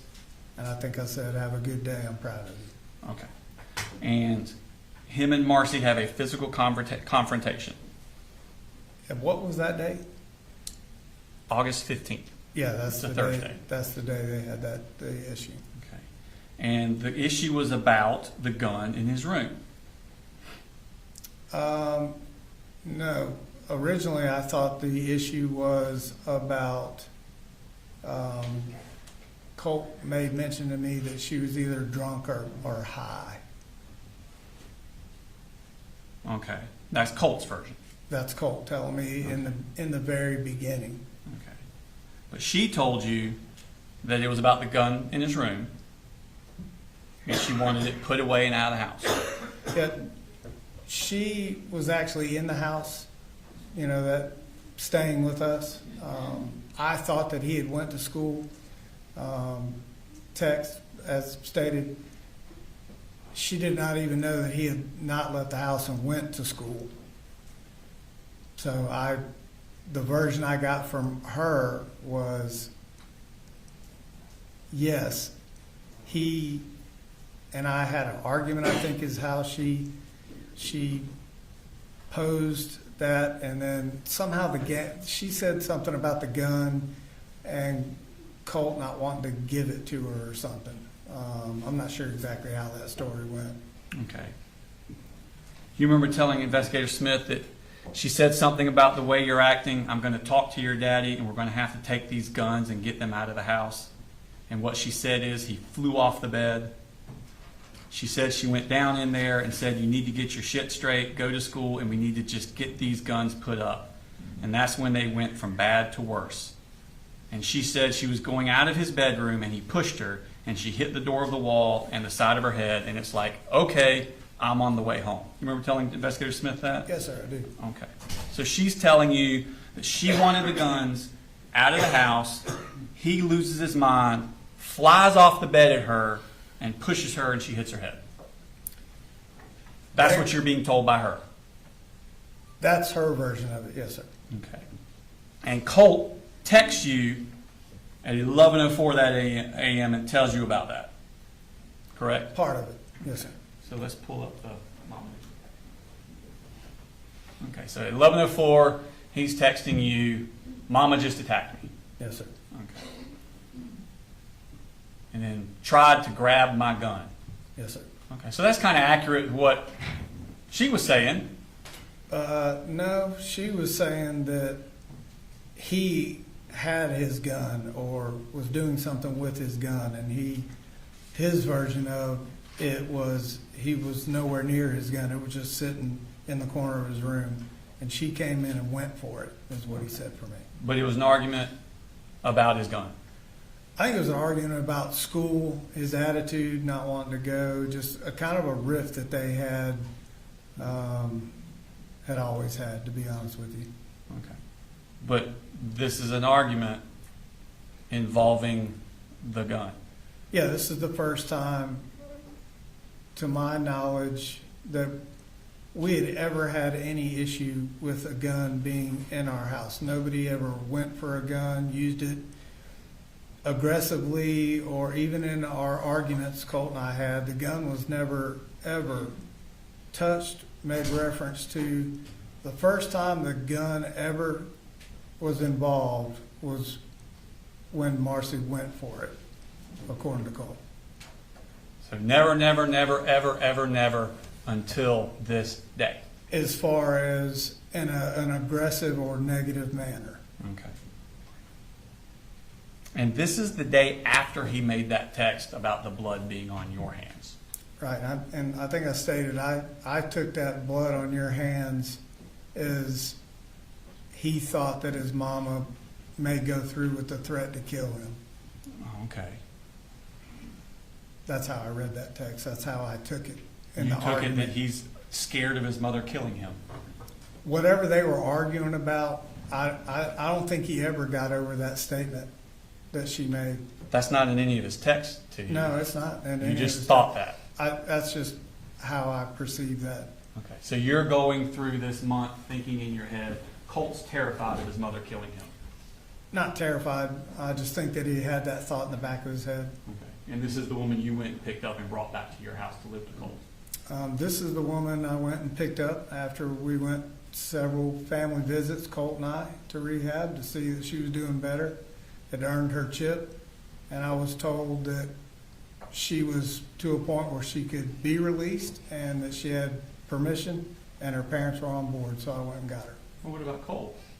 Colt was on board. He went down there for family days with me. I thought you just said that you were worried that Colt was afraid she'd kill him. In that argument, So you have a child that's afraid of their parent killing them, and you're going to bring her into your house? not afraid of killing him, I'm just saying he always had that, we both had that thought, Okay. Well, let's see the text that he sent. This is at 1:52. Do this.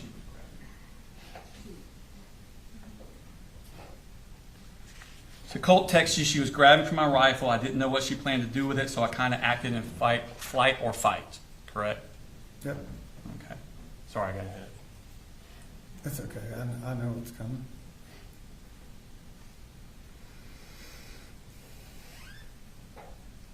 And Yes, then sir. you say, it's all good. Why was the gun involved? Yes, sir. I mean, that kind of disturbs you that there's a gun involved in this, doesn't it? Yeah, that's the first time that a gun was, involved in any kind of argument or altercation. Okay. And then he writes, I don't know, she backed me into my room and started talking about, oh, you're going to get your gun, even though I wasn't, and then she grabbed it. Yes, sir. So the gun is in his room. It was on that day. Okay. And it was after that day,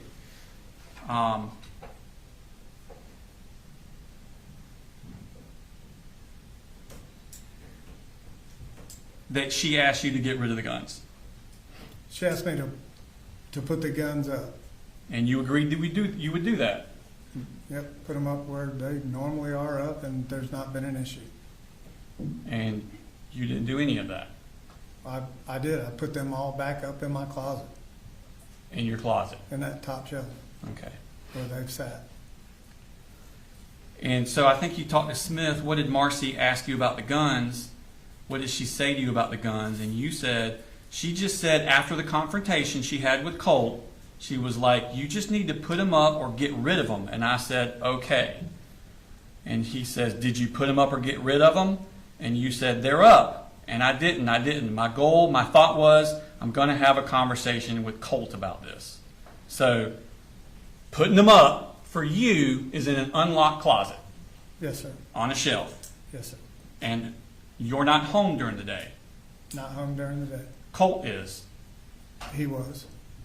And you didn't do anything else to make the guns more secure from Colt. No, sir. To that point, I didn't. There was no perceived threat from Colt. Okay. In fact, later the same day, at 3:48, Colt texts you, asks you to buy the Apalachee bore sight with the red laser bore sight and 3 sets of batteries from Amazon. He says, could you please buy this? Correct. That was in reference to us going the following weekend to the range. Okay. And you ordered it for him the very next morning. For him and myself. Okay. That was a accessory we both used on our rifles. The morning after he had a physical confrontation with your wife holding the gun. He wasn't holding the gun. She was. That's not what She She said. I'm sure that's what she said, but he told me she went for the gun. So I put him up.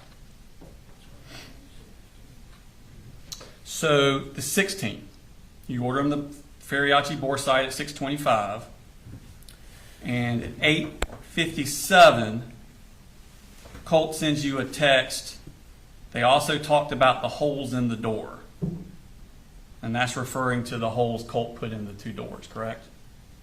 Yeah, the one headbutt where he tripped, I think, was an accidental thing. I don't think he was doing that on purpose. In fact, I know he wasn't. Okay. So this isn't the first house Colt has put holes in, is it? Didn't he put a hole in the house in Jefferson in 2022? I don't know if I'm aware of that, of a hole he put in the wall. Okay, and of course he broke the window down in Fitzgerald. Yeah, he slammed the door and broke a Okay. pane. He just cracked it. It really. And at 9 a.m. he sends you the text. Got that? sends you this text. I am restraining myself as for what I feel like doing right now. I have barely any control over. So he's telling you he's losing control over himself, isn't he? I wasn't sure what was happening with him at that moment. I was not there. Okay.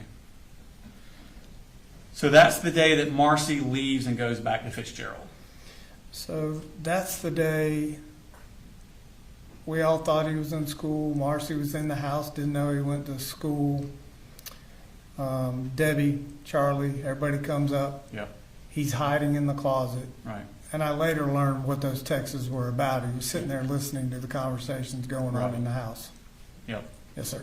Okay. And when they go to leave, he comes flying out of the house and has a violent outburst with them.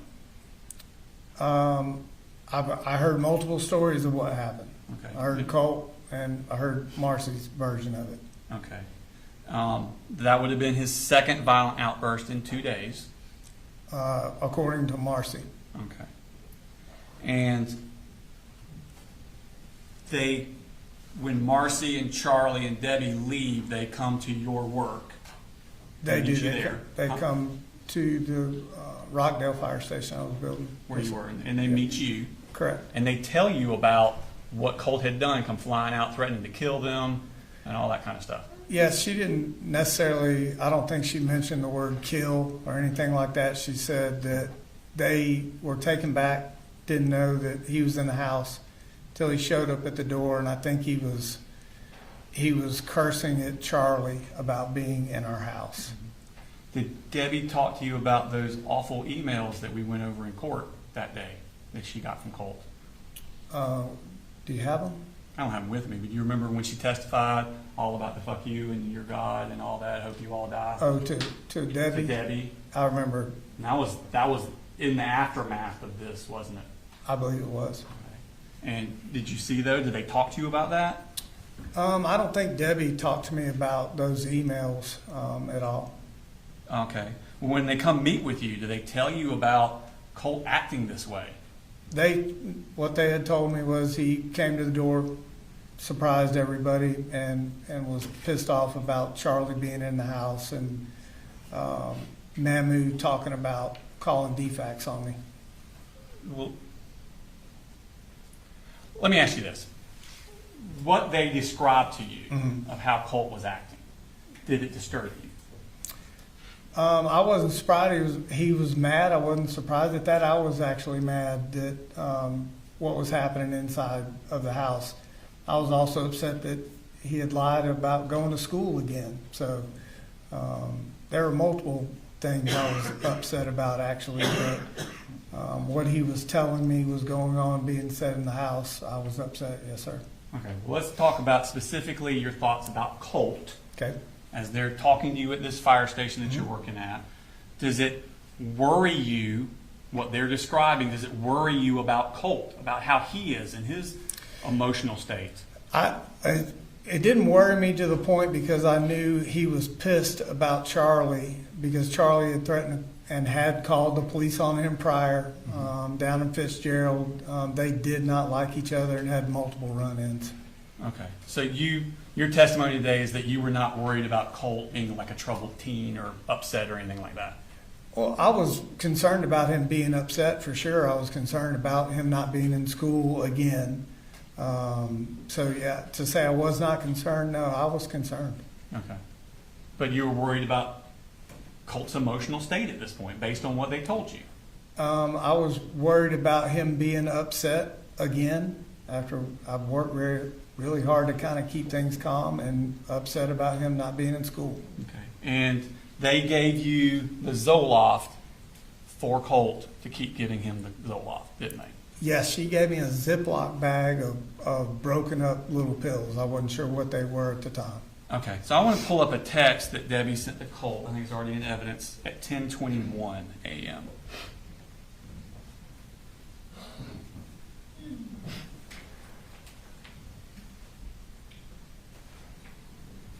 Let's actually come back to that. I think we indicated yours being great. Okay. Go ahead and take 10.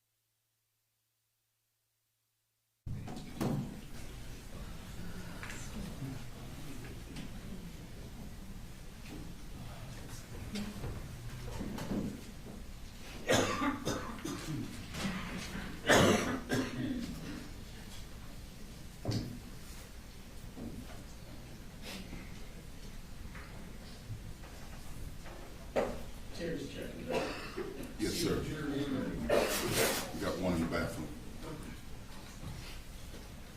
That's 10-4, sir. Let me know when you're ready.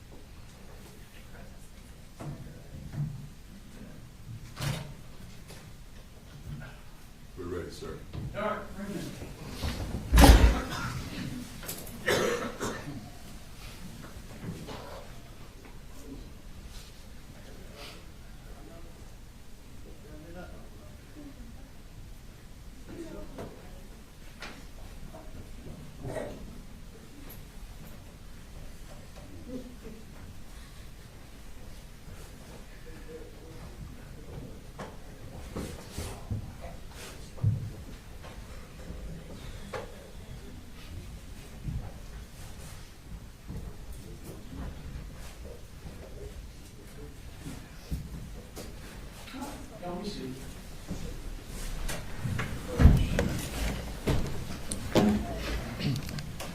So, Mr. Gray, we were just talking about August 16th, and this is when Debbie's parents come, Marcy's parents, Debbie and Charlie, come get her.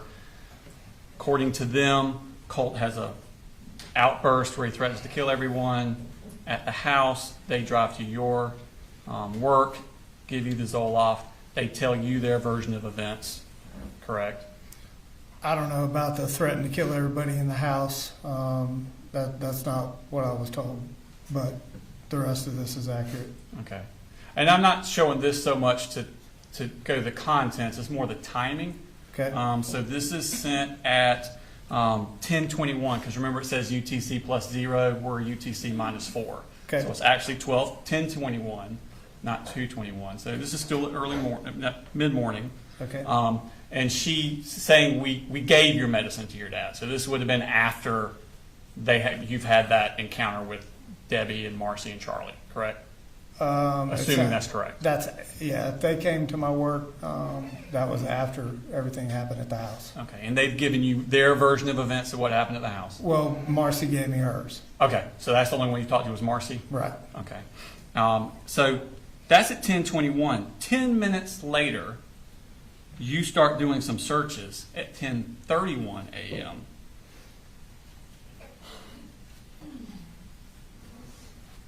You search troubled teen options near Athens, Georgia.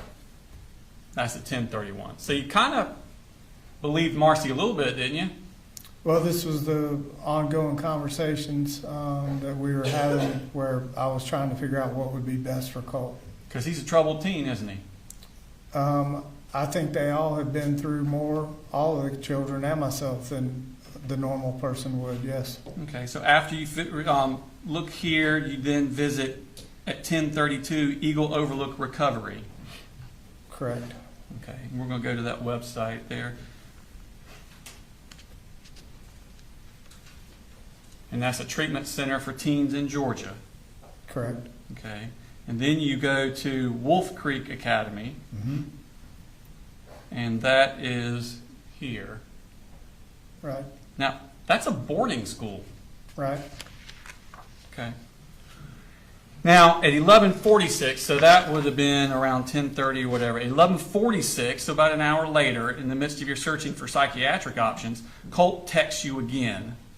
Hey, if we could get 150 rounds, that's fine. But could we get at least 50? So you haven't taken the guns away, and he's pestering you for more ammunition. About the upcoming weekend to go shooting. And you know he's emotionally unstable. I know that he's in my thought process that, he may have temper issues. Okay. So 11:55, so 10 minutes after that, you search child psychology. Right. And then at 12:24, you search hope, anger management, help overcome personal emotions. Right. Okay. And you found the counselor center you liked, Enlightenment Counseling. It's the one I decided to reach out to. I wouldn't say liked, it's just the one I picked to reach out to. Okay, and that was at 12:41, so we're still that midday of the 16th. Right. You send a submission contact form to Enlightenment Counseling. Yes, sir. And it says, I'm a working dad of 3. Colt is my oldest, 14 years old. We've had a very difficult past couple of years, and he needs help.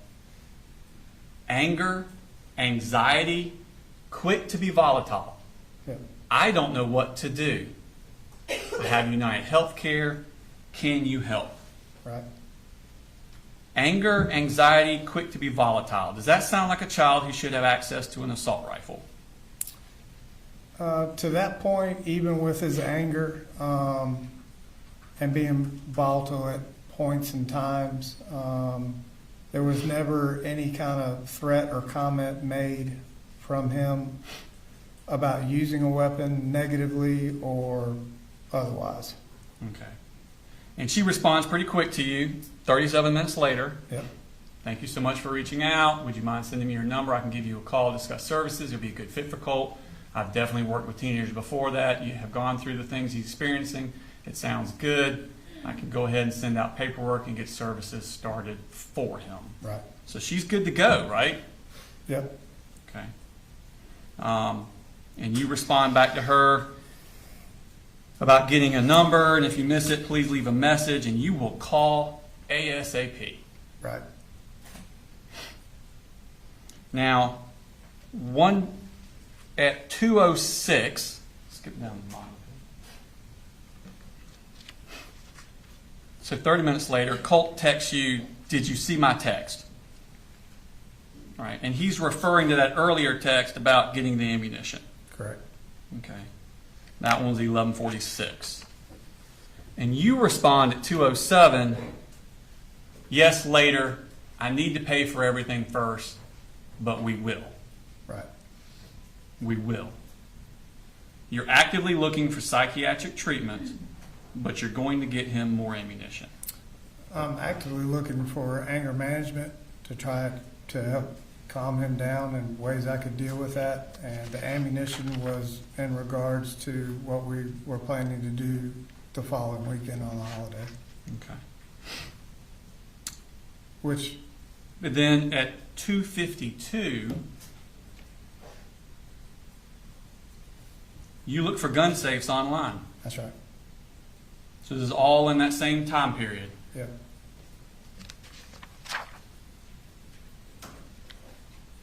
Anger, anxiety, quick to be volatile. Now we're looking at gun safes. Yeah, we're looking at gun safes because the first time that the gun had ever come into play in any kind of issue that I've ever had at my house was when Marcy was there and she went for the gun. So up until that point, there was never a threat, never any kind of thought process of him doing anything with a gun. Are you saying that you looked at this because you were afraid of Marcy with the gun? No, I was just looking at options to put my guns up maybe in a better manner than in my closet. Right, because Marcy's already left and gone home to Fitzgerald.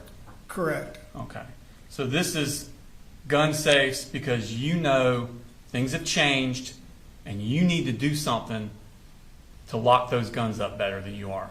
This was a search, again, that, I started looking around because I knew Marcy would be back at some point, and there'd never been an issue with a gun in my house, however it was stored.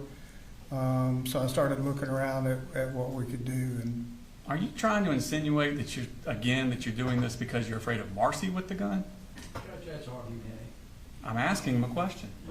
Go ahead. Is that what you're saying? No, I'm not putting the blame on anybody. I'm just saying the gun came into play for the first time. Right, because Marcy came up there because you went and got her and brought her up there, and now she's gone. And the only way for her to get back up there is for you to allow it. So the gun safe's not for her, is it? Well, no, she had showed up at the house unannounced before, and Debbie would bring her up to the house whether I had planned for it or not. So not that summer.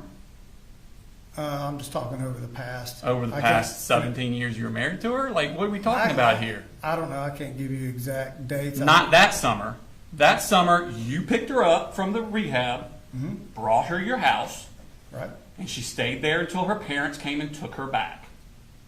And you have authority of whether or not she comes back to your house.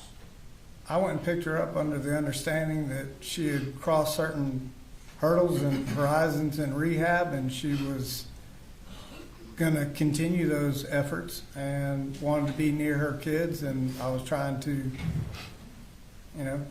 help her with that. And the gun safe was just something I thought after that episode, no matter whose fault, the gun came into play for the first time that, in an argument situation. So I started looking around for gun safes. Yeah. Because at that point, none of it had ever been locked up. They had never been locked up in a safe, and they had never come into play in any type of argument or heated situation. So let's show a clip of you had with Jason Smith on the 5th where you were talking about the gun safe and stuff. Mhm. It looks with what had happened, for me to tell you, it was an agreement by God, we've never had those weapons in our house. Like, we had a long conversation with Colt and I about them, but they would have never been there. And it was just like a story of blood of like, these are escapes. How we go to the woods and we just get through all of this. I was just sitting here thinking, we sitting here telling me I threw them up in my closet, and they were up and out of reach and out of sight. Like that, it just comes across in this camera film, I guess. Like I should have done more. Yeah, you know. And I'm like, Do you feel like you should have done more? well, as soon as I felt like something was different, like with him, that's immediate when I was like, I need to buy this gun case, and if he continues to kind of not be who he said he was When going did to you buy be, the gun case? it was sitting in my cart, and I couldn't afford it. Well, what was the catalyst for that? I remember you telling me about that. I was just saying that I could just, him going back to school. Was that after Marcy told you to put the guns up? No, this was after him and her had that big old thing. There was a red flag that went off for you, like, hey, I need to lock these guns up. Well, there was okay, until we can get him some help and everybody calm, I just need to do the right thing and just get them put up or out of the house, like either way. Like, and that was known, that was coming. I had to pay $78 more this week to buy it. So it's still sitting on Amazon cart for $134. And that was after the incident last week With him? Marcy. Okay. Yeah, with him and his mom. So And you really, came up last week. yeah, and really I was debating like this week, like, well, if he goes to school, then I may just come home and take everything up to life and just tell him to hold on to him for a while, just until I can make sure everybody's like. Why didn't you do that last week? Okay. So, Jason Smith asked you, do you feel like you should have done more? And you said, as soon as I felt something was different, like with him, that immediately when I was like, I need to buy this gun case. And if he continues to kind of not be who he said he was going to be, that was the catalyst for getting the gun safe. Him. Him being who he was supposed to be was more going to school, doing the things he said he was going to be, and the gun safe catalyst is the gun coming even into play or being a part of an argument between anybody in the house. And then Jason Smith asked you, so there was a red flag that went off. Hey, I need to lock these guns up. And you said, well, there was, like, yeah, until we can get him some help and everybody calm. I just need to do the right thing and just get them put up or out of the house. Yes, sir. Till you can get him some help. Yeah, we were in the process. You wanted to do the right thing. Yep, we were actually you had counselors set at school, and we're in the process of doing the right thing. So you knew the right thing to do was to not let him have access to the guns. No, not necessarily him, just to do the right thing to make sure that a gun wasn't involved in an argument with him or Marcy or me or anybody else in that house. But you didn't do the right thing, did you? Immediately, no.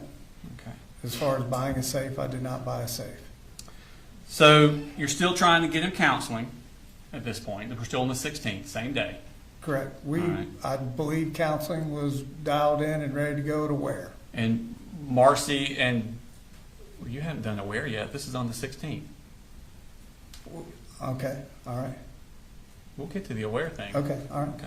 This is before that, right? I believe so, yes. Okay. So y'all are trying to get him counseling. You just filled out the enlightenment form. Right, okay. So, yeah, I'm still That day. collecting who would be best. And you're communicating with Marcy and Deborah because they want him to get counseling too.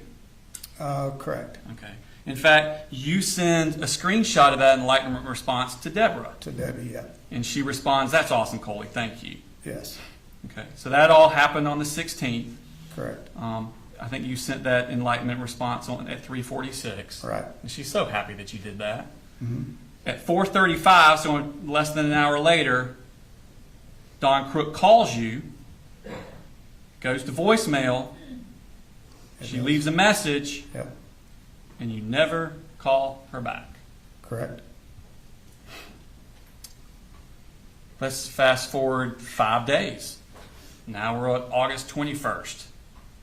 That's 5 days after the first voicemail from Don Crook. She calls you back again.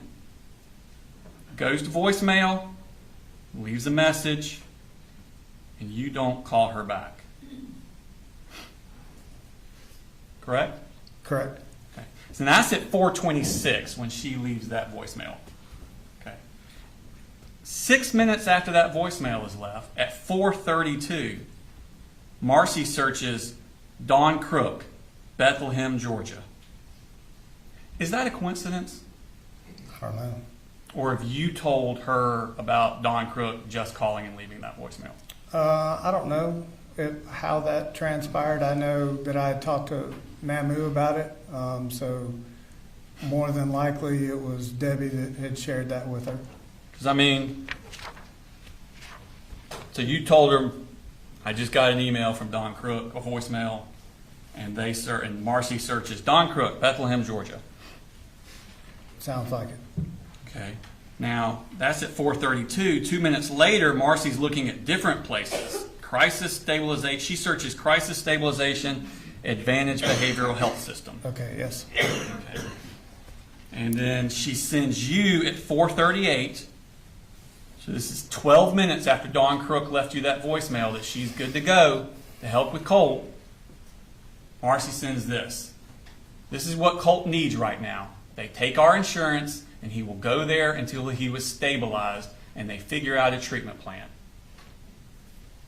She's talking about an inpatient here, right? Right. Okay. Don Crook isn't inpatient, is she? No. Okay. In fact, that's at 4:38. At 4:39, you go to their website, Advantage Crisis Stabilization. And that's the one in Athens, right? Yes, sir. That we've been talking about. Yes, sir. That's at 4:39. At 6:10, Don Crook from Enlightenment sends you an email. Hope you're doing well. I wanted to follow up and let you know that I tried to call you to touch base on Friday. Left a message for you today as well. If you could please call me back when you have a moment to discuss details and getting services started for Colt. You never responded to that email, did you? I don't believe I did, sir. No, it's because you and Marcy believe Colt needs something more than just counseling. I don't believe Marcy and I. Why didn't you respond to her then? You set it up with her because Colt just needs counseling. That was your idea. Yeah, I reached out to her. Okay. Marcy says, no, I think he needs to go to this place where he can be held there until he's stabilized. And that's when you just ghost Don Crook. Well, that's when I, was trying to figure out what the best option was for him. I think I may have talked with Colt at some point about what his mom was researching and inpatient. I didn't. You didn't want to do inpatient, did you? No, I didn't. I wasn't sure what inpatient meant. That's why I think I did the search. But I thought that, it wasn't to the point that she was making it out to be. This was more. She wasn't in and day out with us. I thought this was more of an anger management issue. Right. The stuff Don Crook could handle. Right. And others that I'd looked at. I wasn't, at this point, I'm still, I'm not exactly sure what I should be doing. So I'm trying to, Trying to get some guidance? No, I'm just trying to research what I can to understand. I know what Colt's going through day in and day out and what facilities offer and what aligned best with Colt. And I just didn't feel like inpatient was where it was at. Did it occur to you that maybe you could get more information if you called Don Crook back? She was just one of the people on the list. So, no, it was just a fluid situation. And you never contacted anyone else on the list? No, I just continued to research. Oh, okay, that research thing again. All right. Now, you were worried about his violence. And you worried that he needed something more specialized. Weren't you? Are you telling me or asking me? I'm asking you. I just knew he had anger issues. But you didn't think he needed to be in someplace. Institutionalizing it. That wasn't you. Okay. You remember talking to Investigator Ward about that? I may have. Let's see what you said to her about it. With counselors. I was just about to ask. Yeah, and my mother-in-law is a school teacher for 40 years. Like she gets it. Okay. And I'm like, he's got to have specialized. This isn't just five and dime. Like may need to be checked into someplace. I said if it continues to escalate and it goes towards his brother or his sister, Right. then he needs to go right. Again, So you're telling Agent Ward, he can't just have this five and dime. He needs to be checked into someplace. yeah, I was kind of going over the whole thing with her after, trying to explain to her what I was researching, what I was looking at for him, and as far as escalating to his brother and sister, in my mind, it was still the anger issue. And if he ever went to hit or do something to his brother and sister, then obviously, Okay. that would be a... Well, let's piece this through a little bit. Isn't that so? You said so. We'd been on the phone with counselors. That's not true. You've not been on the phone with anybody. Not on the phone. I think I left that email with Dawn and may have misspoke right there. May have misspoke. Okay. We're talking about an hour or so after the tragedy had happened. Okay. So to sit and think that I'm having a line-by-line conversation with the GBI in my front yard and can recall every single thing I was doing in phone calls, that's I understand that, but have you noticed that when you get confused and you may not say it right, you always say it exaggerating how much you did? exaggerating how much I did? Yeah, like when you're mistaken, you mistaken the exaggeration benefit to you direction. I don't think it was a benefit. I was trying to convey that I was not doing nothing, and I was trying to do the best that I could do. I don't, there's no. But you weren't on the phone with counselors. There's no game plan for being a single parent. I've never been one, so. So you had not been on the phone with counselors, correct? Had not. Okay. And then you said he's got to have specialized. Can't just five and dime. Like he needs to be checked into someplace. Isn't that the exact opposite of what you just told us? That was just a conversation that, I said after Marcy and I had been talking, Let me rephrase. Or actually, no, I'm not going to rephrase. Isn't that exactly the opposite of what you just told us? If you say that's the opposite, then that's the opposite. You told us that Marcy wanted him to be institutionalized, put into a place, and you didn't think so. You were against that. You didn't agree with that. But you're telling Ward he's got to have specialized, can't just five and dime, like he needs to be checked into someplace. Isn't that the exact opposite of what you told us? It is the opposite. But what I left out to Agent Ward was that was the conversation between Marcy and I, and still just kind of, very emotional about what happened. I did not word it correctly. Yeah. And then you say, okay, I said, if it continues to escalate, and it goes towards his brother and sister, then he needs to go. Correct? That's what it says. If that violence that he's had, that you've seen, continues to escalate, and it goes to his brother and sister, he needs to go. Yes, sir. Don't you understand that if he has a rifle, it will be too late? Argument.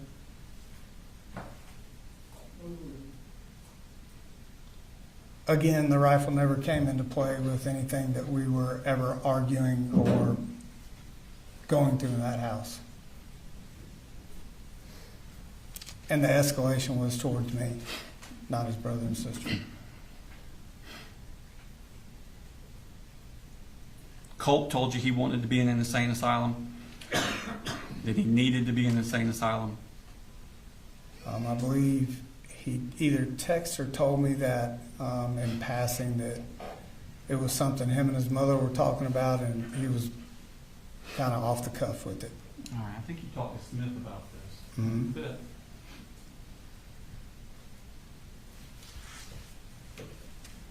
come to you and tell you that he was suffering from mania?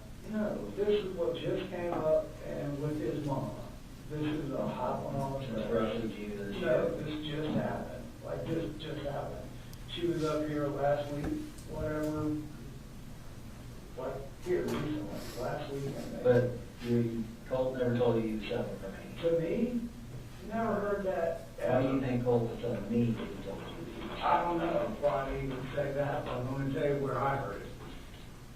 Marcy comes up, or she's going home, wanted to, we start having a conversation about Colt. I'm like, when I got that kind of said to me, we were talking about counselors in school, and she's like, well, this is what he asked me. I'm like, okay. He said, she said, I was talking to him, and he said, do you think I need to be, what is it? Do you think I need to be, or how do you get into an insane asylum? When did he say that? Here recently, to his mama. And she said that to me.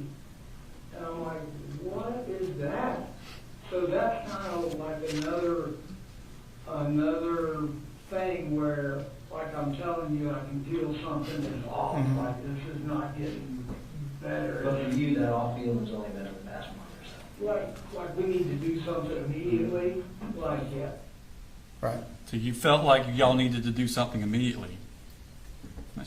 She's telling you feel something is off. Right.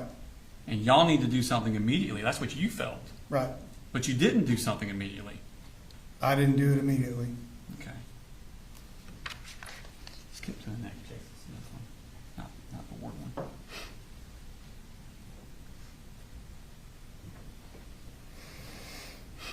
It's about what he told, Right. what was it, mania, Yeah. whatever, was a sane asylum. And that's where I'm like, he's got to go.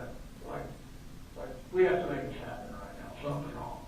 When was that? That was just the other day that his mama told me that. Like, okay, we've got to make this happen. And that's where I'm like, he's got to go. Like, we have to make this happen right now. Something's wrong. Yes, sir. You believed he needed to go somewhere. I believe he needed more than anger management at that point. But you didn't make it happen. Not that day, no, sir. And Colt still has access to that rifle. He does. Okay. In fact, this photo was modified on August 21st. Yep, never seen that photo. But that's him with, that's not even the rifle. That's your other gun, Correct. isn't it? Never knew that happened. But he has access to your guns, doesn't he? Yes, he does. Next day, August 22nd, Thursday, Colt skipped school. Next day, August 23rd, it's Friday, Colt skipped school. The next day, August 25th, it's a Sunday, you search Advantage Crisis Stabilization, and then you searched again 5 minutes later, Advantage Crisis Stabilization. That's that place in Athens. Yes, sir. And that's you searching for it. Right. Okay. Monday, Colt had skipped school that Wednesday, Thursday, Friday before. He goes to school on that Monday, and that's the day he has the anxiety attack at school. Correct? Correct. Okay. And he goes to see Lisa Butler in the counselor's office. Correct? Yes, sir. Okay. And at 10:42 a.m., you get an incoming call from Colt. I'll pull up your records. So if you look there, this is all your phone call logs for that morning. Okay, I think the first one starts at 7:30 in the morning, and then you come down at 10:42, and that's where you get one from Colt Gray. Okay, Yes.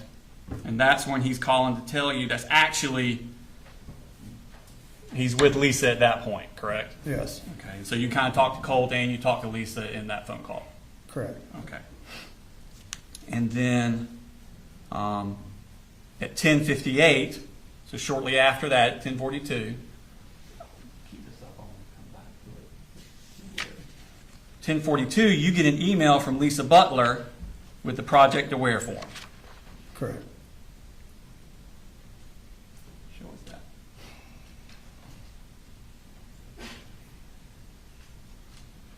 Okay? So this is at 10:42. She sends you, and you see up there at the top says attachment, project aware, consent for services. That's right.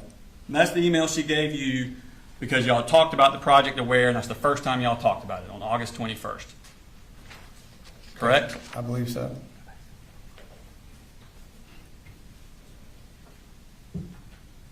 So going back to your phone calls that morning, you got to Colt Gray, from Colt Gray, from Colt Gray, from George Clackham. Leave it up. There it was. Uncall.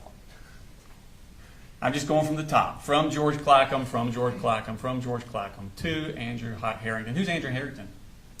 Somebody you work with? I think it was a subcontractor that worked Okay. for me. Okay, so that's work. Then you got a couple to My Pretty, and that's Marcy. Mhm. And then again, there you go, 1042, Colt Gray. Okay, and then some more My Pretty, Colt Gray, Colt Gray. So you did not call up to the school that day. The school calls you through Colt, correct? I don't think she had the right numbers that Okay. she was calling me from, so when Colt called, I answered. But you don't call up there. I didn't know to call. She didn't have the right number. I answered Colt's phone call. What I'm saying is you didn't call the school that day. I don't think I had a reason to call the school that day until Colt called me. So you became project aware. You became aware of Project Aware because Colt has an anxiety attack. Lisa Butler reaches out to you through Colt, sends you the form. Right. That's not what you told Jason Smith, is it?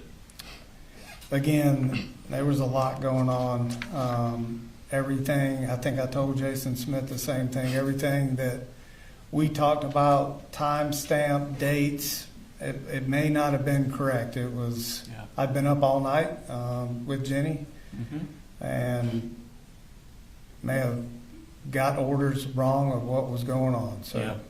if you're about to show something that Now we're going to play something. I said different, then I Yeah, did. it's a little different.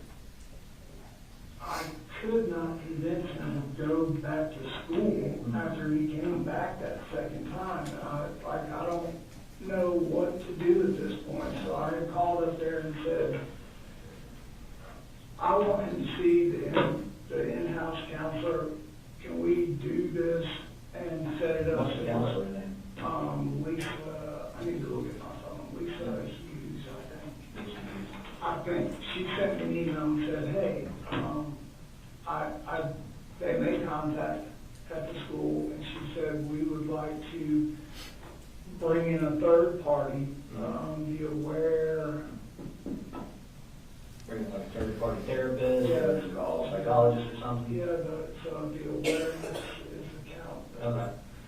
When were they gonna do that? This week, I had to fill out all the paperwork, which I did Thursday and Friday. So you had an appointment this week? Giving them all permission, like bring everybody, bring a specialized person, like. And what were they specifically like treating him for? Like, They were gonna talk to him about coming to school, not worrying about what people are saying, don't be a loner, come on, get back in the swing of things at school. and try to about find. what people were saying, was that the stuff about his mom Yeah. being bad and busted and getting arrested and all that? And then he was more worried about everybody knowing that he, mom was a meth head, and that his biggest fear was failing and falling behind once he was in high school. So the appointment this week, I'm assuming goes for like today or tomorrow? Yep, so they needed me to give permission. I filled out all the paperwork online, sent it, and said, thank you so much for this. Okay. Well, you just told him that you called up to the school because Colt needed counseling, and you talked to the counselor when you called up to school. Correct. What I should have told him was this was the time that Debbie and I were working together on this, formulating the plan in the evening on what to do. Debbie was actually the one going to the school and communicating. No, this is before Debbie. We'll get to that in a second. Was Debbie it? hadn't come up yet. Okay. So there was a lot of things moving at that point in time, but as far as me calling, I don't guess I did call the school. I was trying to communicate to Jason that I had some plan in place for Colt. Okay. So again, your confusion leads towards you looking more proactive than you actually are. You don't call up to the school, and you tell them that the reason that you wanted the Project Aware came out, what they were going to talk about was making sure Colt came to school and he felt good at school. You don't mention anything to Jason Smith that what precipitated this was a panic attack at the school where he had to spend the entire day at the school nurse's office. I didn't tell him that, no. You didn't tell him that. And then you make the phrase, I filled out all the paperwork on Thursday and Friday. I think you've said that a couple of times, or your attorneys have said that through court. You filled out all the paperwork, correct? Isn't it true that the form is one page? That's it? It's paperwork. That's what you consider all the paperwork. But you filled out Thursday and Friday is what you said. Colt's name. That's what I filled out. Correct. Okay. Now at 12:03, so that was in the morning, 10 something. At 12:03, you get an email from Karen Hope about offering Colt counseling through the school. Correct. Correct. Okay. Could you pull that up for me? Karen Hope. Glad to have you aboard. I'm Karen Hope. She gives her email and phone number. Do you ever call those or text any of the email? I did not reach out to her. No, you never reached out to her.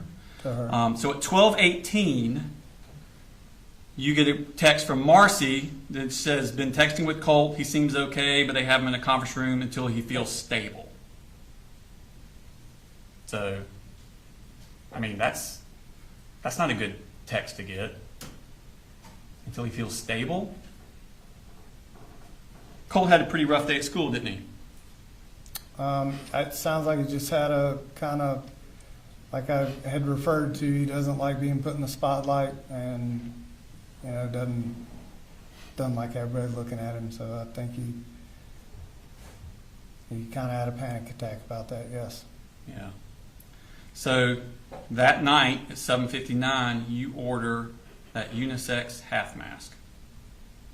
Yeah, I don't remember ordering that half mask for him. I've seen that picture. I don't remember doing that for him.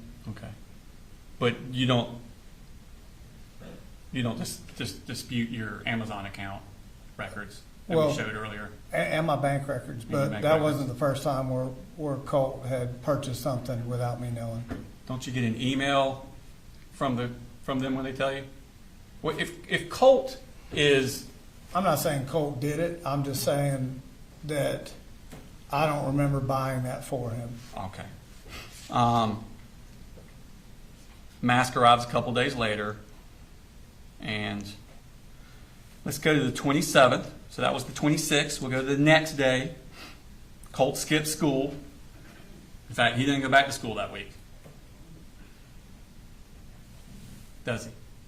No, sir. In fact, he doesn't go back to school at all until the day of the shooting, after that panic attack, does he? I don't believe so. Okay. Now, Deborah Polhamus. Hang on, I am not sure that, and I'll have to look. There may have been some days in there where I was told or thought he was going to school. Okay. But that day, the 27th, the day after his panic attack, that's the day Deborah Polhamus arrives at your residence. Yes, sir. And that's when y'all start talking about what we're going to do about Colt. Right. With Deborah. Y'all were getting those plans together, I think you talked about. Yes, sir. Okay. And she's talking to you about Advantage Behavioral in Athens. Her and I were talking about it because I said, hey, this is what Marcy had brought up, and I was just uncomfortable with the inpatient, so her and I were talking about that. I thought we just went through all the interviews with Jason Smith and Kelsey Ward where you were saying he needs to go somewhere. Yeah, I don't dispute that, but Debbie and I were talking about that as well. Well, it just sounded like you were going back to the whole I didn't want him to go inpatient. No, I'm just telling you what we were talking about. So she's talking about Advantage again. In fact, she had called them on the way up there. We saw the phone records. Right. Okay. And that's when she tells you Saturday, nobody's there on Saturdays. I mean, they're not crowded on Saturday. It's a good day to go, didn't she? She said I could take him anytime. Anytime you want. Anytime there's an issue. Right. Saturday wasn't like Dad said. But Saturday was a good day, wasn't it? A good day to do it, according to her. Yeah, she said it was any day was good.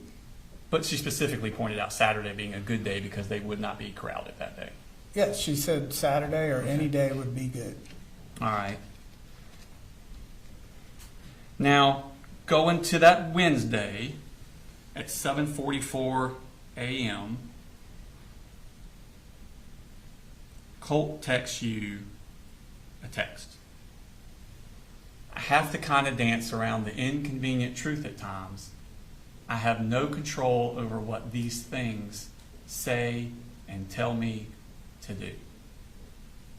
Is this the first time Colt has said anything to you about voices telling him to do things?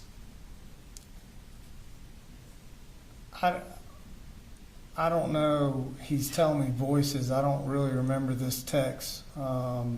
It's marked red. It says it was read at 7:45. I mean, I obviously I read it, minute. but I don't remember, him saying anything about voices or anything like that. It was an odd text that I got from him. You don't have a recollection of I have to kind of dance around the inconvenient truth at times. I have no control over what these things say and tell me to do. That doesn't scare you? It was just an odd text. Okay. Well, 1 minute later, you text Marcy, call me. Right. And she immediately calls you at 7:46. Mm-hmm. And you talk for 6 minutes and 42 seconds. Correct? Yep. And that was about that text you just got from Colt. It may have been. I'm not sure what we talked about. Okay. You two were communicating regularly about your concerns with Colt. We were communicating about everything all the time, so it's hard to say. And within 2 minutes of getting off the phone with Marcy, you receive an email from Jade Baker at 7:54 a.m. And it says, "You are so welcome, Mr. Gray," because you had sent one earlier saying thank you. "You're so welcome, Mr. Gray. I'm the clinician who will be working with Colt. I plan to begin working with him early next week. Please let me know if you have any questions or concerns. I'm looking forward to supporting Colt. Have a wonderful day." And she gives her cell phone number. Yep. You didn't respond with any questions or concerns, did you? Not in an email, no, sir. Getting a text from Colt that he hears voices 10 minutes earlier telling him things to do, that doesn't rise to the level of a question or a concern? Not through an email. I just kind of felt like, we had engaged this place. I wanted to kind of bring everything that had happened and was going on and sit down face to face and explain it with them. Later that morning at 9:52, Colt texts Marcy, "There are people after me, and I don't like it, my teachers. I feel as if they're plotting against me. Somehow I feel like they'll hurt me, and I stayed home again." That's just 2 hours after the voices text that you got. Yeah, I had no idea about that text. I wasn't on it. Yeah, but you knew that he thought the teachers were out to get him. No, I didn't know that. You don't remember Colt telling you that he feels like the math teacher was out to get him? I remember having a conversation and asking him about what he said to me, and the conversation was more about him kind of being called out in front of others in the classroom and asked to answer a question kind of in front of everybody. That she was more kind of, not after him, but just kind of putting the spotlight on him. That didn't raise to a concern that you would want to share with Jade Baker? Not at that point. I knew that he was worried about being in school, and as I'd said before, he didn't like the spotlight. He didn't like having to be standing in a room full of people he really didn't know yet and answering questions maybe he didn't have the right answer for. So in one day, Colt talks about having no control over the voices in his head, and they're telling him to do things. Yeah, he never said voices there. He says these things. Yeah, he just said these things. That's like I said, it was an odd text. He never said voices. And he still has that gun, doesn't he? We all have them, and they're in the closets. Oh, they're in the closet? Yep. most of the time. They weren't in there every single day. No, they weren't. Had no There's idea. that mask. Yeah, I had no idea that picture ever existed. Don't know when he took it. Don't know where I was. Well, Don't there know was what time of testimony day. that that was on the 28th Right. that that picture was taken. I'd You got never. the mask on the 27th. Judge, if you'd let him answer the question. I'm trying to explain to you, I've never seen this picture Well, I know you before. haven't. I know you haven't. You Well- said that already. Right. So But what I'm saying is the picture itself is evidence, isn't it? Colt has that gun after he had the mask, yep. which was delivered on the 27th, and this picture's on the 28th. And that I had no idea that he had the gun or when he. But he does, is what I'm saying. Obviously. Obviously. The same day he talks about having no control over what these things say and tell me to do. Let's go to the, and now this is on the 28th. This is exactly 1 week before he kills 4 people. Let's move to the next day, the 3rd, August 29th. It's a Thursday. Colt skips school again. Now at this point, Marcy, at 2:59 p.m., she Googles school shooter Nick. And then at 3 p.m., she Googles school shooter parents charged with manslaughter. And then Marcy looks at a CNN article, what James Crumley's manslaughter conviction means for parents.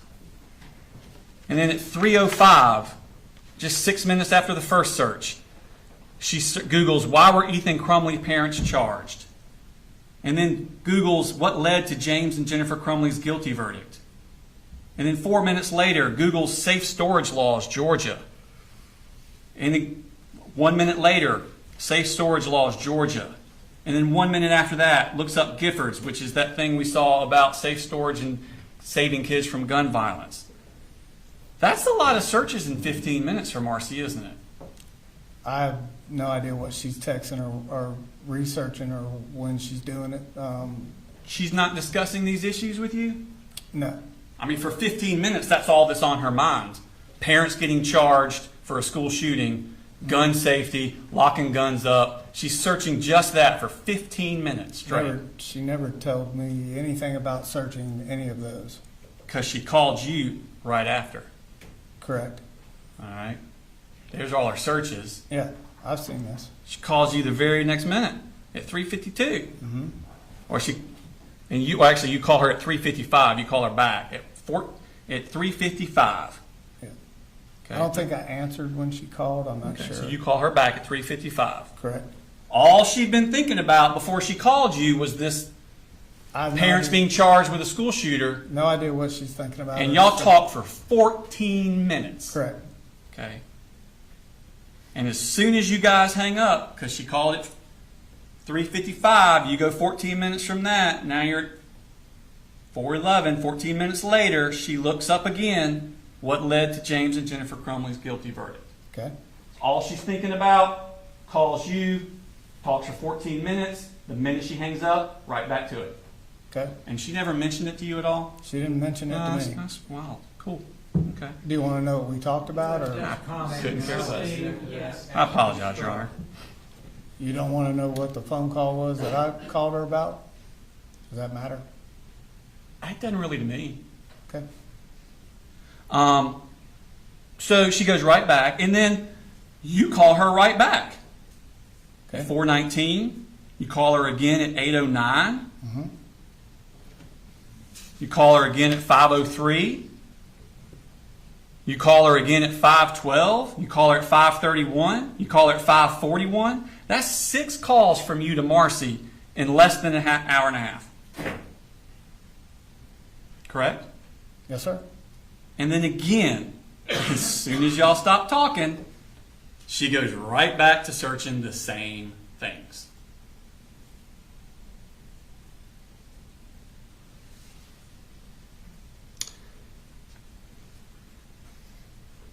Let's go to the next day, August 30th. It's Friday. It's a holiday. Colt texts you that morning, you forgot to give me my Zoloft. Correct? Yes, sir. So you're giving him the Zoloft. I was not giving him the Zoloft. Well, Marcy left on the 16th. No, she did. And you had the Zoloft She gave me the Zoloft in a Ziploc bag, yes, sir. on the 16th. I believe that's when it was. All right, so this is 2 weeks later. Right. Colt takes it every day, right? Not from me. He had been taking it prior with her, Every day. I guess. Okay. So 2 weeks after he hadn't been getting it is the first time he ever says, "You forgot to give me my Zoloft." Correct. We had had conversations about the way I received the Zoloft and what it looked like in the Ziploc bag. Up until that point, I was under the understanding that, you know, she had talked to her doctor or what have you, and it was just in a Ziploc bag, and I didn't, you know, I never really felt comfortable with the Zoloft with her and giving it to him. So I would forget to give him his Zoloft. I had to actually put it up in a cabinet. And really, there was a stretch of time when he wasn't always acting out, and he wouldn't ask me for Zoloft, and I wouldn't give it to him. But you gave him Zoloft at some point. I don't think I ever gave him Zoloft, which ends up being some of the arguments that we had was him wanting it, and I just didn't feel comfortable knowing that she broke apart her pills into this smaller section of Zoloft. Mr. Gray, I don't want to cut you off, but I'm having a hard time following what you're saying. Sure. Let me ask you this question. Right? She leaves on the 16th, gives you the Zoloft. Yeah. On the August 17th, does Colt say, "You forgot my Zoloft"? When was that text? I'm asking about the 17th. Oh, I don't know. If That was the 30th. Yeah, no, I don't think. So now I'm on the 17th. The 18th? 19th? Not that 20th? Not that I can remember. 21st? 22nd?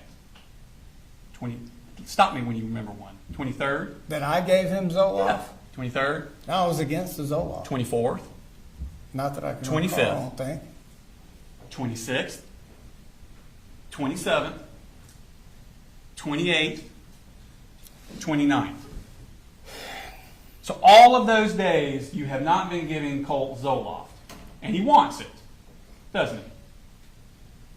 I don't know if he wants it. He's taking what his mama told him he needed to take.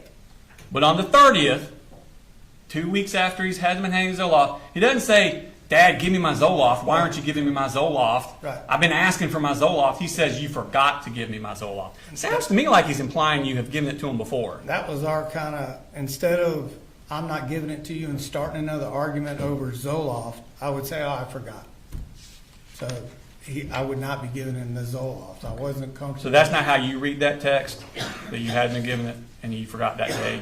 I mean, that's how he texts his mama, but I would tell him I forgot to give him the Zoloft. I just wasn't a proponent. I didn't know enough about Zoloft to be giving it to him All right. in So- those type of dosages. So. Okay. So at 4:39, still on the 30th, you text Marcy a picture and it says street tacos tomorrow. Right? This is on the Friday the 30th. Okay. Okay. And she writes, "Hell yes, I can't wait. Me and Mama just got back from the hospital. She had to go get blood work drawn for her pre-op stuff." Okay. So you're planning to see Marcy on Saturday. Originally, we were. Okay. And she's excited to come up to see you. She was excited to see little Colin. Okay. So let's skip to the 31st. That's Saturday. And she texts you at 10:24, about to leave Fitz. Mamu isn't coming. Dad's birthday. Correct. Can you come down? So Right. she has to do that. And you don't respond. Correct. And then she texts you again at 11:35. So that's it. You're prepared to spend money on gas and everything else to go to Lake Blue Ridge, but you can't spend the gas to drive 2 hours to pick me up. That's bullshit, and you know it. Right. You don't respond. I don't. Okay. And I think you said that the reason you didn't respond was because you thought you may have to work. Couple things. Work was in flux, but communicating with Colton and Jenny about what we were planning on doing. I know Jenny was kind of reserved about not really wanting to have her mama come up. Colt was wanting to go to the shooting range. So I was just trying to keep the peace in the house. I didn't want her to come up there and start any more issues, so I decided not to go get her. I think on direct, though, you said a few times that you might have to work that day. You weren't sure. Yeah, it was in flux. It was in flux. Right. Okay. But in reality, you were planning on watching that Georgia game on TV, weren't you? Not reality. Never really planned for a Georgia game. It was more after I didn't have to work, I think is how it worked out. I ended up either listening on the radio or watching in passing, not sitting watching the whole game. That was at one of those college football kickoff games against Clemson down at the Mercedes-Benz Stadium? I don't know what game it was. It was a noon kickoff, wasn't it? I'm not sure. Okay. At 10:53, you text your sister, "Go Dogs." Right. Okay. And then at 11:05, you send your sister another text. Right. "I hope everything is going good for you. I need a favor if possible. I'm a couple dollars short on rent and wanted to see if I can borrow some money, and I will zell it back to you Friday. Right. I'm short because of co-pays for doctors for Colt." Right. That's a lot, right?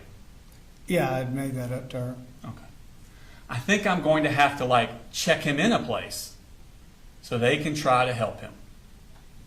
Now, Marcy didn't send this text, did she? No, I didn't. That's you. "I think I'm going to have to check him in a place so they can try to help him." Now, this is after you filled out the Project Aware stuff. Right.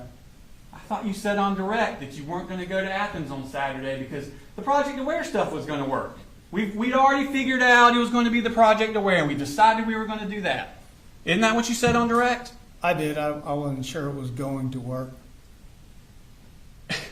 So right here, you're still, "I think I'm going to have to check him in a place so they can help him. He had on a full-on panic attack at school Wednesday. So I'm trying to get him into a psychologist in Athens." Right. You're talking about Advantage, aren't you? I may have been. That's the only thing in Athens y'all been looking at, isn't it? It is. "I'm doing the best I can, work 60 hours a week anyway, get back next week, just crappy timing."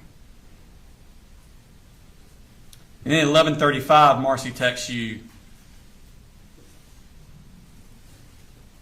"So that's it?" Oh, wrong one.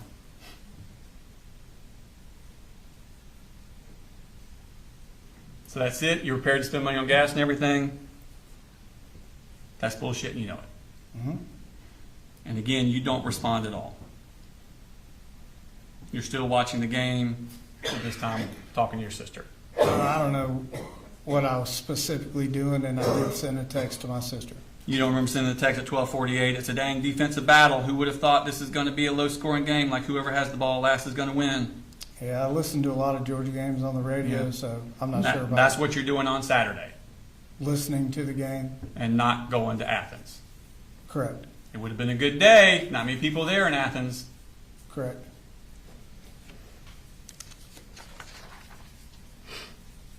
But you did go to Athens, didn't you? Yeah, I went to the Guitar Center with You went to Colt. the car center. Bought that Fender hat, the one that he used to conceal his rifle. Correct. Okay. So let's go on to the Sunday, September 1st. 1 o'clock, you get a text from Marcy. "Why are you doing this?" You never respond. Did you? Nope. You two had been corresponding daily up until that Saturday. Why are you ghosting her all of a sudden? This was just a kind of the ongoing thing that Marcy did throughout the years, and once I said I wasn't sure if work was in flux, it started an argument. I knew it was going to, and I was just trying to keep it from getting what it typically ended up being through the years. This is what Marcy does through the years? You're the one ghosting her. I'm ghosting her because of how she's done things through the years. Just trying to not let this turn into an episode. It wasn't an argument about the fact that you weren't coming to get her so y'all could go to Athens behavioral help. This was an argument about not coming down there to get her at all so she could see little Coley. Why didn't you? Why didn't I? Because work was in flux. It's a 9-hour ride, and my kids, older two kids, weren't really jazzed about her being there. So you just ignored the problem? I ignored her. Monday's a holiday, Labor Day, and then on Tuesday, Colt skips school. Correct? I believe so. That brings us to the 4th. Jenny sends you a lot of text messages. I'm not going to go through all of them. I'm in lockdown. 3 people are dead at the high school. You ask, how do you know? How do you know? People are saying there was an email. Please, I'm scared. I can't call you. I'm in lockdown. Did you talk to Colt today? Are you coming to the school? You reply, yes. And at 11:15, I'm on the way. Have you heard from Colt? And then at 12:19, you text Jenny, have you talked to your brother? And she replies, no. But I think we were thinking the same thing, and I don't want to talk about it over text. And then you respond, yep, 10-4. You didn't ask for clarification on what she meant. Yep, 10-4. You knew at that time it was Colt who did this, and Jenny knew too. I didn't know that Colt had done this.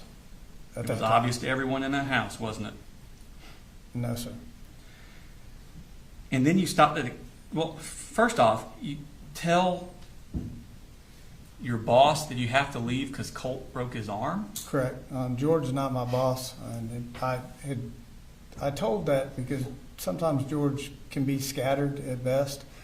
So I told him that, not really sure what to tell him was going on at the school, and to try to get his attention that this was something serious that I needed to go and do.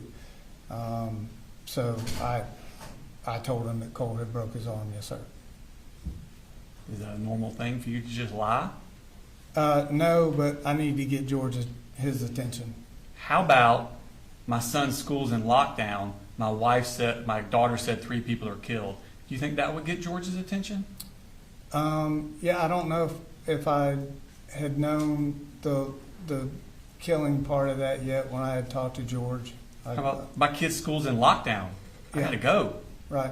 You think that would have gotten his attention? George and I kind of had a disagreement about field day and me missing work with little Coley's, and so I don't think he's ever had any kids. So I just, it was just an off-the-cuff statement I made to him. Okay.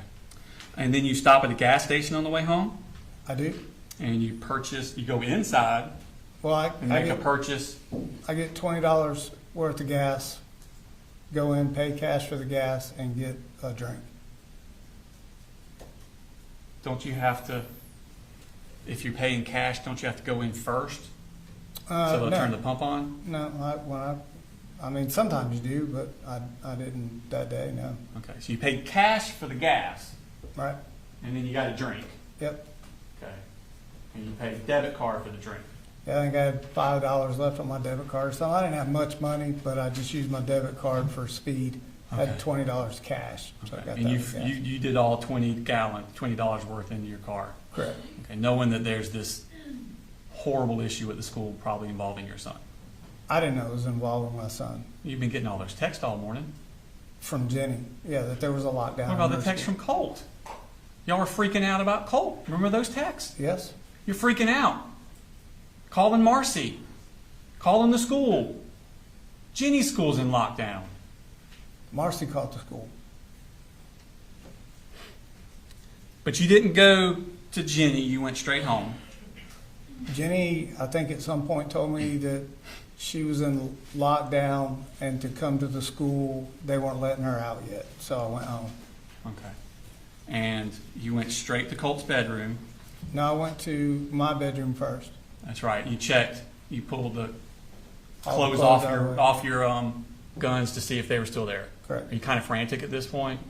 Originally I thought he'd skipped school because I heard the TV on, and then thought, okay, the gun's not in my room. So I went to his room and looked and didn't see the gun in there either. Okay. But you went to your room first. Correct. To your closet. Yep. Because that's where the gun's supposed to be. Up on that shelf, yes, And you sir. pull your clothes off. Right. And there are your guns. Correct. Okay. This is the picture that Heather Lashley got of your closet when she went in after this. Right. Did you put the clothes back? Oh, no. Between the jeans and the blanket is really what covered them all. Just pulled it apart, set everything back. And you set it back? I didn't set it back. I just kind of kept it in place right there. And you can see, typically it's in the middle-ish behind that little small box of ammo right there. That's where they, you just had to move that blanket, that little boggin hat, and you could see them. Do you not remember the sentences you just said? As far as taking clothes down, is that what you're talking about? Yeah, you described you went in there and threw the clothes away to the side. I don't think I said throw. I just okay. moved Well, the we'll let the clothes. jury decide what you I would don't say. think I said throw them down. If I did, All right, obviously the jury will make all the decisions. Right. Go ahead and ask the next question.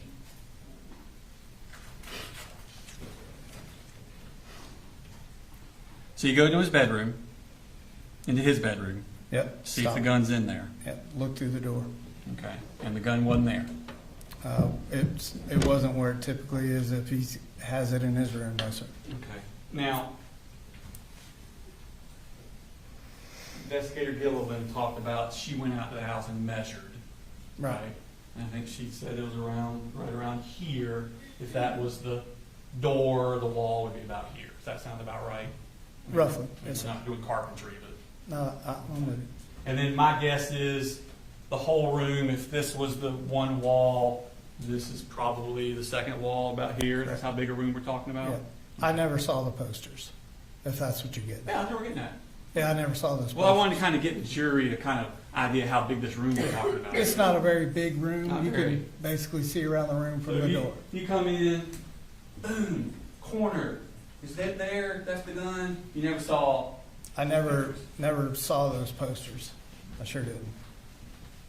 So the wall they were on would have been about right here. I think she testified to.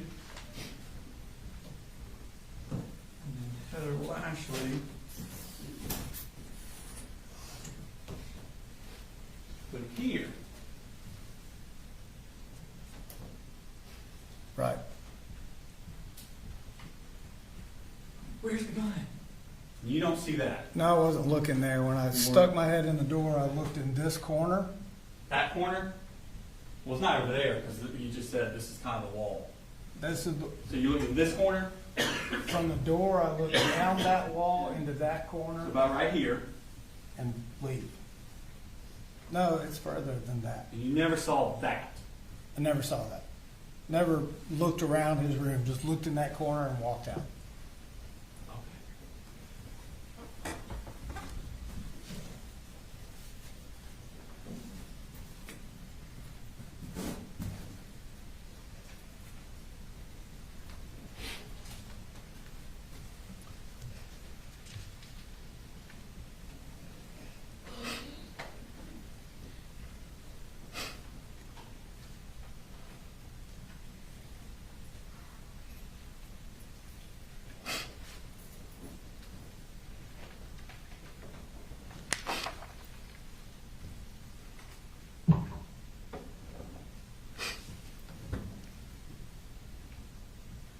So when Basnet and Townsend arrived, you arrived at the house at 12:27, based on the Cellbrite location. That sound about right? Sounds about right. Yes. And then Basnet and Townsend arrived at 12:32. So you're home 5 minutes total. It was quick. Yeah. And they arrive, and that's when you give the whole, I knew it. Right. Okay.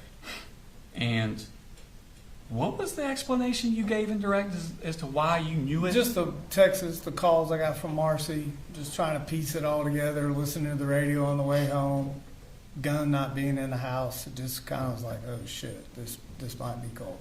Am I mistaken, or didn't you say something in direct about Marcy telling you that Colt had been obsessed with school shooters, and that's why you knew it? Yes, she had, in one of her phone calls, she said, I know this is Colt. And I said, well, something along the lines of, there's no way you need to calm down. And she said, he talked about it all the time. And I said, what? Okay.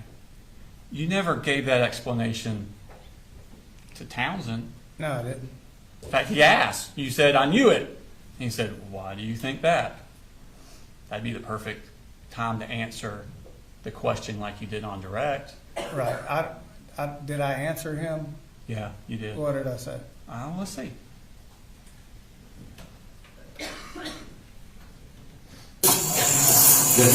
Just you? All right, come on here. So right now I'm at liberty to discuss what's going on. I'm only here to talk to you that we're not to leave this moment. No, it's good. Come on. Is there anybody else in the house? No, sir. Any other animals? Nope. The only weapons are mine up in my top of my closet. What are in my they? bedroom. A shotgun and an AR. Shotgun and an AR? Yeah. Okay. Nothing's loaded. Okay. We're gonna wait here until we get one more. God.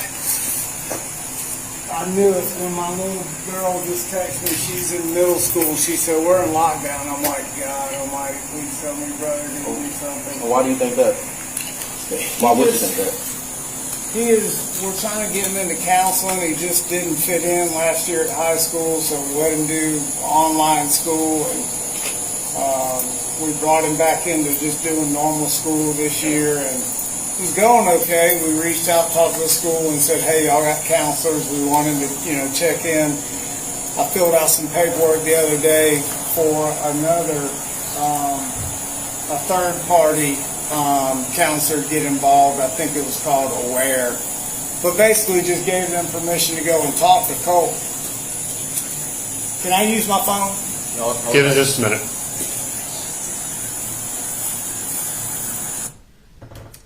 This is 5 minutes. It's Okay. only 5 minutes have passed. Mm-hmm.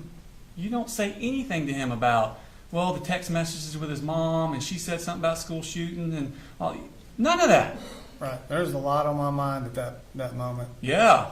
Talk about Project Aware with him. And didn't you tell him the same thing? I called up to the school wanting to talk to the counselor. Just conversation. It wasn't, Yeah.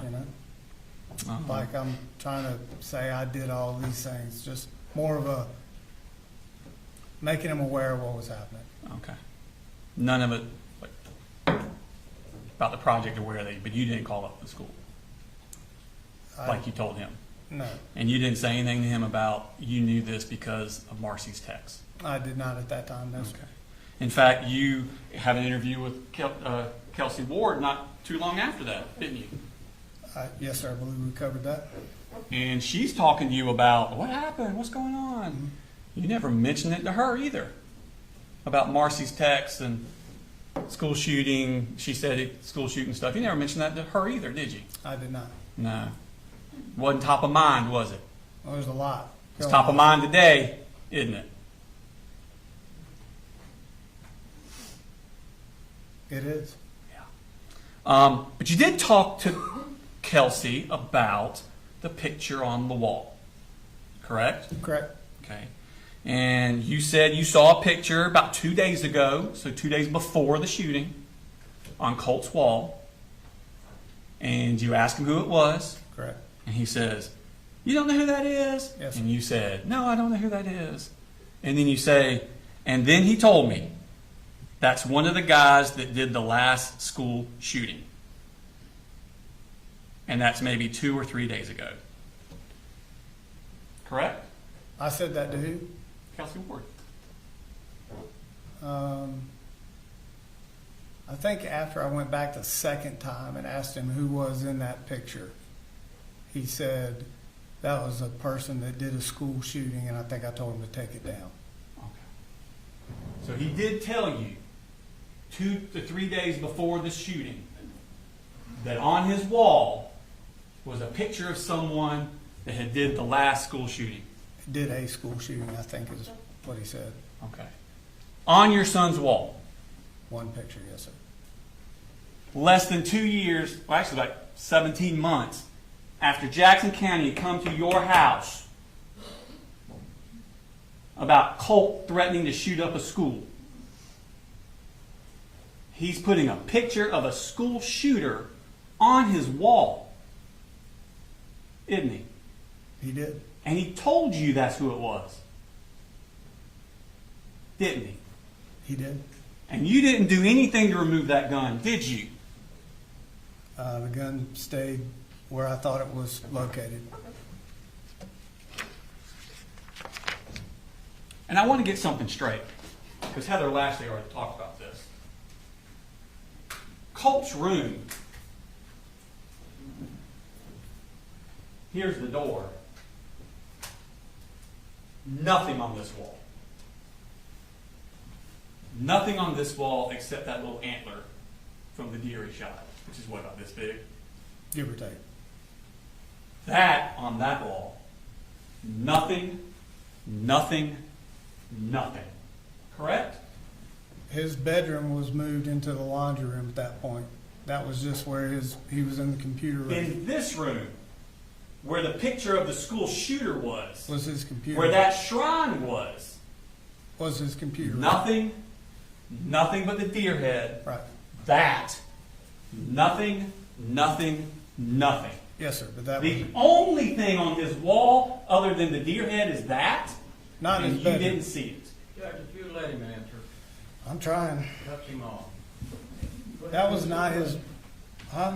I said, go ahead and answer the question. That was not in it. That was not his bedroom at the time. Well, I don't care where he slept. That's his room. No, it's not his bedroom. That's his room. His computer room. His room. It was a gaming room, but all the kids were in there at some point in time. That's Colt's room. His bedroom was moved into the laundry room. I know that. We've Right. established that. Right. But that's Colt's room. Prior, yes. When we first moved in there, that was Colt's room. On that day, that's Colt's room. Okay, it's Colt's room. Thank you.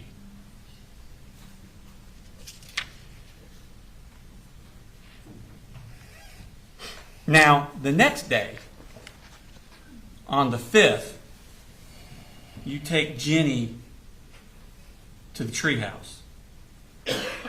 Correct? Correct. And Jenny testified that you told her to specifically lie about you not knowing who that picture was on his wall. You remember her testifying to that? You said it shocked you. You remember that? Me testifying? No, her testifying. You remember her testifying? I remember her testifying, yes. The very specific lie of you telling her to lie about you knowing who that was on the wall. That's what she said. That's what she said. And that would have been on the 5th when they go to the treehouse. That same afternoon, after that, you have an interview with Jason Smith.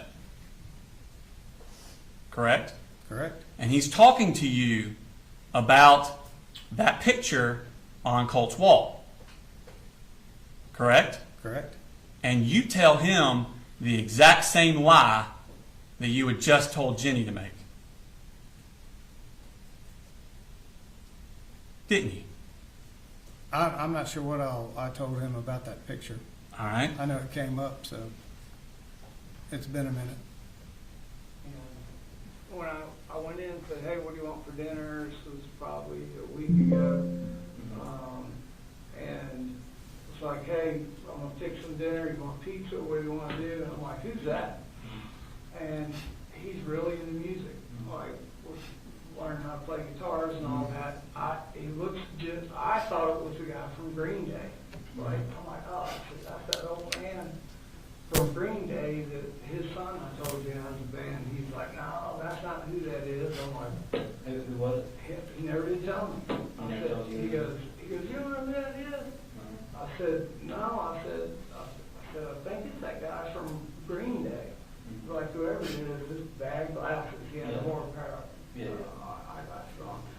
And I laughed, he laughed, and that was that. So, When was just one picture of? yeah, just one picture. How often do you go in his room? I go in there almost every day. You know, the door's open, he's on the computer, it's dark. Hell,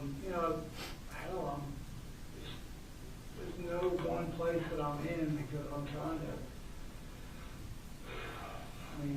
do laundry, cook dinner, take out the trash, cut the grass.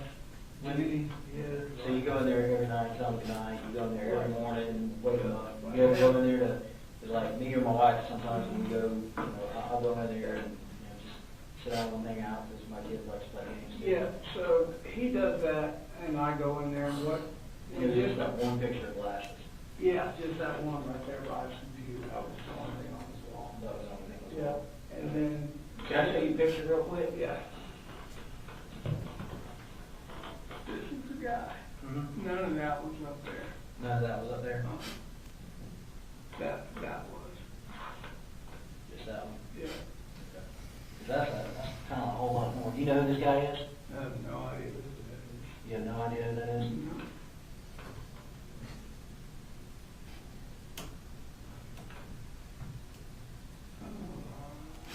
Can you see what that says I right see there? what that says. Yeah, that deadly toll 17. Is that the guy that shot the game bar? No, that is a school shooter, and his name is Nicholas Cruz. That's the same guy. That's the same Yeah, guy. same guy. Okay. That's the only thing I can see. We got pictures from the social media down here. This is in his room? Yes, sir. I'm telling you right now, I never saw any of that. There was one picture, that one, right there. And you woke him up to go to school. Yeah, no, here's what I'm gonna tell you. So when Jenny moved in, I said, hey, you're living with us, I'm gonna give you a master bedroom Mm-hmm. with private bath. Right. I'll sleep in the bunk bed with visitors. Mm-hmm. The right thing to do. So I had Colt set up on a couch Mm-hmm. out in the living room. And then when I saved up enough, I bought a queen size mattress and just bed frame, Yeah. no box frame, and set it up in a laundry room.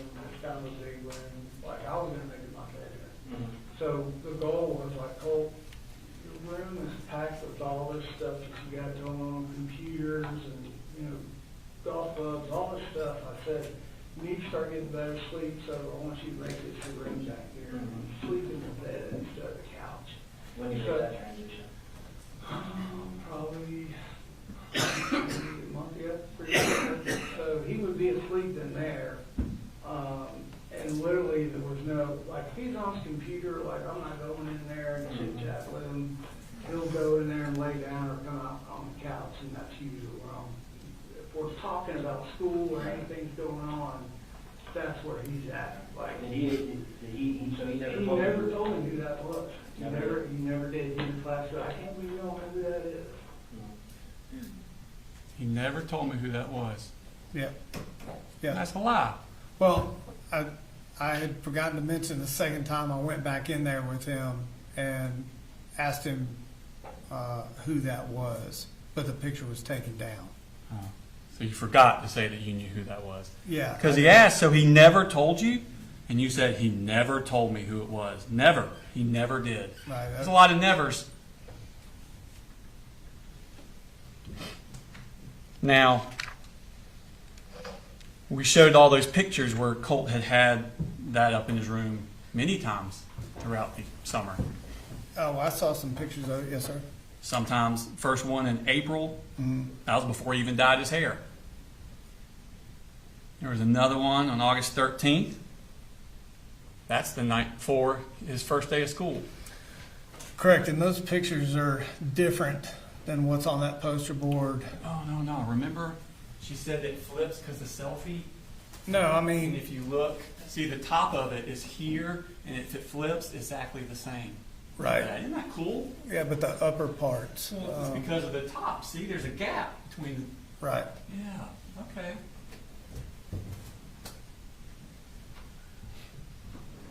That's the night before his first day of school. Yeah, I never saw that picture. The morning that and then the next morning he sends the message about the blood being on your hands. On August the 28th. That's the same day as the text about voices and teachers out to get him. Yep, I've never seen that picture either. And on Labor Day. Wait a minute, Labor Day? That's a holiday. You're home that day. Correct. Never saw this picture. Yeah. Now you knew he was violent.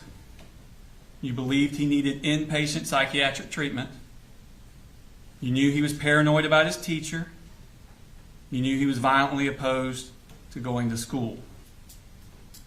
But you gave him a gun and you never restricted his access to it, did you? No, sir. Which one is it? 53? So you marked Exhibit 151. You recognize this. I do. You know what that is? I do. What is that? It's a gun lock for my Glock. No. The gun lock for your Glock is State's Exhibit 148. This is the one Okay. for the Glock. All right. Yeah, there you go. There you go. Right. That came free with the gun, didn't it? It did. This one, thank you. This one was the one found in Colt's closet. This came free with his gun, didn't it? I don't believe so. I don't think I got any gun locks with any of the long rifles I purchased. Oh, so you purchased this separately? Whose? This. No, I had one prior from another handgun that I'd bought. And you let Colt have it? I didn't give it to him directly, no. It was in his closet. If that's where it was found, yes, sir. You know how these work. I do. And you don't need to buy these from Amazon. No, They were already in the house. they were. They had always been in the house. Not even out of the wrapper. Remember the questions, Your Honor? Any regrets? I'll be really quick.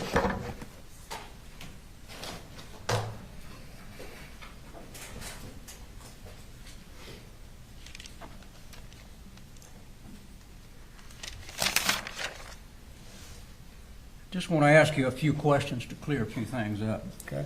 When the Jefferson County Sheriff's Department came out, did they show you any documentation as to what was said? They did not. Did they show you anything that said anything about murder? About murder, no. Okay. They never contacted you again? I talked to him the Other next than day. the next day? And then after that, it was over and done with. So when the district attorney asked you about, talking about murder, they didn't tell you that anything on there about murder. It was about school shooting. You don't know whether it was somebody else doing the shooting, whether it was a past shooting, or anything else. Did you know what it was about? I know that it was about he said he made mention of somebody made a comment about school shooting. Okay. Other than that, did you have any information at all? No, sir. Did you notice the trash can when you came back in that morning to the house after the shooting? No, sir, I didn't. Where do you normally keep that trash can? I keep the trash can up against the wall between the kitchen and the laundry room.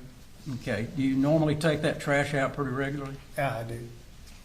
You didn't notice any boxes, empty boxes of shells in that trash can?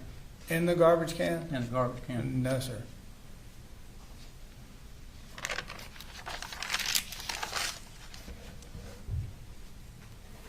The state was asking you about the Marcy's search on the internet about school shooting and that sort of thing. Yes, sir. And there was about, I think it was 11 minutes, maybe it was 14 minutes, where you and she talked. Tell us what y'all talked about. So the phone conversations were about the following weekend coming up, about me going down there to pick her up, her spending time with little Coley, and me trying to kind of, I didn't want to say that Jenny and Coley weren't really feeling it, her coming up there, so I was trying to be delicate about that situation, and I was still kind of in flux on what I was doing work-wise. Were you and she arguing? She wasn't happy that I wasn't coming down there. Did she ever tell you that she had made any of these searches at all? No, no. Did you ever see any of these photographs the state was showing you with Colt with the gun to his mouth and all that sort of thing? Did you ever see any of those? I've never seen any of those pictures until sitting in court.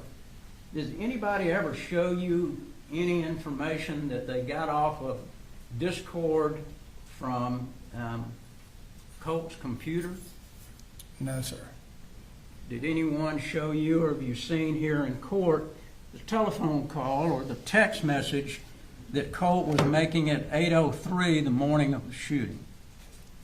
I don't believe so.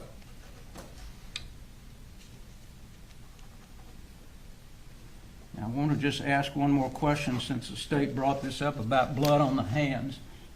Was this in reference to Marcy had been there? Correct. And she had gotten into an altercation? Had she gotten into an altercation? She had. And what did you believe this message to be? I believe that message to be, as stated before, that that Colt was referencing her prior threat to killing him. And the blood on my hands would be if she had acted on that. Now, this rifle, was it an assault rifle, as the state said? The SIG, that's what the AR stands for, and AR-15. Okay. But was it a single shot, or was it a machine gun? Oh, it was single shot, pull the trigger, bullet, shoot. Did your son give you any indication that you should not trust him and not follow the instructions that you had given him about the gun? No, that's the thing, is leading up to the argument he had with his mother when the first time a gun was ever, she went for the gun, is what he said. There'd never been any prior issues with him. It may have been in his room, it wasn't always in my closet, but there was never a threat or anything he did or said that was outside of the agreement that him and I had from the get-go. Was there ever an email, a text from Debbie, from Marcy, from Colt, from Jenny, indicating that he was interested in school shooting? The first time I heard school shootings was that phone call from Marcy the day of.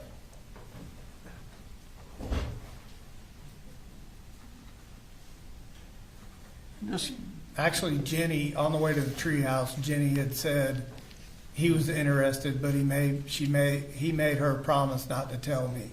That's the second time I heard it. You heard the state say that you had told Jenny to lie about these photographs, is that right? Correct. But you had already told Kelsey Ward that you'd seen one, right? I'd seen one, yes, sir. There would have been any reason for you to tell her to lie about it then? No, I remember telling Jenny in that parking lot at the treehouse, I don't know what they're going to ask you, but just tell the truth. Tell them what you know. Bottom line, Colin, was there any reason for you to believe that your son was capable of doing what was done at the Apalachee High School? Not doing what he did at Apalachee High School. Did you ever believe that he was capable of harming anyone with a gun? Harming anybody with a gun, no. It was a kind of a very special thing I thought I had formed with him. Thank you. Senator Cross? There you are. All right, you come down.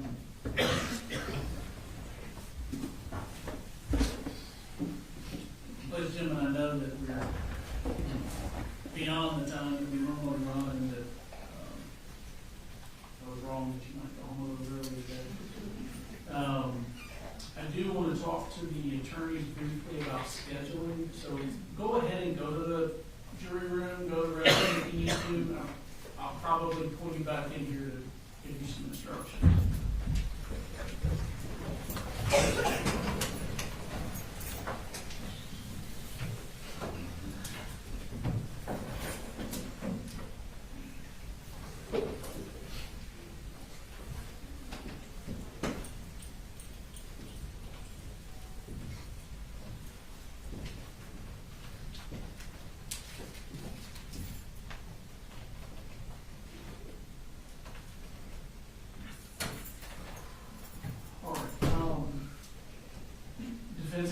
additional witnesses? I'm sorry, Judge? Defense has no additional witnesses? No additional witnesses. Is there any rebuttal? No. All right, so then we've got charge conference and motions.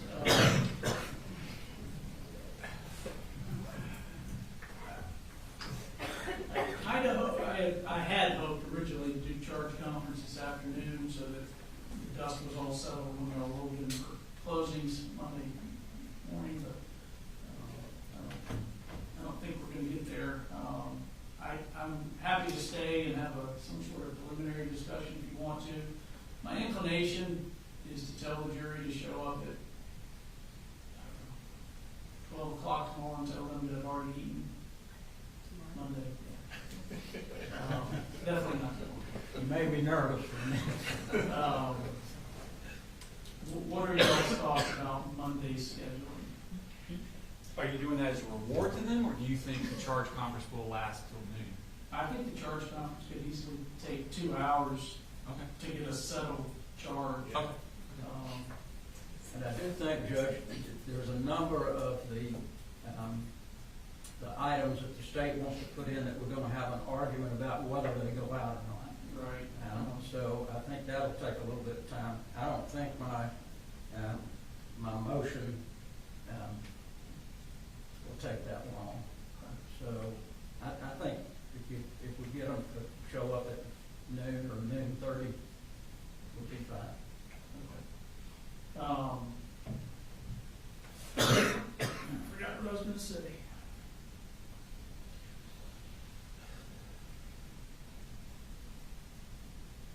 I don't, with closings, I definitely think getting a final charge might take 2 hours. So I don't want to have them here at 11, somebody gives a closing, then we go to lunch, and then somebody gives a closing.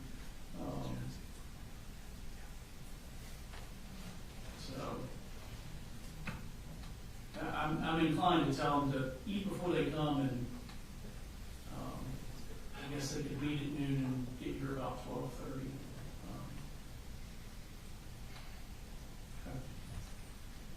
And Judge, on closing, I know for this kind of case, it's usually an hour. Yes. We would like to ask for just a little bit more time because of the complexity of it. I'm not asking for 4 hours or anything, but just. I know you've been running around with Brian Steele, so. I know, he's a bad influence, so.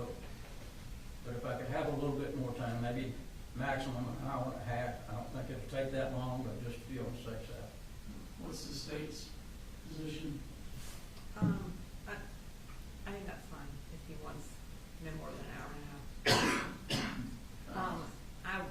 I don't think I will take an hour and a half, but the state would also have the same max. So. Right, I'm not going to get, yeah. It's just one side. All right, you truly believe you may need an hour and a half? I don't think so, but I just don't want to be in the middle of something and the court hit the buzzer and I'm gone. All right.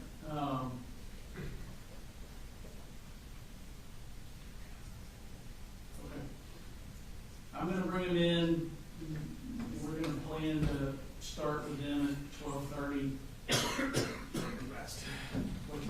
Do you want us to rest, Judge? Yeah, we can go ahead. We can go ahead and do that. And Danielle says she still needs that final charge or two from the defendants. Okay. Hey, did you? I did, yes. You also have? Yes, I'm typing today, Judge, so I have the last couple. All right. Should we go ahead and bring them back in?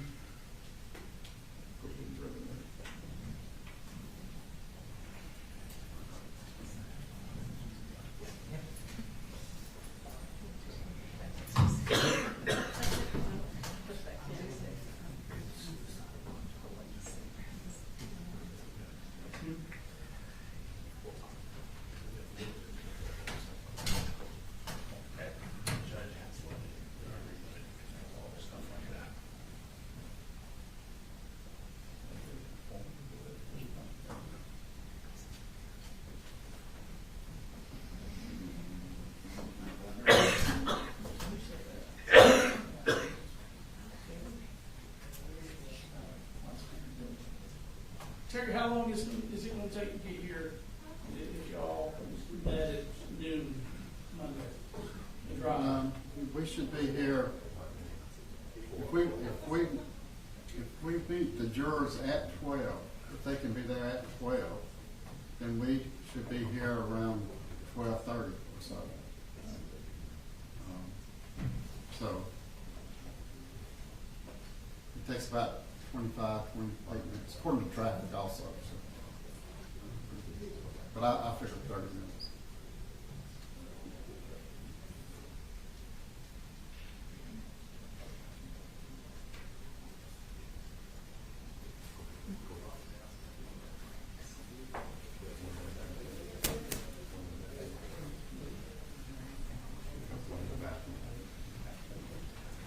One in the restroom.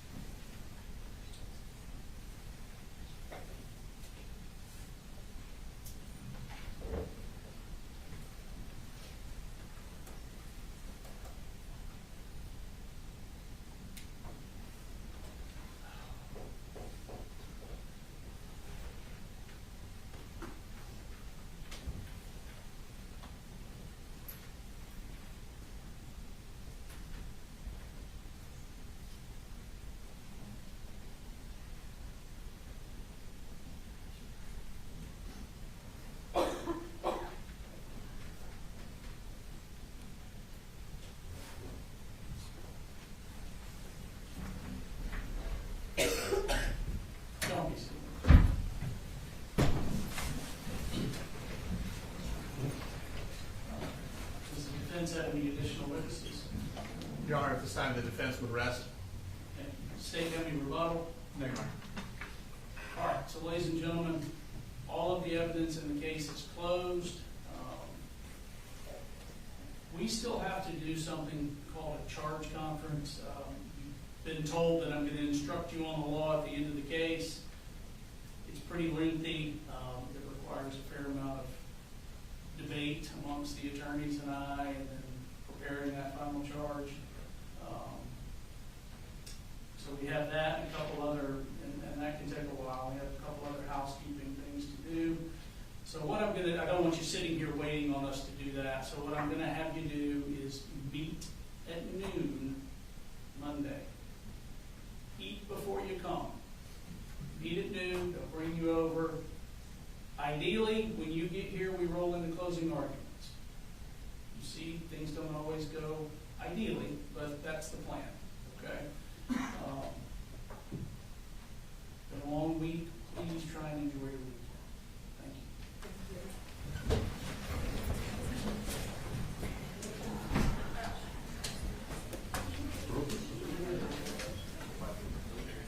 you.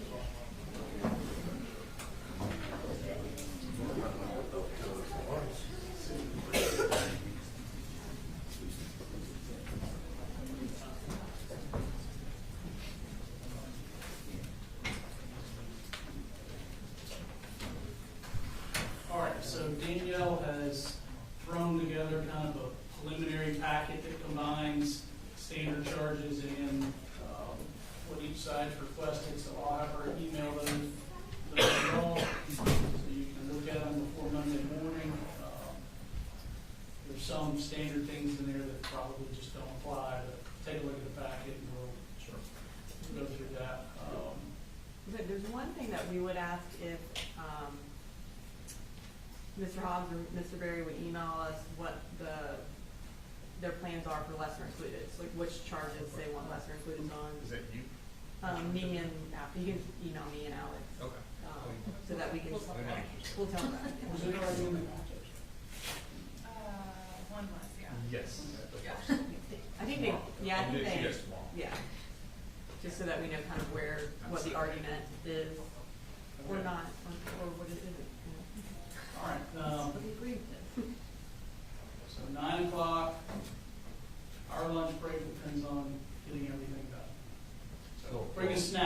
and send it. Bring a snack. We always do. Yes, sir. All right, y'all have a good weekend. Thank you, Your Honor. You too.